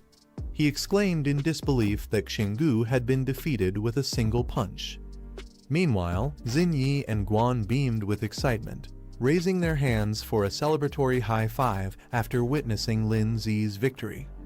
They locked eyes for a brief second, but quickly shifted to an awkward silence. Both turned their heads away from each other, crossing their arms with exaggerated expressions. The announcer suddenly raised his hand and stopped everything, saying that since he hadn't officially announced the start of the match, Linzi's attack was technically against the rules. Therefore, the winner of this round should be. Linzi's narrowed his gaze and questioning the announcer's words. Realizing the tension, the announcer quickly broke into a nervous smile, admitting his mistake and clarifying that Linzi had not violated any rules. With a loud and clear declaration, he announced Linzi as the winner, the crowd's attention drawn to Linzi standing confidently. Linzi checked his phone and saw the transfer of 50,000, thinking to himself that now he had enough money to stay at a hotel. From a distance, Guan called out to her brother, and Xinyi cheerfully shouted Linzi's name. Linzi turned toward them and asked what was going on. Xinyi approached him with a smile, praising his performance and saying she hadn't expected him to actually defeat Shenggu. Guan, however, spoke more reservedly, saying that it seemed they weren't very familiar with him yet. Xinyi reminded Guan not to forget that they had already formed a team, and with a playful smile, she pointed out that this meant they were teammates. She added that since they would also be classmates in the future, it was better to reintroduce themselves properly. Xinyi then introduced herself as Guo Xinyi and politely asked for his guidance going forward. Guan puffed her cheeks in annoyance, clearly not pleased with the situation. Lindsay looked at her with mild curiosity and asked what she was doing here. Xinyi explained that she was there to help Lindsay awaken his exclusive soul power. Hearing this, Lindsay looked at her curiously and repeated, "Exclusive soul power?" She confidently added that if they considered her a friend, she could assist them further in the future. Lindsay suggested they find a quiet place to talk, not wanting to discuss such matters in public. An exterior of a building, inside for a more private conversation. Xinyi and Guan sat on opposite sides of the bed, with a clear line dividing them. Guan silently wondered why it felt like they had just checked into a hotel together. Lindsay entered the room and told them to begin. Xinyi responded with a quick "all right" and prepared to start. Xinyi explained that her exclusive soul power was called perception. She described how, even at the age of 7, she could sense information that was extremely difficult for ordinary people to detect, such as a person's aura, location, and even events that might happen in the future. Guan's eyes widened in surprise, and she praised Xinyi's ability as amazing. Impressed by how powerful it was, Xinyi smiled modestly in response. Lindsay asked Xinyi how exactly she planned to help them. Xinyi looked at him seriously and told him to close his eyes. Without hesitation, Lindsay complied, shutting his eyes as instructed. Xinyi then leaned in close to him, bringing her forehead toward his Guan quickly called out, questioning what they were doing. Xinyi calmly explained that this was the only way she could sense Lindsay's abilities and guide his training in the right direction. She pouted, clearly reluctant, but eventually gave in, saying she would trust Xinyi just this once. Xinyi closed her eyes, telling herself to focus her mind, though she could feel her heart racing faster than usual. Her eyes opened with a glow, revealing a swirling, colorful light as she activated her perception ability. A glowing blue figure appeared in Xinyi's perception, radiating intense energy. Xinyi told Lindsay she saw a strange pet. It didn't look like his rock pet Yangui, nor like the other pet Zunu. She explained that it seemed more like a fusion state between them, their powers combined into a single entity. The boy asks about fusion, and the girl confirms it. She explains that her constitution isn't strong enough yet, so she can only sense vague information. Then she tells him it's his turn. Another girl hesitates, questioning if it really has to be forehead to forehead. The first girl insists, saying the hidden potential inside can only be sensed that way, calling her little sister. She closes her eyes, focusing deeply. Suddenly, her eyes glow with a radiant light as her vision sharpens. She sees countless silhouettes drifting in a vast, swirling space. Shock hits her when a dark, horned figure with glowing eyes emerges from the chaos. She suddenly reacts in pain, making the other girl rush to ask what she saw. She hesitates, then answers that it was nothing but black shadows, suggesting her potential hasn't fully manifested and may need more training. The girl with pink hair, however, thinks to herself that no matter what those shadows were, she has a bad feeling about them. Deciding not to mention it, she keeps quiet while the clock ticks late into the night. Realizing how late it has become, she complains about having nowhere to go and worries about meeting bad people outside. Acting cute, she asks to stay the night. The boy hesitates, but she quickly celebrates, thanking them for letting her stay. That night, the three of them end up sharing the same bed. The two girls lie on either side, pretending to sleep, while the boy stays stiff and uneasy. One girl secretly peeks at him, making him break into a nervous, awkward smile. The boy reflects on fusion, realizing it's time for Rock Ghost and Snow Maiden to truly get along. He thinks about activating their exclusive soul technique as soon as possible.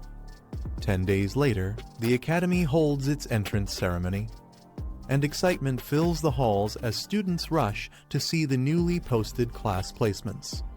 During the announcement of class placements, Lin Z searches for his name and finds himself in Class 1. His friend excitedly points out that they'll be in the same class again, and they both celebrate. Soon after, the pink-haired girl joins in with a cheerful smile, revealing that she's also in Class 1. Zinni stays quiet while the others talk, when suddenly a familiar voice calls her name. Shocked, she turns to see Tan Yang, badly injured and covered in bandages. She quickly asks if he got into another fight. Tan Yang explains that he ran into some troublesome people. Tan Yang discovers he has been placed in Class 2. Accepting it as fate, he calls it a good thing. Elsewhere, another student is relieved not to share the same class with him, admitting that otherwise he might not be able to resist killing him. His companion, however, mutters that he seriously wants to hit him even now. The group celebrates passing their placements. One girl happily announces they made it too, though only classes 1 and 2 are considered elite. Still, she's proud they worked hard enough to barely pass the threshold. They thank Guan Ning for helping with training, while the scene shifts to a stage where someone begins addressing the new students. The new homeroom teacher introduces himself to Class 1, explaining that he will guide their cultivation for the next 3 years. He tells them attending classes is optional, but cultivation must never stop. Periodic evaluations will be held, and those who fail will be moved to regular classes.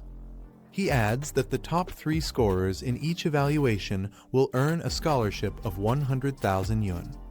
The students are surprised by the generous reward, and one notes that just 2 wins could be enough to afford a high-grade contracted beast. The teacher explains that while the Academy offers many clubs and cultivation programs, there is one mandatory course: virtual combat. Behind the teaching building lies a massive virtual combat hall capable of hosting thousands of students. Through these battles, students gain real combat experience and can strengthen both themselves and their beasts. Rankings bring not only rewards, but also determine placement tiers across the Beastmaster Federation. Hearing this, Lin Z resolves to quickly upgrade Rock Ghost so it can match Snow Maiden's level. Lin Z places Rock Ghost and Snow Maiden before him, commanding them to fuse. The attempt, however, fails immediately due to a level mismatch, leaving both beasts standing awkwardly in silence. This is the end of the video. If you guys want to see the next part, then don't forget to subscribe and like the video.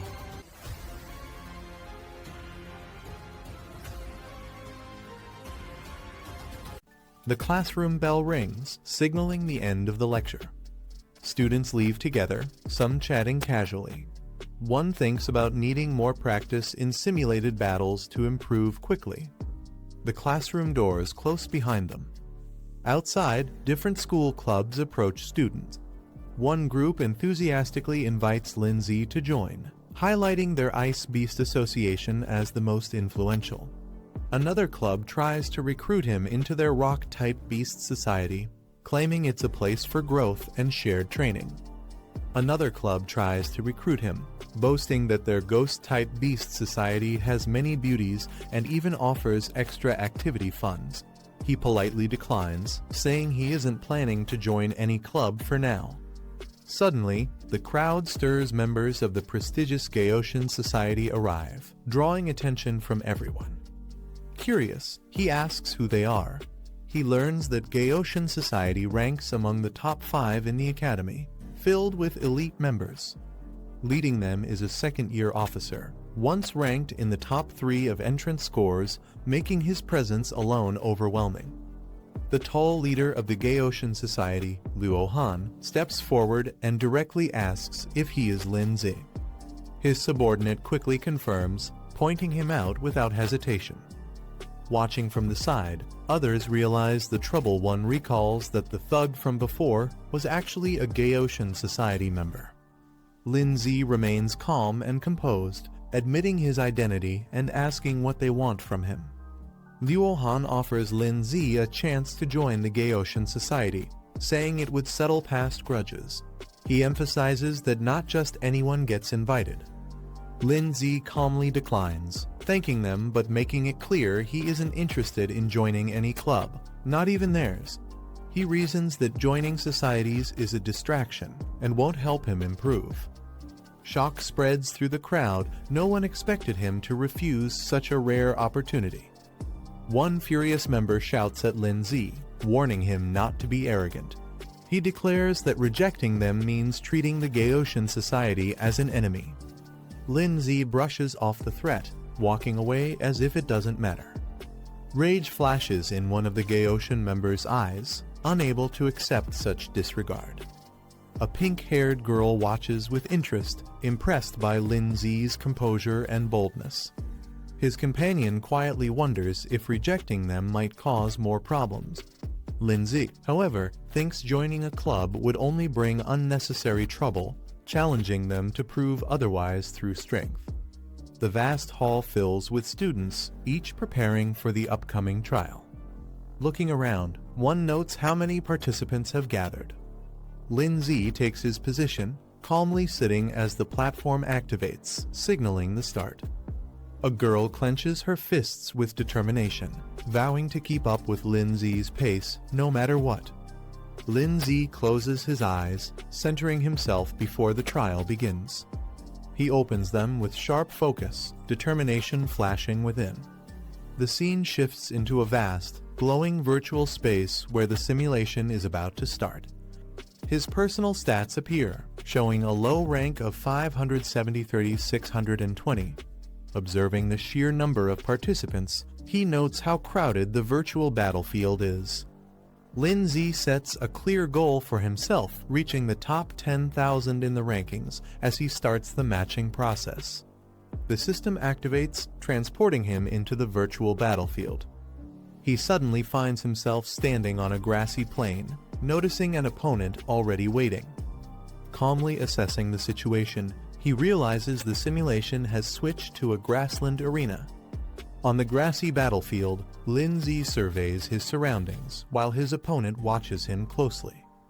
The man smirks, asking if this is Lindsay's first time in a virtual duel and whether he's just a student.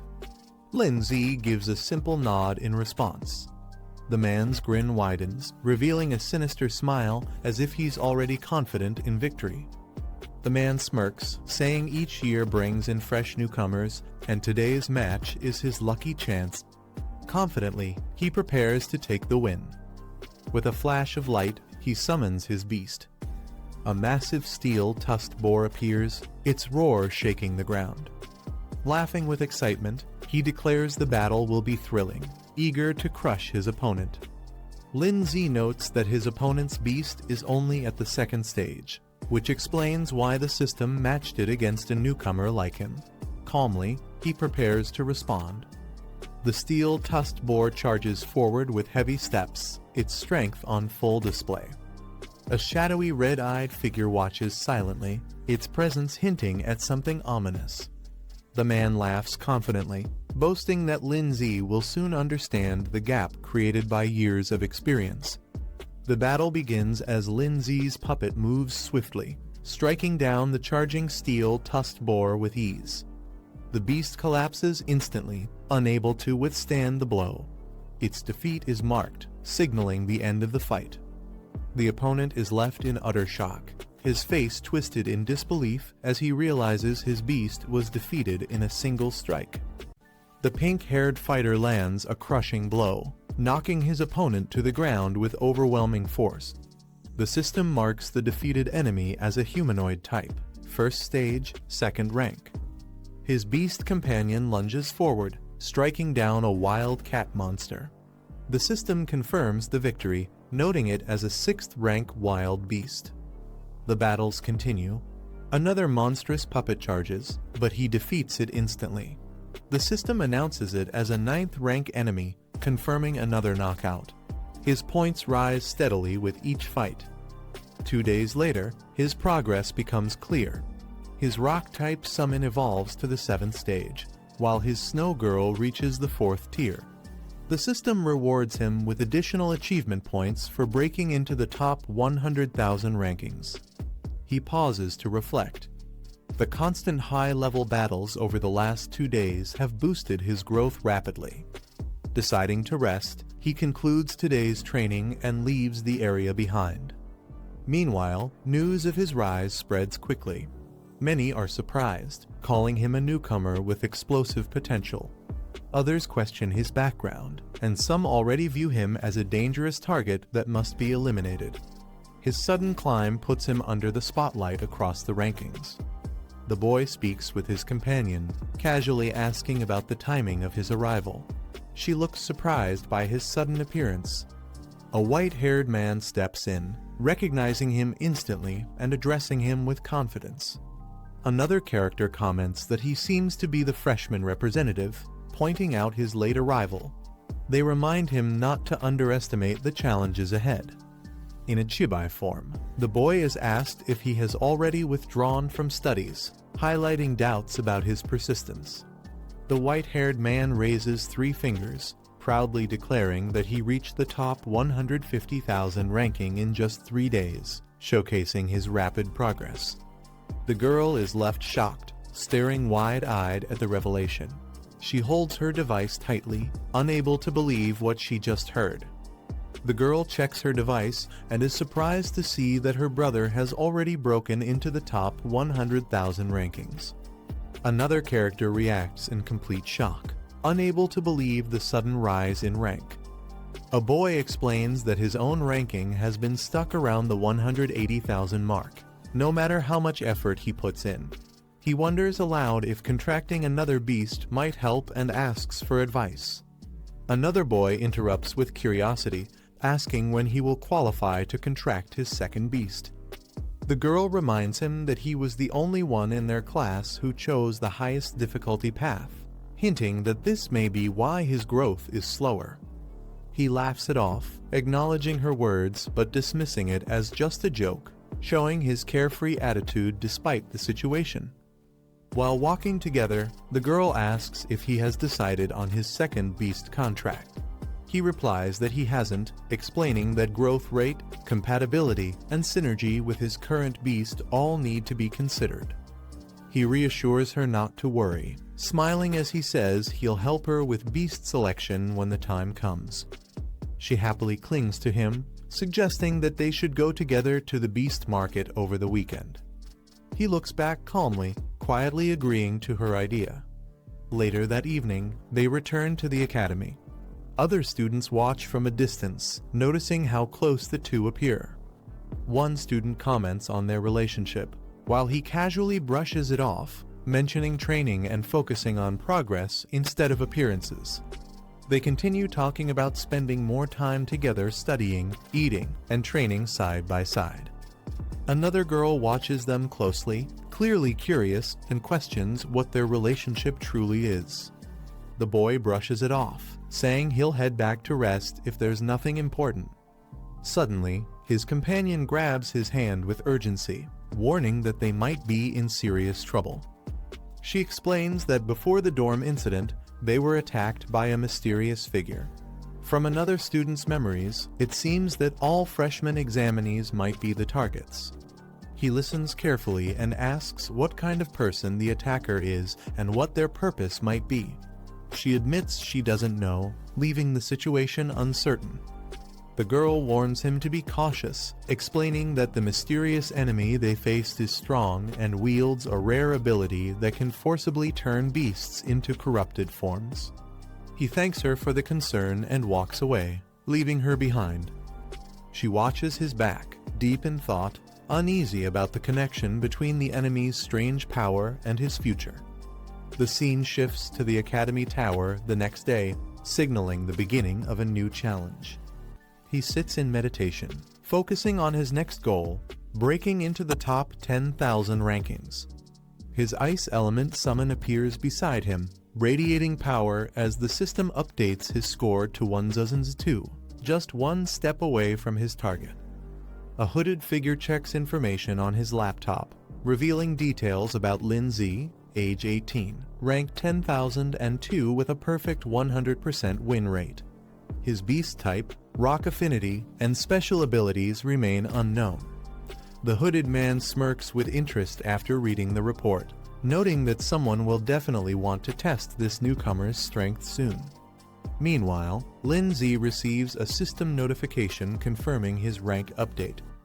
On a battlefield, two figures confront each other. One of them notices Lin Z's presence and reacts with surprise. The opponent wears a menacing skull mask, staring at Lin Z as tension rises.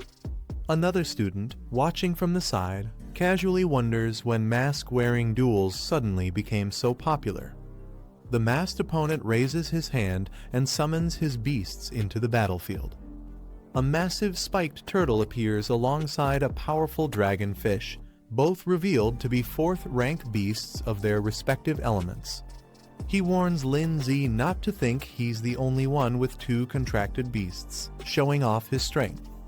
Lin Z smiles confidently and activates his own contracts, ready to face him head-on. He declares it a fair fight 2 versus 2. His ice element summon and armored beast materialize, standing beside him with overwhelming presence, balancing the battlefield. On the battlefield, 2 fierce monsters charge ahead with overwhelming force. The black-haired man calmly observes, noting that such creatures usually take 10 years to grow this strong, yet here they are already at full power. From a distance, a masked man steps forward, addressing him directly as Lin Yuan. He admits he didn't expect someone so young to rise to this level in such a short time, praising his progress but hinting that it changes nothing. The masked man recalls their earlier encounters, reminding Lin Yuan that he once fought weaker opponents. Now, he warns that facing him is entirely different. He insists that Lin Yuan cannot escape his fate. Unbothered, Lin Yuan adjusts his collar and tells him to stop talking nonsense. He states plainly that there's no point in dragging this out if they want to fight. It should begin now. The masked man laughs at his confidence, saying he'll give Lin Yuan a lesson he won't forget. With arrogance, he claims that today will prove the gap between their strengths. Before he can act, a surge of power interrupts. A mighty figure appears, radiating energy that shocks everyone present. Even the masked man is caught off guard as the new arrival declares that beyond every sky, there is always someone stronger. The battle intensifies as a surge of icy energy explodes across the field, freezing everything in its path with overwhelming force. From above, the blue-haired figure descends, channeling immense power directly at the red-haired beast, striking with precision and speed. The ground trembles as fiery spikes erupt upward, countering the attack with explosive force. The armored creature charges forward like a cannonball, breaking through the air with unstoppable momentum. Amid the chaos, a shadowy figure with glowing red eyes emerges, its terrifying presence shifting the atmosphere instantly. Unleashing its true demonic form, the figure lands with a devastating impact, shattering the ground beneath and sending shockwaves across the battlefield. A massive spiked boulder is launched forward with devastating force, tearing through the air like a cannonball. The horned girl raises her hand, summoning a frozen shield of ice that solidifies instantly in front of her. The impact strikes hard, but the shield deflects the attack, shattering into fragments that scatter across the battlefield. Her eyes flicker with sharp awareness as she senses the threat hasn't ended yet. She quickly calls forth the power of water, forming a spiraling torrent that surges around her, supported by a massive aquatic beast. Despite her defenses, the colossal projectile crashes down once more, smashing into the ground with explosive force near her position. The red-haired warrior stomps the ground, sending sharp spikes erupting upward with brutal force. A massive spiked boulder follows, launched into the air and crashing down with deadly precision.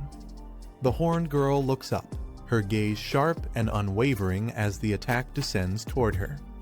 With calm control, she channels her icy powers, preparing a counterstrike. A blinding burst of blue energy erupts from her hand, releasing a devastating ice and lightning blast. The boulder smashes into the ground, only to be shattered by her attack, freezing and cracking under the immense power. The icy phoenix spreads across the battlefield, its chilling presence stunning the surroundings with sheer power. The masked man watches closely, nodding with a sinister grin, admitting that the display isn't bad at all. He remarks that his opponent does have some real skill, though his tone makes it sound more like mockery than praise. Meanwhile, the black-haired man recalls that the enemy's ability lies in manipulating earth, a skill that grows more dangerous against airborne opponents. With a wave of his hand, the masked man activates his ability, transforming the ground into mud, swallowing everything into its trap. The dragon companion spits a stream of water in defiance, but the shifting earth begins to close in, pulling everything deeper underground. The masked man unleashes a new technique, molding the battlefield with a towering wave of mud and rock. Lin Yuan quickly realizes that this ability is far more dangerous than it first appeared, its destructive power capable of reshaping the fight. A massive spiked boulder is launched from the earth, crashing down toward the horned girl with unstoppable force. The red-haired beast lunges forward to add pressure, its monstrous presence filling the field with chaos. The deadly boulder twists through the air, but Lin Yuan's sharp eyes catch the danger, his body tensing for a counterattack. He summons his strength, activating the icy domain of absolute frost, preparing to unleash its freezing power against the overwhelming assault. The horned girl stands tall, releasing a surge of ice that towers upward, freezing the ground in an instant. Lin Yuan braces behind the frozen shield, blocking the incoming force. The ice barrier holds firm, leaving him unharmed. The masked man laughs mockingly, saying that such defenses are only temporary and won't last long against his power. He commands his beast to unleash high-temperature water bombs, boiling streams that crash violently against the ice. The dragon roars as scalding blasts shatter parts of the frozen wall, proving the masked man's attack is still dangerous. Lin Yuan realizes with concern that his ultimate skill cannot be used again in such a short time, just as another massive boulder hurtles toward him and the horned girl. Lin Yuan shields his ally, commanding her to retreat as he blocks the enemy's crushing attack head-on. The impact explodes violently, shards flying everywhere, but he withstands it, standing firm against the force. The masked man folds his arms, amused, and declares that Lin Yuan has finally proven himself worthy. The horned girl's eyes flash with determination, her power resonating as she readies herself for the next exchange. Despite the momentary success, Lin Yuan realizes they are far from safe. The battle has only just begun, and the enemy still holds the advantage. The masked man leans against his beast with arrogance, remarking that Lin Yuan may have skill, but he still isn't on the level of a true powerhouse. Standing beside the horned girl, Lin Yuan hears the masked man suddenly propose an offer. The masked man invites him to join their group, boasting that their shared power could make them unstoppable. Lin Yuan raises an eyebrow, noting that this so-called organization doesn't sound like a simple school society. He questions their true purpose. The masked man dismisses the concern, pressing him for a clear answer yes or no. With a confident smile, Lin Yuan refuses, declaring that he only wishes to fight and defeat the masked man himself. Amused, the masked man accepts his decision, grinning as he tells Lin Yuan that he'll be waiting right here for their battle. Onlookers begin mocking the boy, saying he was too arrogant and it was only a matter of time before he failed. Some laugh, claiming he just got taught a harsh lesson, while another person curiously asks if anyone knows more about him. A white-haired man enters the hall, facing Lin Zi. He directly asks if Lin Zi has also run into the mysterious group. Lin Zi doesn't deny it and instead questions if the man has already joined them, testing his intentions. The man smirks coldly, telling Lin Zi not to underestimate him. He declares that anyone who dares act arrogantly in front of him will be forced to pay a heavy price. His words carry both confidence and hostility, making his stance clear. Lin Zi studies him carefully and responds with a calm but sharp question, asking if he truly understands their background. His tone suggests doubt, as if warning that recklessness without knowledge could lead to disaster. The white-haired man responds firmly, saying he will make everything clear. His confident tone shows he isn't afraid of what lies ahead. Lin Zi observes the situation carefully, noting that the number of people involved is quite large. He recalls that what Guo Zini mentioned earlier must have been referring to them. He notices a masked figure and thinks he might be able to extract some information from him. But deep down, Lin Zi feels uneasy, sensing that if things are left unchecked, something disastrous will surely happen. The scene shifts outside to a grand building, its majestic exterior standing in contrast to the tense atmosphere inside, hinting that the story is moving towards something even bigger. As he walks, he reflects on his progress. The Rock Ghost is currently at Stage 3 Level 7, and the Snow Girl has reached Stage 4 Level 2. With the remaining points, he could push Rock Ghost to Stage 4, but without the required materials, advancement is impossible. He calculates the value of what he has gained. If these items were purchased with money, they would cost at least 400,000.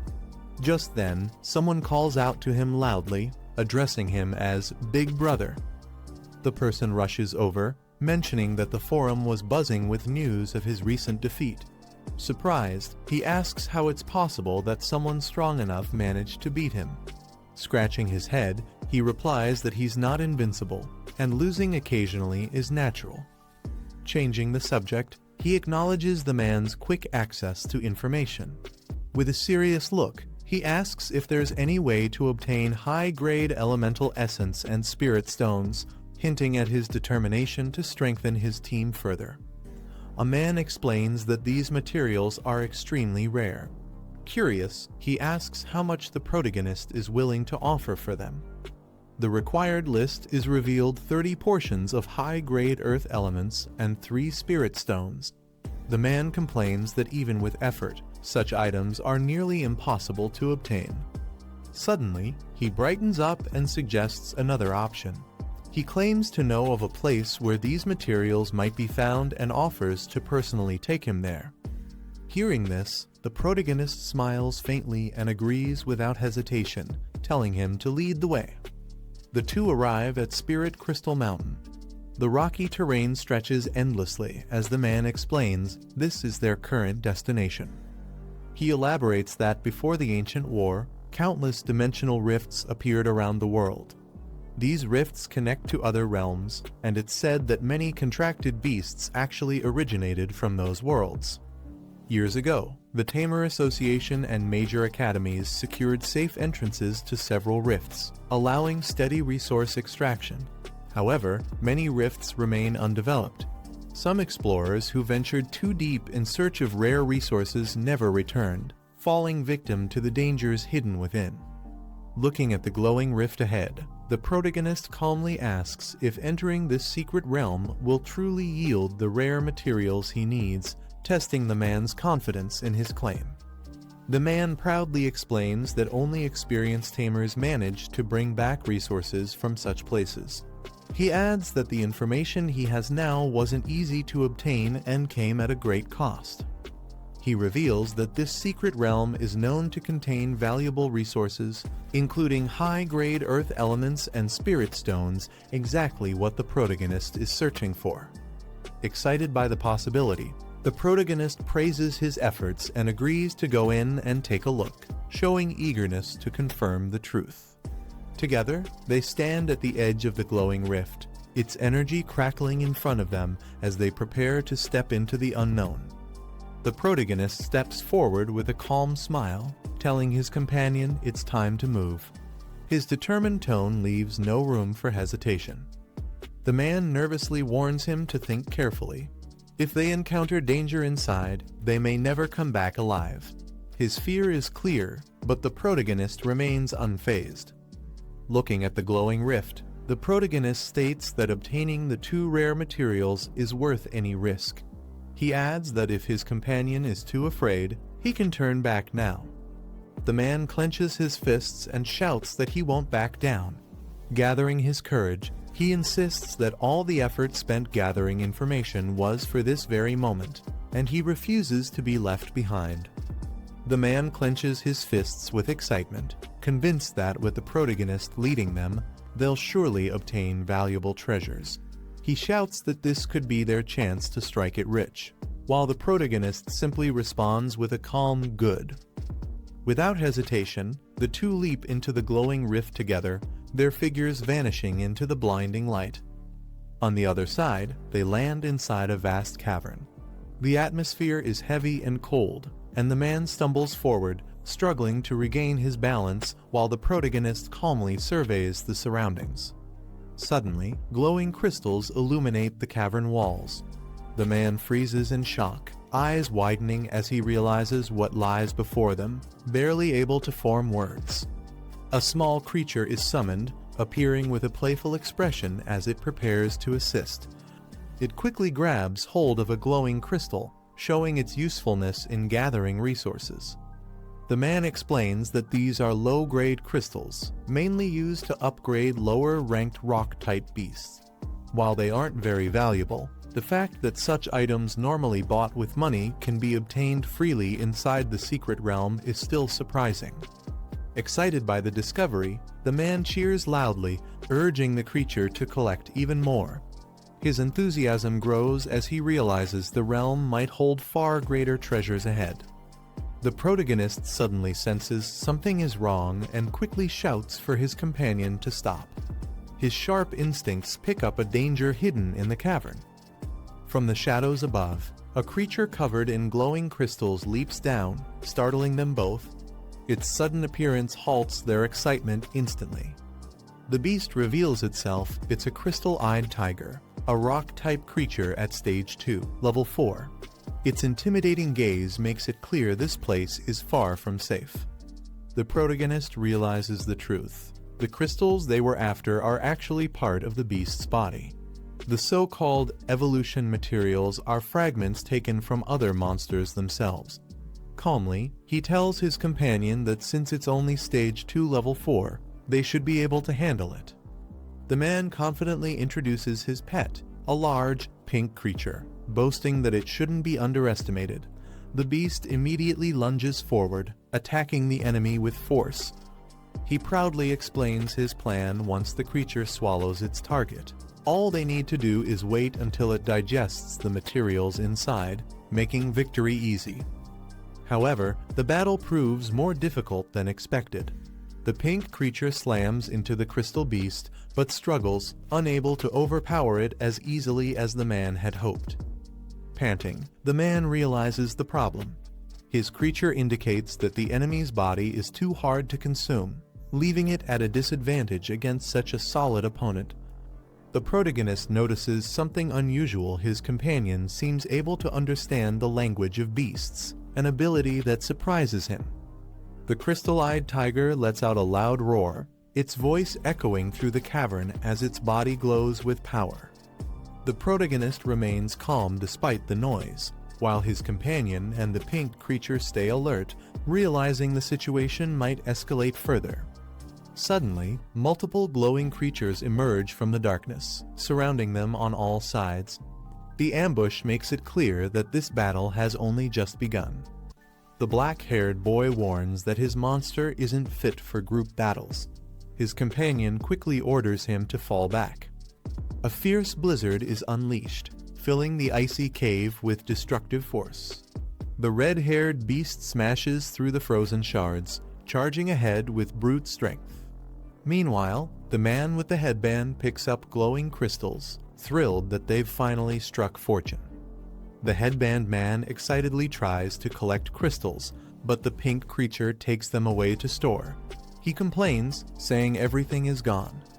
Shocked, he he argues that these crystals are still valuable, even if they aren't worth much individually, since there are so many of them. The black-haired boy explains that the creature's space is limited, so there's no need to keep low-grade materials. He reassures that deeper inside, there will be better treasures waiting. Realizing it makes sense, the man finally agrees. The group then continues moving deeper into the cave. Glowing beetles crawl along the cave walls as the group advances deeper. The black-haired boy observes that high-grade elements and spirit crystals won't be found on these small creatures.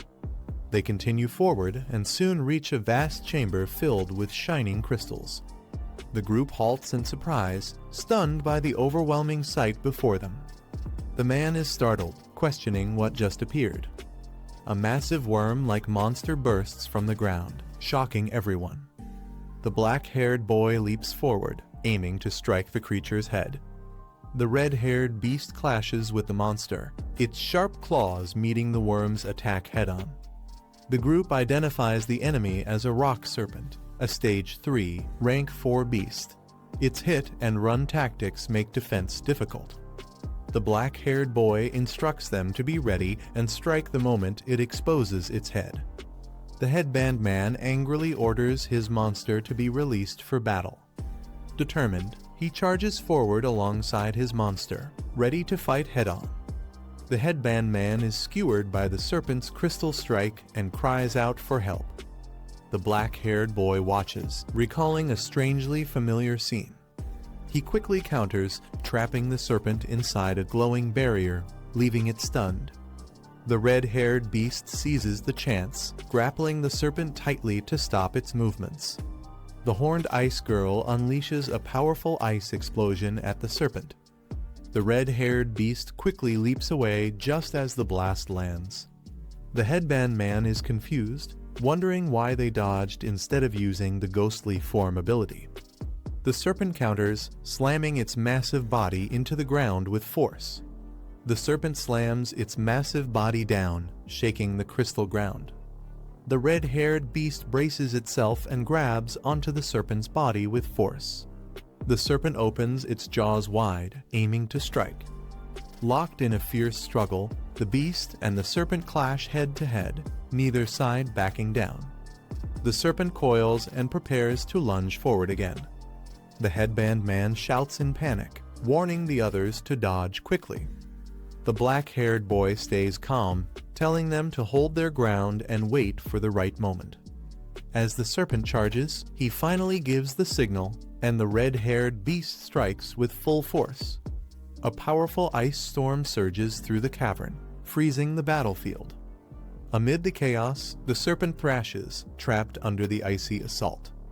The headband man realizes the plan was to use the serpent as bait, striking when they all expose themselves. The red-haired beast launches forward, using a crushing impact technique to deliver the finishing blow. The system announces the serpent's defeat, rewarding 2 high-grade elemental essences. The black-haired boy notes they only need to kill 28 more.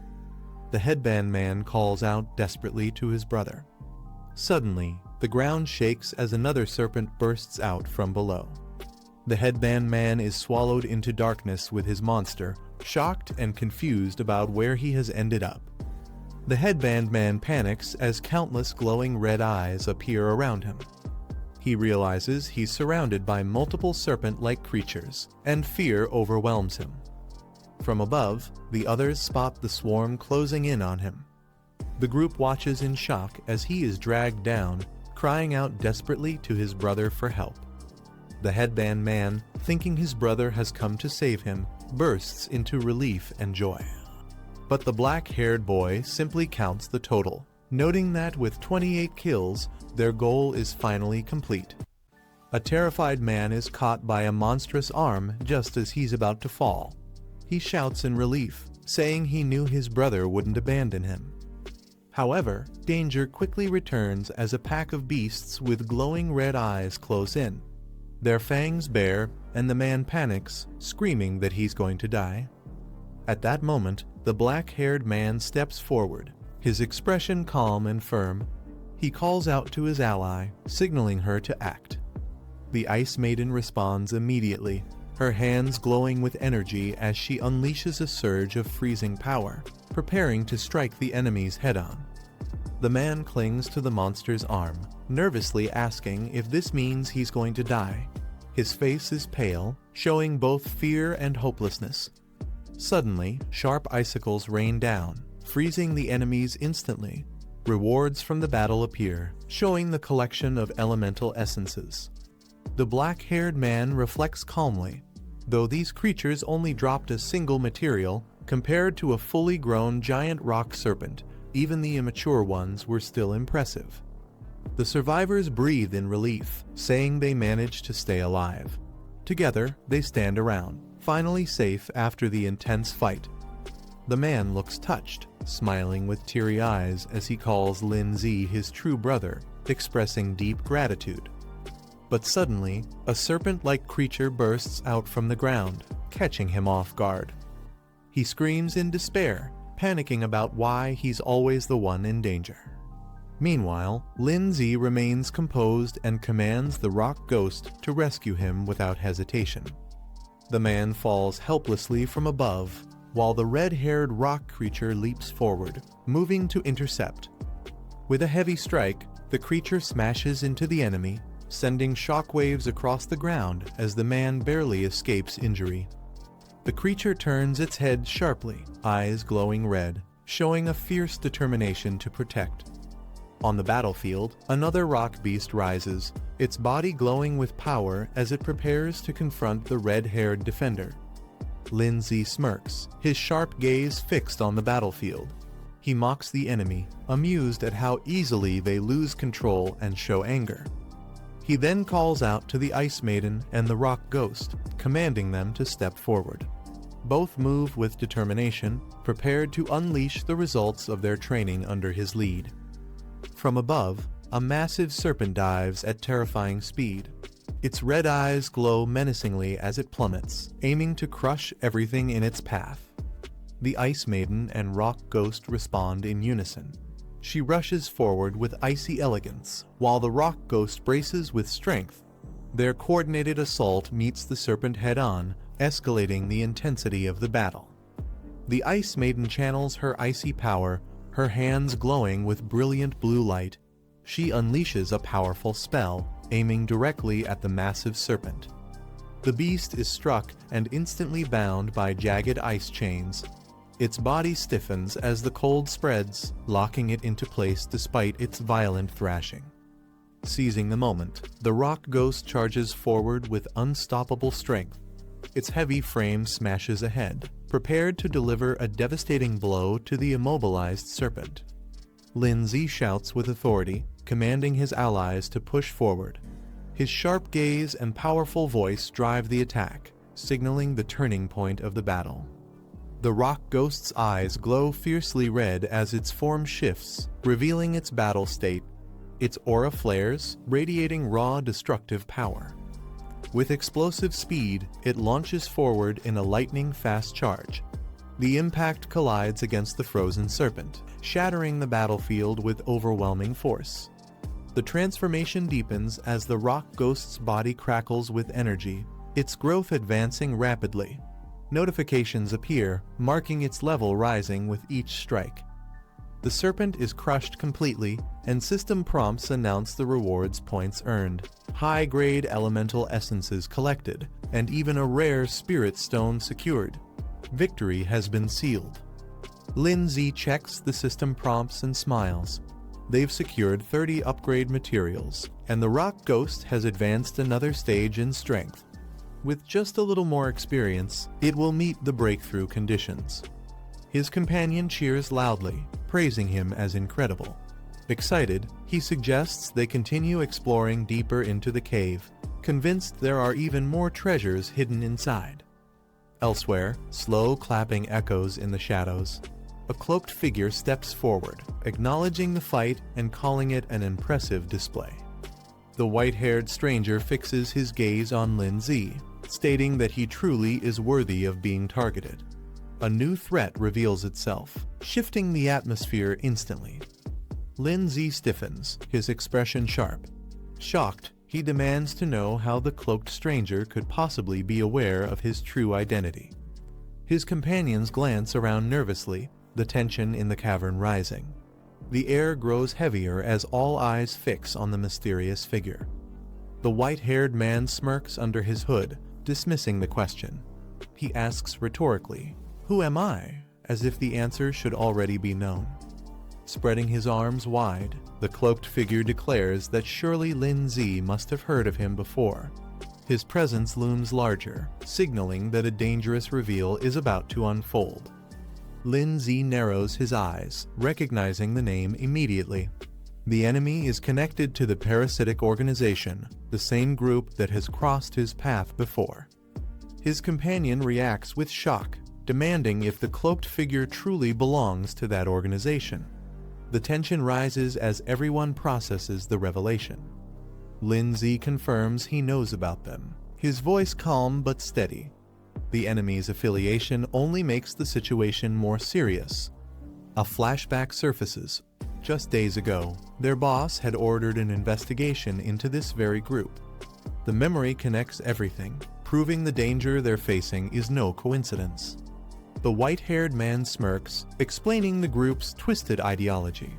They disguise themselves as beast protectors while actually attacking beast tamers and stealing their companions. He continues, saying the organization claims to liberate beasts, declaring that freedom itself is what they call symbiosis. Lindsay listens with narrowed eyes, realizing the group's fanatic ideals are nothing more than a dangerous excuse. Dark energy gathers, and a massive red-black beast materializes behind the cloaked figure. Its presence fills the cavern, marking the parasitic organization's terrifying power. The story recalls the great disaster that struck hundreds of years ago. From that moment, rifts connecting different dimensions began to tear open across the land. Through these rifts, countless ferocious beasts descended upon the continent, bringing chaos and destruction. Among these creatures, some showed the ability to coexist with humans. When they could be trained and controlled, people referred to them as pets, forming bonds that made them valuable allies. However, not all creatures were willing to submit. Those who resisted taming and opposed human control were labeled as ferocious beasts, dangerous beings feared by all. As this truth is revealed, the man's expression shifts to one of shock, unable to hide his disbelief. The narration explains that human society not only divides people by status and rank, but even categorizes other species into different levels. Creatures are judged and sorted, often treated as lower beings, separated into classes without fairness. The hooded figure points out the injustice of this world. Yet, he emphasizes that the existence of the symbiosis group is meant to shatter this unfairness. Turning to Lindsay, he acknowledges his talent. He explains that by joining the symbiosis group, Lindsay can unlock his hidden potential and grow stronger. The hooded man claims that by joining them, Lindsay could unlock the true potential of his two pets, allowing them to evolve into kings. Lindsay is startled, wondering how this man could possibly know the hidden evolution paths of the Snow Girl and the Rock Beast. At first, Lindsay doubts the words, thinking the man might just be exaggerating to manipulate emotions. Yet, as he reflects, he admits the man isn't wrong. This world is indeed unfair, ruled by the strong. Still, he refuses to be tied to any group or let himself be controlled. A companion quickly interrupts, shouting at Lindsay not to be swayed. He warns that such organizations only use clever words to deceive, disguising their terrifying nature beneath a false image. The hooded man notices their hesitation and mocks them, saying it seems they don't believe his words. With a casual gesture, he decides to show proof instead of arguing further. His shadowy beast surges forward with terrifying force. The giant rock snake is immediately restrained, leaving everyone stunned at the display of power. The hooded man silently retrieves an item, his expression calm and unreadable. A powerful red glow bursts forth, striking the giant rock beast directly in its core. The impact shatters through with explosive force, sending shockwaves outward. Lin Zi watches in shock, his eyes widening as he realizes the terrifying power displayed before him. The sudden surge of power leaves everyone shocked, their expressions frozen in disbelief. The hooded man spreads his arms wide, telling them to watch closely. Before their eyes, the shattered rock beast begins to transform. Its broken form rebuilds itself, rising with newfound strength. The man explains that breaking shackles and unleashing true nature is only the first step of evolution. The beast now re-emerges as a demonic giant rock serpent, far stronger than before. Lin Zi is stunned as he realizes the giant rock serpent's rank has risen by 3 full stages. He recognizes that the ability to demonize both pets and ferocious beasts can only belong to the same mysterious figure responsible for the earlier ambush. The hooded man commands the serpent to attack, telling it to demonstrate its newfound strength. The monstrous serpent surges forward, its body radiating demonic energy as it strikes with overwhelming force. The ground erupts from the impact of its attack, sending shockwaves across the battlefield. A cloud of icy mist spreads across the battlefield as the attack settles. The Snow Girl unleashes her skill, forming a massive ice crystal barrier that towers over the field. One of the companions trembles, joking nervously that they might actually freeze to death this time. He regrets not eating a full meal before leaving, trying to mask his fear with humor. Sweating nervously, he mutters again, struggling to hide his worry as the icy pressure grows heavier around them. The demonic rock serpent groans in agony, its body writhing as it cries out in pain and suffering. One of the companions relays its words, saying the beast is in unbearable pain. Lin Zi is stunned by the revelation. Furious, Lin Zi realizes the truth these people speak of fairness, yet their actions only exploit the weak for their own gain. He questions if this is the justice they claim to uphold. The serpent thrashes violently, its torment manifesting in destructive bursts across the battlefield. Lin Zi quickly issues commands. Snow Girl is told to freeze the serpent with her blizzard, while the rock beast is instructed to search for its weak point. Snow Girl's eyes flash as she unleashes her icy power, summoning a wave of frost. The serpent crashes against the frozen barrier, but Lin Zi notes the difference in strength. Snow Girl is only at 4th rank 2nd stage, while the demonized serpent has already reached 5th rank 1st stage. Despite ice being strong against earth, there's no complete elemental advantage here, making the battle far from simple. Lin Zi analyzes the situation, realizing that under normal circumstances, defeating an opponent a full rank higher would be nearly impossible without extraordinary means. The demonized rock serpent snarls, its power surging violently. But Lin Zi notices something: this beast isn't a true 5th rank creature. Its strength comes from a forced soul technique that amplifies potential, which must also bring severe backlash. Meanwhile, the rock beast undergoes a sudden transformation, its form igniting as it evolves into the powerful Oni General form, radiating overwhelming energy.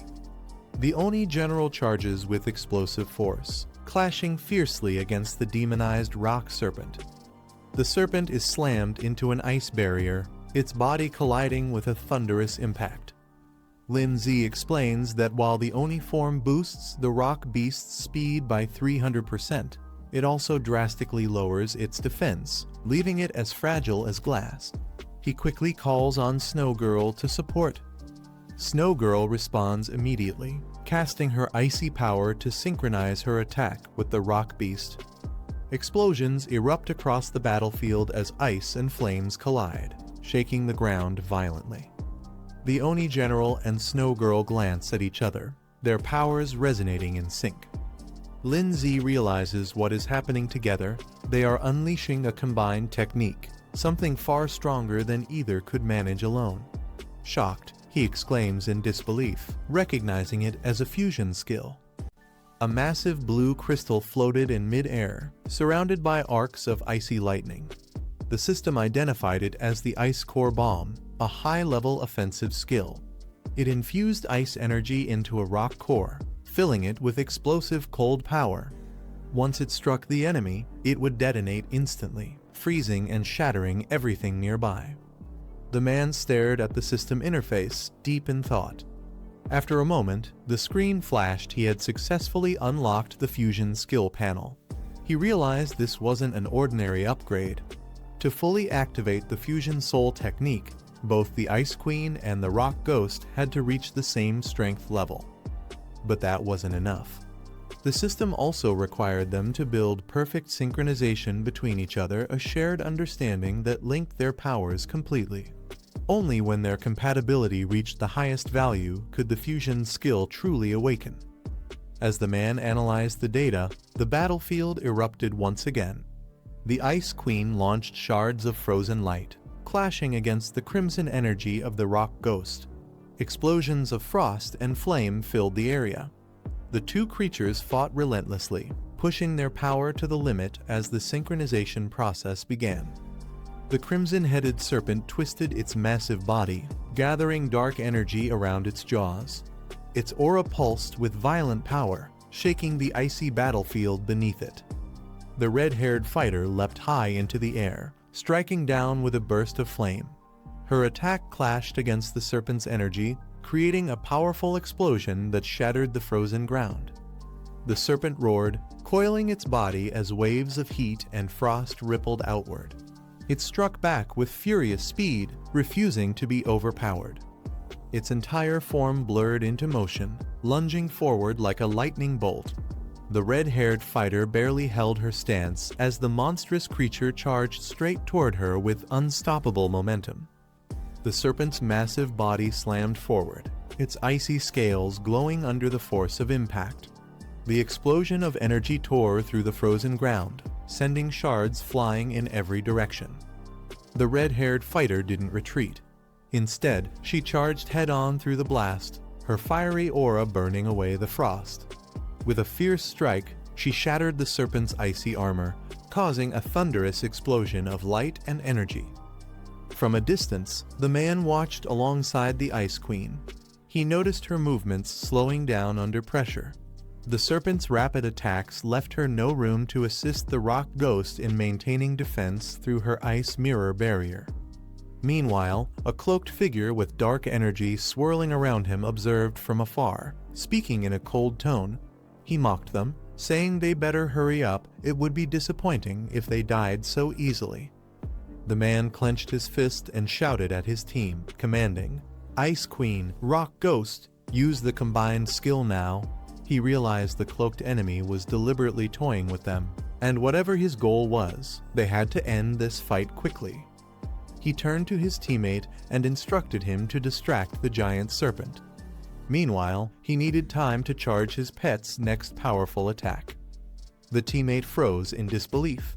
The thought of drawing the serpent's attention terrified him. His face tensed as he questioned if the order was even serious. But the man's response was sharp. If no one acted, they'd all die here. The panicked teammate shook his head, shouting that he didn't want to die, but it was already too late to hesitate. The hesitant teammate finally gathered courage and shouted an order to his summon. The pink creature at his side responded instantly, puffing up its round body as it prepared to attack. He commanded, "Big Mouth, use acid attack." The creature opened its mouth wide, gathering toxic green energy before launching it forward with incredible force. The stream of corrosive liquid shot across the battlefield, splattering directly onto the serpent's crystalline body. The acid hissed as it burned through the icy armor, releasing steam and cracks along its surface. The serpent roared in pain, its massive frame twisting in rage. Although the attack hadn't dealt heavy damage, it successfully provoked the creature, drawing all of its attention toward the teammate and his summoned beast. As the serpent roared in anger, a blinding blue light began forming above it.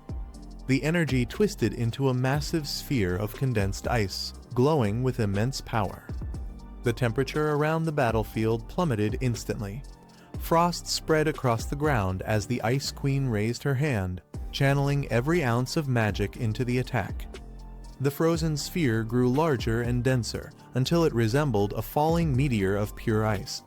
Its overwhelming force caused the serpent to recoil, instinctively preparing to defend itself. The Ice Queen's form glowed brilliantly as she invoked her ultimate move. Ice Core collapsed. At the same time, the red-haired fighter's flames surged to life beside her, ready to merge their power for the final strike. The man's voice echoed through the frozen cavern as he shouted, commanding everyone to attack. His fierce tones snapped the team into action, signaling the start of their final move.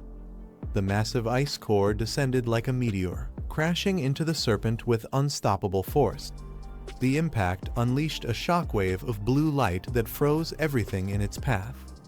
Sharp ice crystals erupted from the ground, covering the battlefield in layers of frozen spikes. The serpent's roars faded beneath the sound of cracking ice. After the explosion settled, the man and his teammates stood together inside a protective barrier formed by the slime creature. They both breathed heavily, staring at the frozen battlefield that glittered like glass. The chubby teammate gasped for breath, clutching his chest. He could still feel the lingering chill from the explosion. Then his eyes widened. He heard something moving. "It's still alive," he shouted in shock. The black-haired man narrowed his eyes and said they should check it out. The teammate hesitated, his voice trembling as he asked if that was really a good idea, but followed reluctantly behind. As they approached the frozen remains, faint sounds echoed from within the thick ice. The creature's voice was weak and filled with pain. The crimson serpent lay trapped, its body frozen solid, but its mouth barely moving. It spoke in a strained tone, saying it was suffering and begging them to help. The man stared silently, realizing the monster was still conscious inside the ice. The chubby teammate looked at the frozen serpent and spoke softly, suggesting they should end its suffering. Lindsay remained silent, his expression calm but heavy with thought. He stepped forward, summoning a shard of icy energy into his hand. For a brief moment, he hesitated, then his eyes sharpened with resolve. In one swift motion, Lindsay thrust his weapon forward, piercing through the thick ice and striking the serpent's core. The frozen beast let out a faint tremor before falling completely still. The system immediately announced the result: the abyssal giant rock serpent had been defeated. Lindsay earned 1,000 achievement points, 10 high-grade elemental crystals, and a special explosion card as his reward. After the battle, Lindsay reviewed the system rewards. He had obtained 2 additional spirit stones, completing the materials needed for the rock ghost's evolution. The bonus rewards included a soul potion and another explosion card, fulfilling all upgrade requirements. Despite the victory, a strange heaviness lingered in Lindsay's chest. He clenched his fist, questioning why he still felt uneasy even after accomplishing so much. As he stood in silence, the cloaked enemy slowly approached, clapping mockingly. His presence broke the tense atmosphere as the team turned to face him once again. The man with silver hair smirked under his hood and asked with a teasing tone, "What's wrong? Are you angry?" His taunting words hinted that the real fight was far from over. The silver-haired enemy smirked and pointed at the remains of the fallen serpent, mocking Lindsay. He said that beast tamers like him often slaughter monsters to obtain rare materials, so what made this situation any different? Lindsay turned to face him, his expression cold. The Ice Queen stood behind him, her aura freezing the air as shards of ice floated around her. He stayed silent for a moment, his eyes narrowing in thought as the enemy's words echoed in his mind. Finally, Lindsay responded calmly. He admitted that beast tamers do hunt monsters for materials, but when they face one too powerful to defeat, it's only natural for them to become the prey instead. His words carried a quiet but unshakable confidence that silenced the mockery. Lindsay pointed directly at the cloaked man, his tone sharp with disgust. He said the world was full of unfairness and conflict, but among all that, what he hated most were people like him. The hooded enemy sneered and replied coldly. He said that Lindsay and his team, who called themselves righteous tamers, were no better. They spoke of equality and freedom while controlling beasts to fight and die for them. He accused them of using their beliefs to manipulate others and exploiting creatures weaker than themselves. His voice echoed with contempt as he called them hypocrites hiding behind the illusion of justice. Lin Zi stayed silent, watching his opponent with narrowed eyes. The man gave a mocking smile and said, "Looks like our little talk is over," as the tension between them thickened once more. As tension filled the cave, a small pink-haired girl appeared beside the cloaked man. Her expression was calm but carried an unsettling confidence. The black-haired boy steps forward, fury burning in his eyes as he faces the hooded stranger. He demands to know what the man is planning, his voice echoing through the cave. In that tense moment, he realizes something isn't right. His instincts scream that someone close to him is in danger. The hooded man pauses, then slowly turns around with a faint, mocking tone. His calmness only adds to the tension, as if he already knows the chaos that's about to unfold. The eerie glow of the cave reflects off his cloak, creating an unsettling silence between them. Without wasting another second, the boy raises his hand, summoning a burst of blue energy that swirls around him. He calls upon his spirit ally, commanding her to restrain the enemy before it's too late. The air crackles with frost as his attack charges forward. A blinding flash erupts when their powers collide, shaking the ground and filling the cave with shockwaves of ice and fire. The explosion sends light spilling in every direction, marking the start of an intense battle neither side can walk away from easily. The entire cave freezes over as the icy explosion settles. Mist fills the air, and silence takes over. The aftermath leaves behind only shards of frost and traces of the vanished enemy. The boy lowers his hand, breathing heavily. Beside him, the ice spirit materializes, her crystal horns glimmering faintly. She looks at the frozen battlefield and calmly notes that the enemy managed to escape. Moments later, the scene shifts to the Grand Academy courtyard. Students move about under the golden light of the evening sun, their peaceful surroundings hiding the chaos that had just unfolded elsewhere. The boy appears on campus, showing a picture on his phone and asking if anyone has seen the missing girl. His determined expression makes it clear he won't stop until he finds her. Still searching across the academy grounds, the boy holds out a photo, asking passers-by if they've seen the missing girl. His urgency draws attention from nearby students. From a distance, a pink-haired girl notices him and murmurs his name, Lin Zi. She can tell he's in a rush and looks worried. Her tall companion frowns, asking why she's so concerned about him. Ignoring the question, she decides to find out what's going on and sprints toward Lin Zi before he disappears into the crowd. As she reaches him, she calls out his name, asking what happened. Lin Zi quickly explains that he ran into the same person who attacked their mentor and that their next target might be Guan Ning. Inside the academy's corridor, a girl named Guan Ning walks away after class, mentioning that she's heading to the virtual battle room for some practice.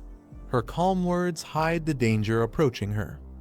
When Lin Zi hears this from Guo Zinya, his expression changes instantly. He rushes toward the training area, telling her to come along, there's no time to waste. Back near the courtyard, her muscular friend scratches his head, completely lost about what's happening. He mutters in confusion, trying to understand the situation. Suddenly, another student runs in, shouting that he and Lin Zi encountered members of the parasitic group in the secret realm and their next target is Guan Ning. The shocking revelation leaves everyone frozen in disbelief. As soon as the situation sinks in, the muscular man clenches his fists and rushes forward, declaring that he won't let such a tragedy repeat itself. Determined to help, he joins Lin Zi's group in the search for Guan Ning. They storm into the academy halls, calling her name again and again, their voices echoing through the vast corridor. But no matter how loudly they shout, there's no response. Just then, a tall man with silver hair appears from the shadows. He crosses his arms and calmly asks if they're looking for Guan Ning. His cold expression sends a shiver down Lin Zi's spine. With a faint smirk, the silver-haired man says he knows where she went, but if they want to find out, they'll have to come with him. His tone carries a hint of mockery, making it clear that trouble is waiting ahead. Lindsay grabs the silver-haired man by the collar, demanding answers with fiery determination. The man, startled by his intensity, quickly agrees to talk. Trying to calm things down, the man explains that he only ran into Guan-ning by coincidence a while ago and didn't realize she was missing. He recalls overhearing her conversation with a friend named Zhang Zioyun, who mentioned going out to buy materials, most likely heading to the pet shop together. Hearing this, Lin Zi immediately calls Zhang Zioyun's phone, but there's no response. His expression darkens, something's clearly wrong, and time is running out. Realizing the urgency, Lin Zi orders his team to alert the academy and begin a coordinated search for Guan-ning. Everyone nods and rushes into action, determined to find her before it's too late. Meanwhile, far from the academy, Guan-ning slowly regains consciousness. Her vision blurs as she finds herself in an unfamiliar building, sunlight leaking through cracked windows. Confused and weak, she spots Zhang Zioyun lying motionless on the floor nearby. Panic sets in as she tries to reach her, but her body refuses to move freely. Before she can react, glowing red tentacles lash out and bind her tightly in midair. Shock and fear fill her eyes as she realizes she's been captured. Guan-ning slowly regains her senses and realizes she's not alone. Standing before her is a tall man in a yellow coat wearing a skull-like mask, his eerie smile hidden behind cold confidence. He tilts his head slightly and asks if she's awake, while another cloaked figure stands silently beside him, observing. Guan-ning's heart races as she demands to know who they are and why they've captured her.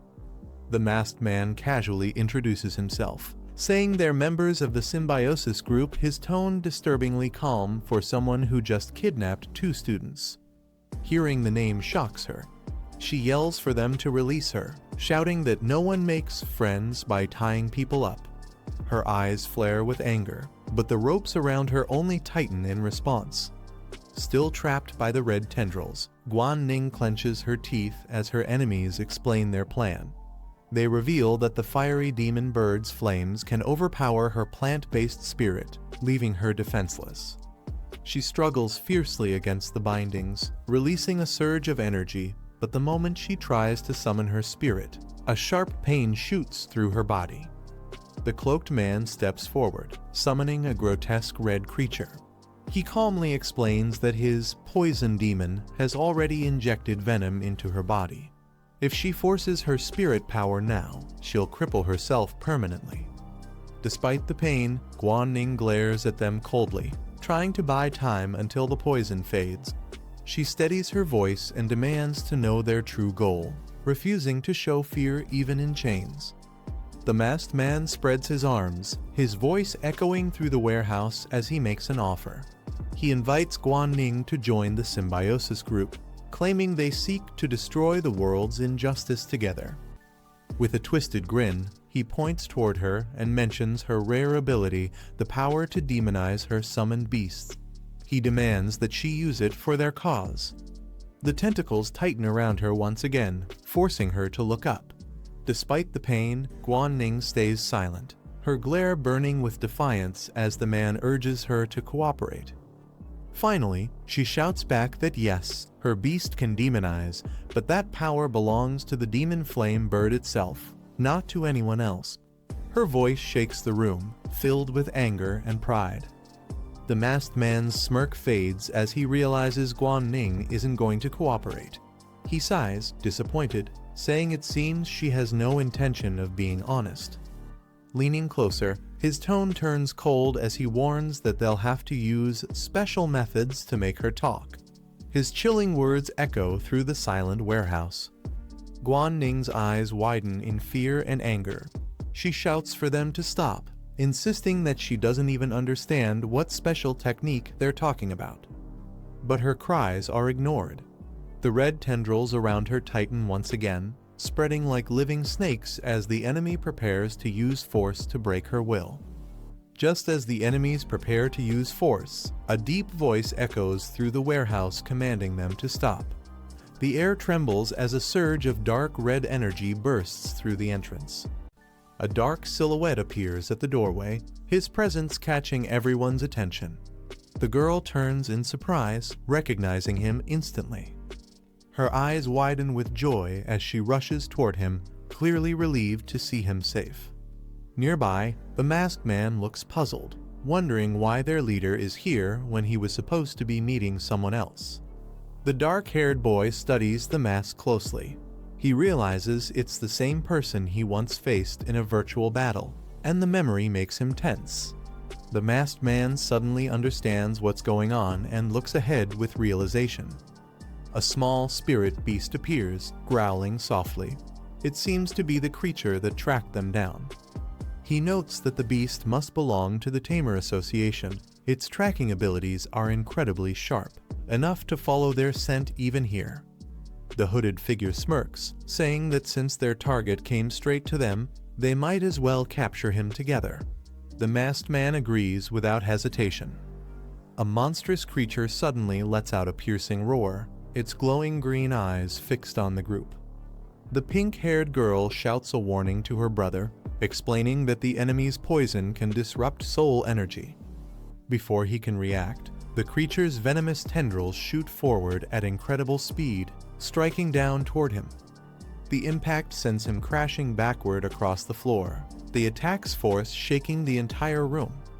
A red-haired beast roars as a small ice spirit appears above it, ready to attack.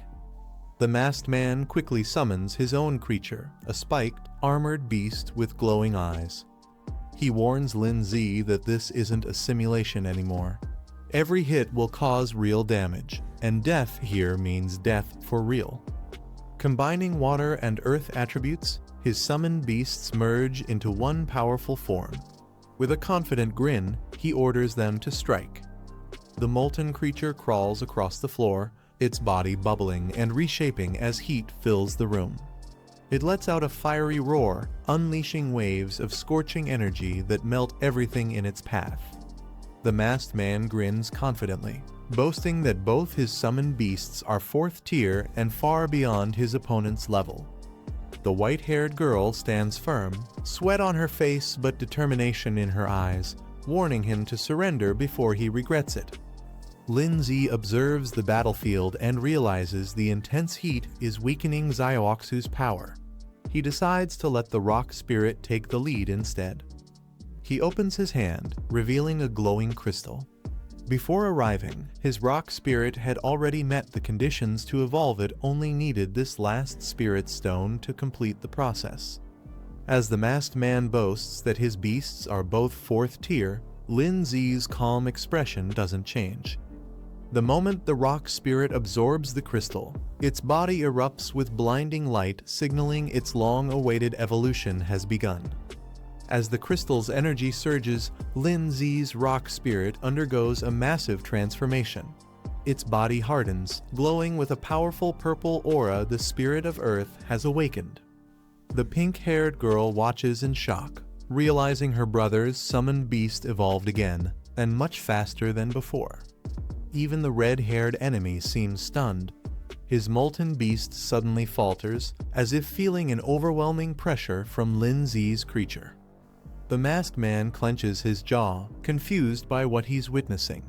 He mutters that beasts of the same type shouldn't have this kind of dominance over each other, yet Lin Z's power completely defies that logic. Lin Z calmly remarks that beasts of the same element shouldn't overpower each other. However, his evolved spirit of Earth proves otherwise. A massive aura erupts behind the creature, divine and overwhelming. The enemy's molten beast trembles under the sheer pressure. A new skill activates Earth's divine authority. The ground itself seems to respond, suppressing all enemies within range. Realizing the situation is out of control, the masked man panics and orders his ally to retreat immediately, taking the girl with them before it's too late. The red tendrils tighten around the girl, lifting her off the ground as she struggles to break free. She clenches her teeth, forcing herself to stay conscious even as the poison weakens her body. Determined not to become a burden to her brother, she gathers her remaining strength and channels her power. With a fierce cry, she summons her flaming companion, the Fire Phoenix, which bursts out in a blaze of heat, cutting through the red restraints. The Fire Phoenix collides with the red tendrils in a powerful explosion, filling the entire hall with flames and smoke. As the dust settles, the pink-haired girl holds the unconscious child in her arms, relieved that she's only asleep. Determined, she vows not to let their enemies escape after what they've done. But the masked man quickly orders his ally to retreat, knowing the inspection team will arrive soon. They flee the scene before reinforcements can show up. The red monster releases a thick wave of purple poison fog, spreading it across the entire room. Lindsay steps forward through the mist, unbothered. His calm gaze fixes on the fleeing enemies as he mutters that escape won't be easy.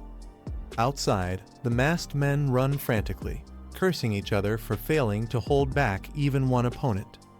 The hooded woman yells in frustration, blaming her partner's unreliable beast for collapsing before even landing a single hit. The masked man and his ally flee down the street, panicking as they argue about Lindsay's evolved beast being far too powerful. The woman warns him to stop talking and keep running before the poison fog fades and their enemies catch up. But before they can escape, a massive shadow lands ahead of them. Lindsay's rock beast slams into the ground, blocking their path. The two freeze in terror as the creature's glowing red eyes lock onto them, its presence radiating deadly intent. Under the twilight sky, a bright flash cuts across the horizon, lighting up the forest below. The explosion's glow reflects against the evening clouds, signaling the end of the battle. As the dust settles, silence returns. Only faint sparks remain, drifting like fading stars. The night grows calm once more, marking the end of this fierce clash. But the next encounter is already waiting beyond the horizon. Under the quiet night sky, tension fills the room. The pink-haired girl, with flames swirling beside her, angrily demands answers. She interrogates the two men, wanting to know the truth about their so-called soul transformation magic. The men, terrified and restrained, struggle to respond as fear grips them. She presses further, asking what their great goal truly means. Meanwhile, another group watches from the shadows. One of them recalls a man wearing a hood who possessed a similar ability, dark, forbidden, and dangerous. He wonders how such an evil power could possibly be connected to Ning. The dark-haired man gives the captives one last chance to speak, warning them of the consequences if they stay silent. His sharp gaze and calm tone make the threat clear. Terrified, one of the men breaks down and hurriedly explains everything. He admits that their group, known as the Symbiosis Organization, mainly recruits weak beast tamers and those with crippled beasts. He adds that they joined because someone spread rumors about powerful new students at Zhongning Academy, potential targets for their plans. With desperation in his voice, he screams that to gain more strength, their group believes they must gather as much power as possible, no matter how dark the method. The girl's eyes widen as she listens to the prisoner's confession. He explains that her ability to demonize her beast during the exam is exactly what their organization is after. To them, that soul technique holds great value. She's taken aback, realizing how dangerous this information is.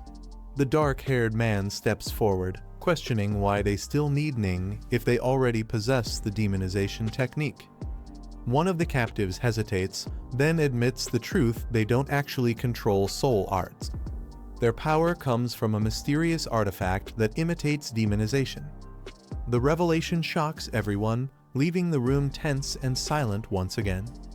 The captive trembles as he mentions a strange artifact being the source of their power.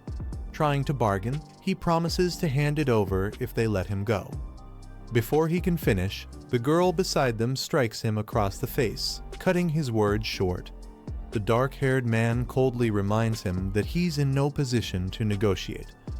He then commands the ice-haired girl to search him.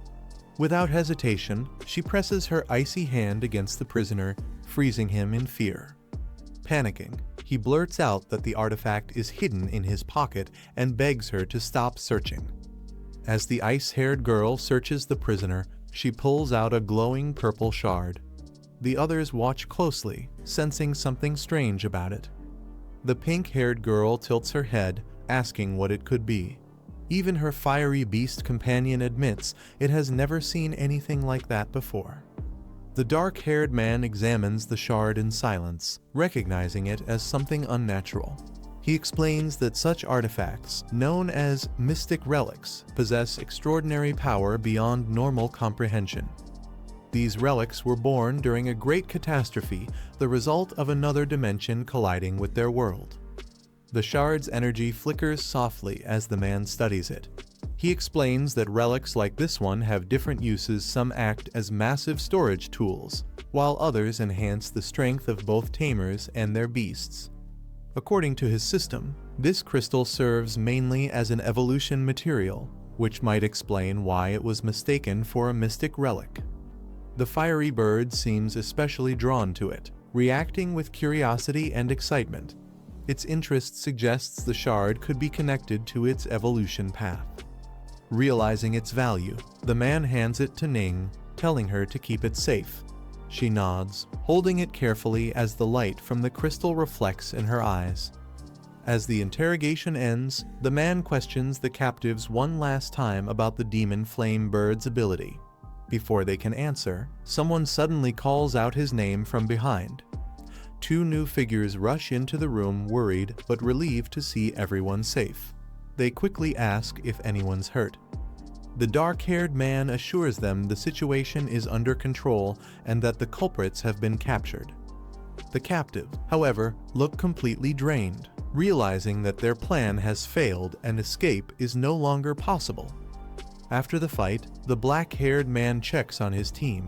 Zhang Xiaoyan is safe, only unconscious from the poison mist released by the enemy's pet. The antidote will wear off soon. A small blue beast appears, scanning the area cautiously as footsteps echo from outside. Moments later, a squad from the Beast Tamer Association storms in to secure the scene. Their captain, Yu Yan, orders his team to seal the perimeter and check for injuries. He then approaches the black-haired man.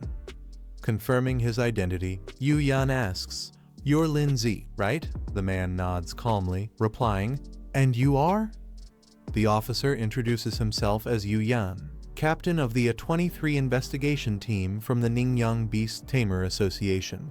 He mentions that the academy principal had spoken highly of Lin Zi, praising him as one of the most promising new students. Yu Yan thanks Lin Zi for providing valuable intel on the symbiosis group and promises to recommend him for a reward. Lin Zi nods with a calm smile. The captain takes charge of the scene, saying his team will handle the follow-up investigation but might need their cooperation later. Lin Zi agrees without hesitation. Before leaving, Yu Yan arranges for Lin Zi and his team to be taken to the medical center for a full checkup, ensuring none of them are secretly injured after the battle.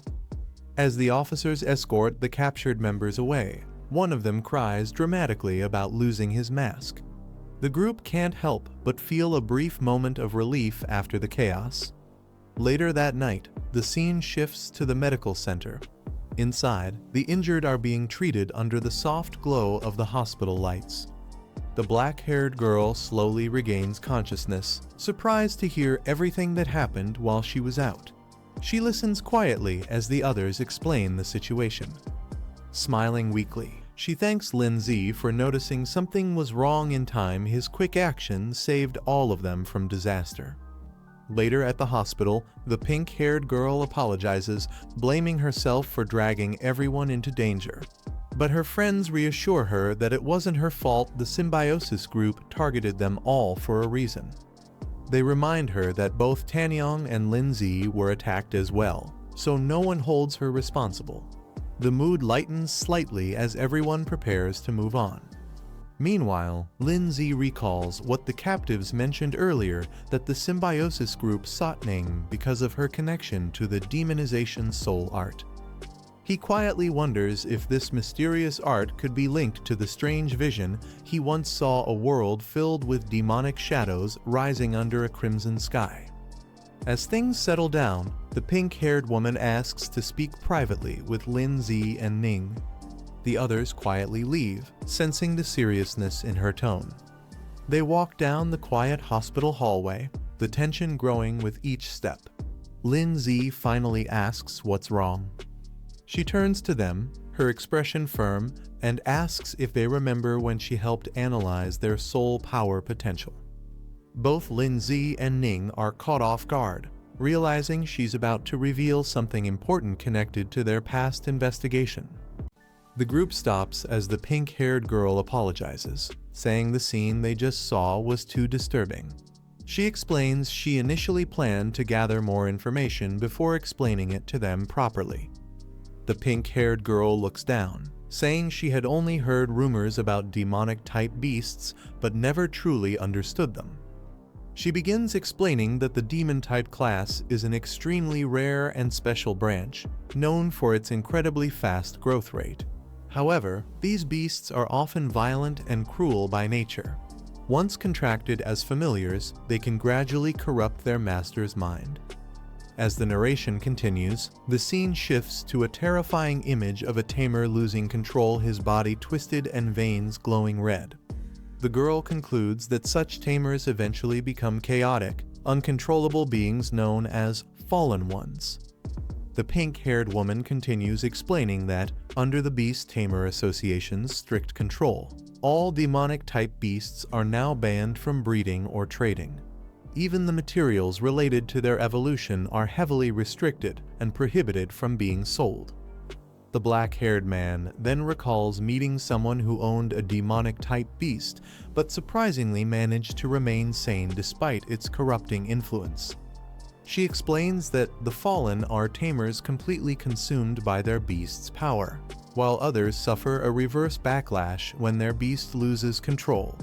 Both outcomes are equally dangerous and unpredictable. Curious, the pink-haired girl turns to him and asks how he managed to demonize his flame bird. Calmly, he explains that after evolving, his fierce flame bird naturally gained this new ability. The man explains that his flame bird is currently at Stage 2, Level 7. After demonization, it can temporarily reach Stage 3, Level 2, but only for about a minute. With his current soul power, he can only use that ability once per day. He recalls seeing others attempt to demonize their beasts through symbiosis, but their results were unstable and often led to severe backlash. He assumes the authorities banned the practice to prevent uncontrollable disasters. The pink-haired woman remarks that the world is full of mysteries and humanity has only begun to scratch the surface of soul arts. There's still so much unknown potential waiting to be uncovered. Teasingly, she tells the girl beside her not to overthink things. What matters now is getting stronger, and if her soul arts can truly enhance demonized beasts, she'll become incredibly powerful in the future. The girl lowers her gaze, realizing that if this truly is a new type of soul art, the symbiosis organization will never abandon it easily. The thought weighs on her, but instead of feeling discouraged, she gathers her determination. She clenches her fists, reminding herself that the only true solution is strength. If she wants to control her destiny, she must keep pushing forward and growing stronger, no matter what obstacles appear in her path.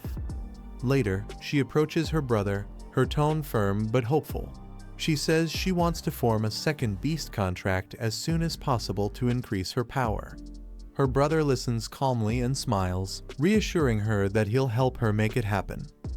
Her brother agrees to help, saying it's a good chance to also check the detailed condition of the flame bird. The group then decides to head out together. However, the pink-haired woman reminds them that it's already late and most pet shops are closed at this hour.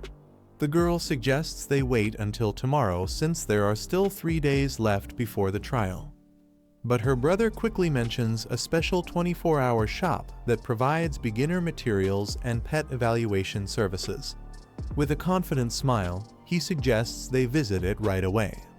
The scene then shifts to a quiet street at night, where the glowing sign of the 24-hour pet shop stands out in the distance as they make their way there. They soon arrive at the pet shop late at night. Inside, the shelves are lined with familiar creatures. None seem particularly rare or special. The black-haired man observes that most of these beasts don't have any unique evolution paths, even among the same species. The girl scans through the rows, unimpressed by what she sees, commenting that everything feels quite ordinary. Meanwhile, the man walks up beside her with his flame bird. He gently pats its head, causing it to let out a happy sound.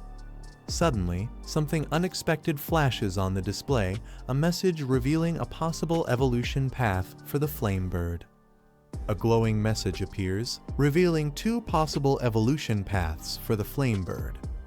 The first path, Flamewing Eagle, strengthens its explosive power and core attributes, but reduces its speed, allowing it to evolve up to the 5th stage.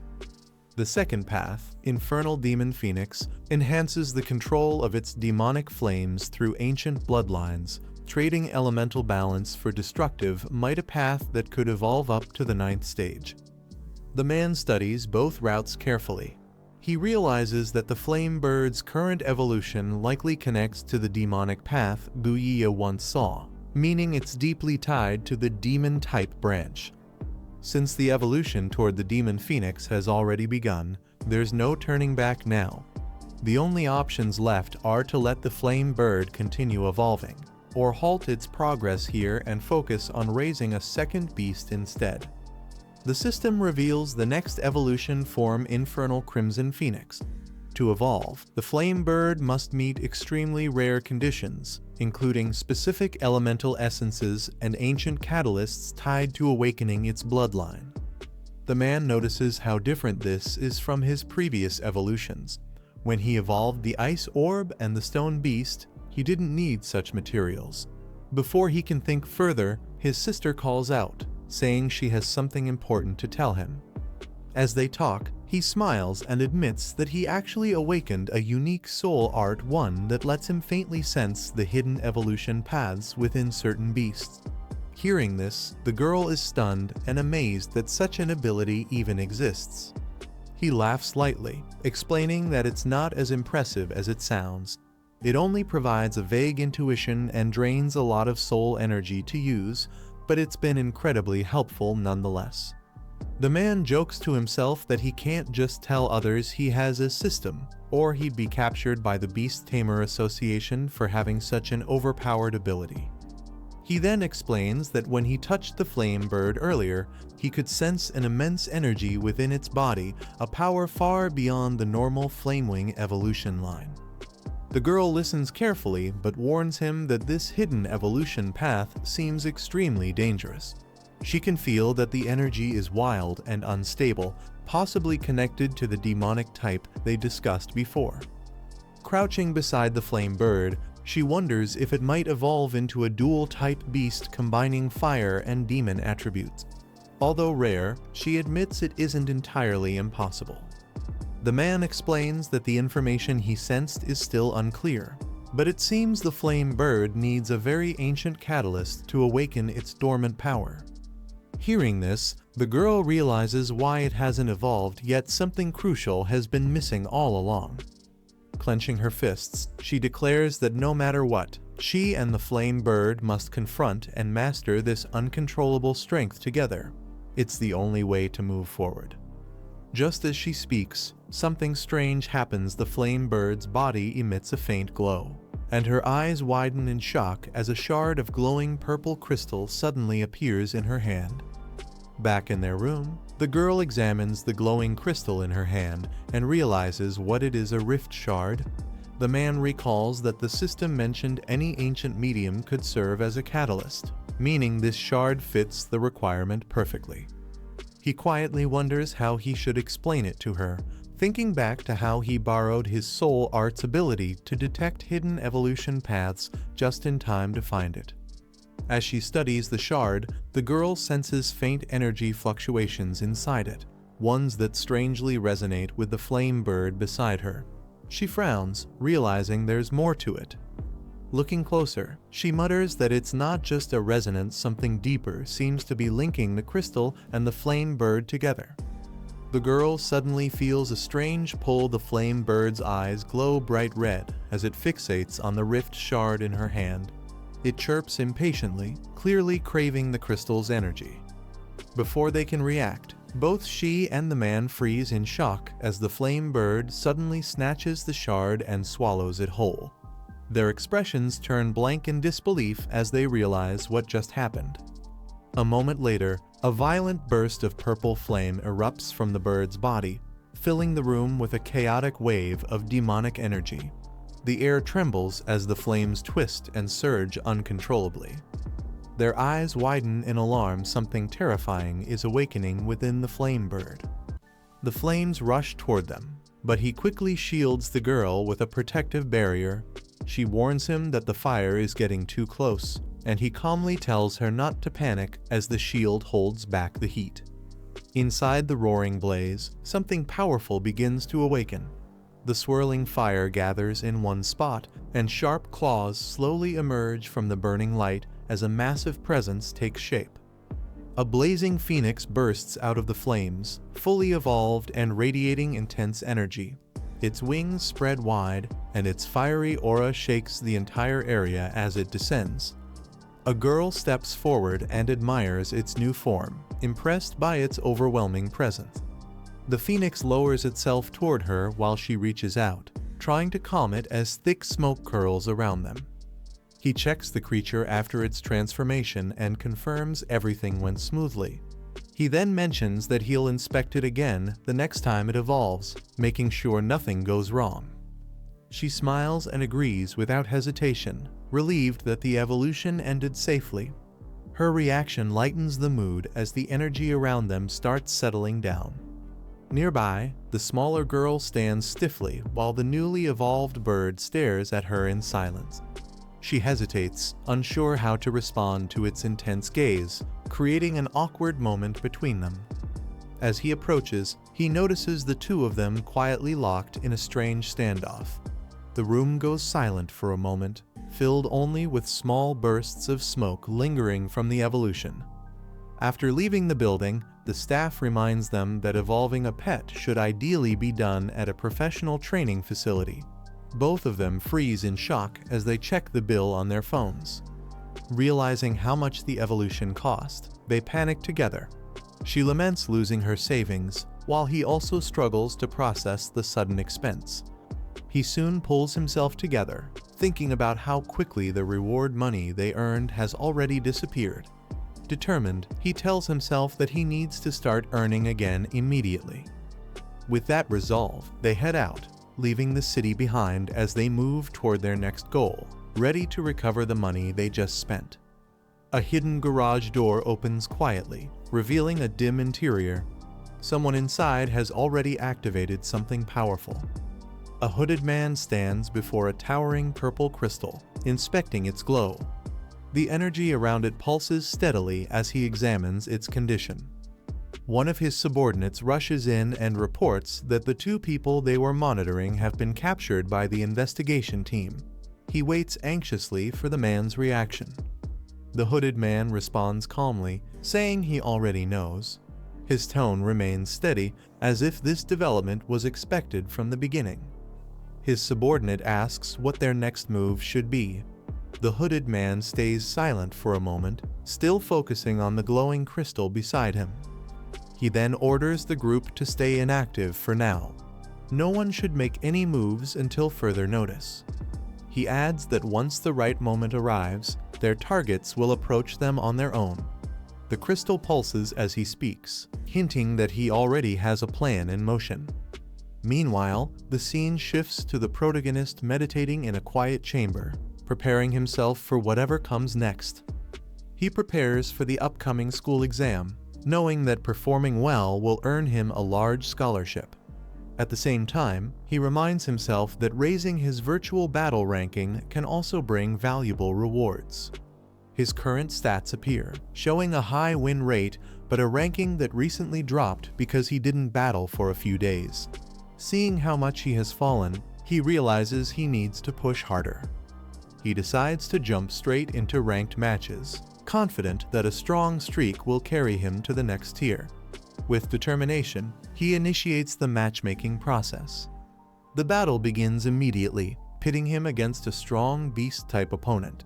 After a decisive victory, his ranking rises again, putting him one step closer to his goal of reaching the top 100 before the exam. He continues battling through ranked matches, defeating a powerful water-type beast and pushing his rank up rapidly. Each win moves him closer to the top. Another match begins immediately, this time against a dark-type 3-headed monster. He wins again, and his ranking jumps even higher. As his victories pile up, his rank climbs at an unbelievable speed, rising from the thousands to the hundreds, then breaking into the top 50 in a single streak. News spreads quickly across the platform. A new record holder appears, someone who climbed from the bottom ranks into the top 100 within a single day, with an almost perfect win rate. Everyone starts wondering who this mysterious player is. Across the platform, players are shocked by how fast he climbs the rankings. Many comment that he wins every match in under a minute, calling his speed insane. Soon, a top-ranked veteran appears, an expert known for using high-tier beasts. He mentions that he has heard about the newcomer who rose from the 10,000 range all the way to the top. The veteran approaches him directly, admitting that the newcomer has real skill. His tone shows a mix of respect and curiosity. He then warns that the climb ends here. Ranked 9th, he declares that he will personally stop the newcomer's winning streak. He calmly signals the start of the match, showing no pressure despite facing a top-ranked opponent. The red-haired veteran becomes furious, yelling that sending out a single beast to fight him is an insult. He demands the protagonist summon another one, unable to believe the disrespect. Before he can finish complaining, he is instantly frozen solid. The attack ends the match in a single move, leaving him immobilized in a block of ice. He praises his ice beast for finishing the fight beautifully. At the same rank level, she completely overwhelms opponents with ease, proving she can dominate any equal tier match. After the match, he gently pats the ice girl's head, proud of her. Her growth bar is now completely full, showing she has reached the maximum level for her current stage. He notes that the intense battles have finally maxed out her growth. Now, all she needs is the right evolution materials, and she will be ready to advance to her next form. Suddenly, multiple system notifications appear, listing special achievement rewards for reaching high ranks. Each tier offers points, crystals, and rare items. He is surprised the system triggered both an achievement reward and a series quest at the same time. His expression brightens, realizing this breakthrough will benefit them greatly. He plans his next steps, buying the evolution materials for the Ice Girl tomorrow and using the spirit crystals to improve his own base attributes. He then arrives at a building marked with the club's name, preparing to visit someone inside. A cheerful pink-haired senior greets him warmly as soon as he enters. She seems excited to see him. She invites him to join her team for next week's training session. Her sudden enthusiasm surprises the girl standing nearby. She happily agrees, admitting she couldn't find suitable teammates and was considering skipping the trial. Curious, she asks who is already in the team. The senior lists the current members one by one and mentions they still need 2 more people to complete the lineup. She casually suggests bringing Lin Z in as well. The girl realizes the senior specifically wants Lin Z, noticing how eager she sounds. Her reaction makes her suspect there's another motive behind the invitation. The senior proudly explains that Lin Z recently caused a huge stir in the virtual arena, instantly becoming one of the most talked about rising contenders.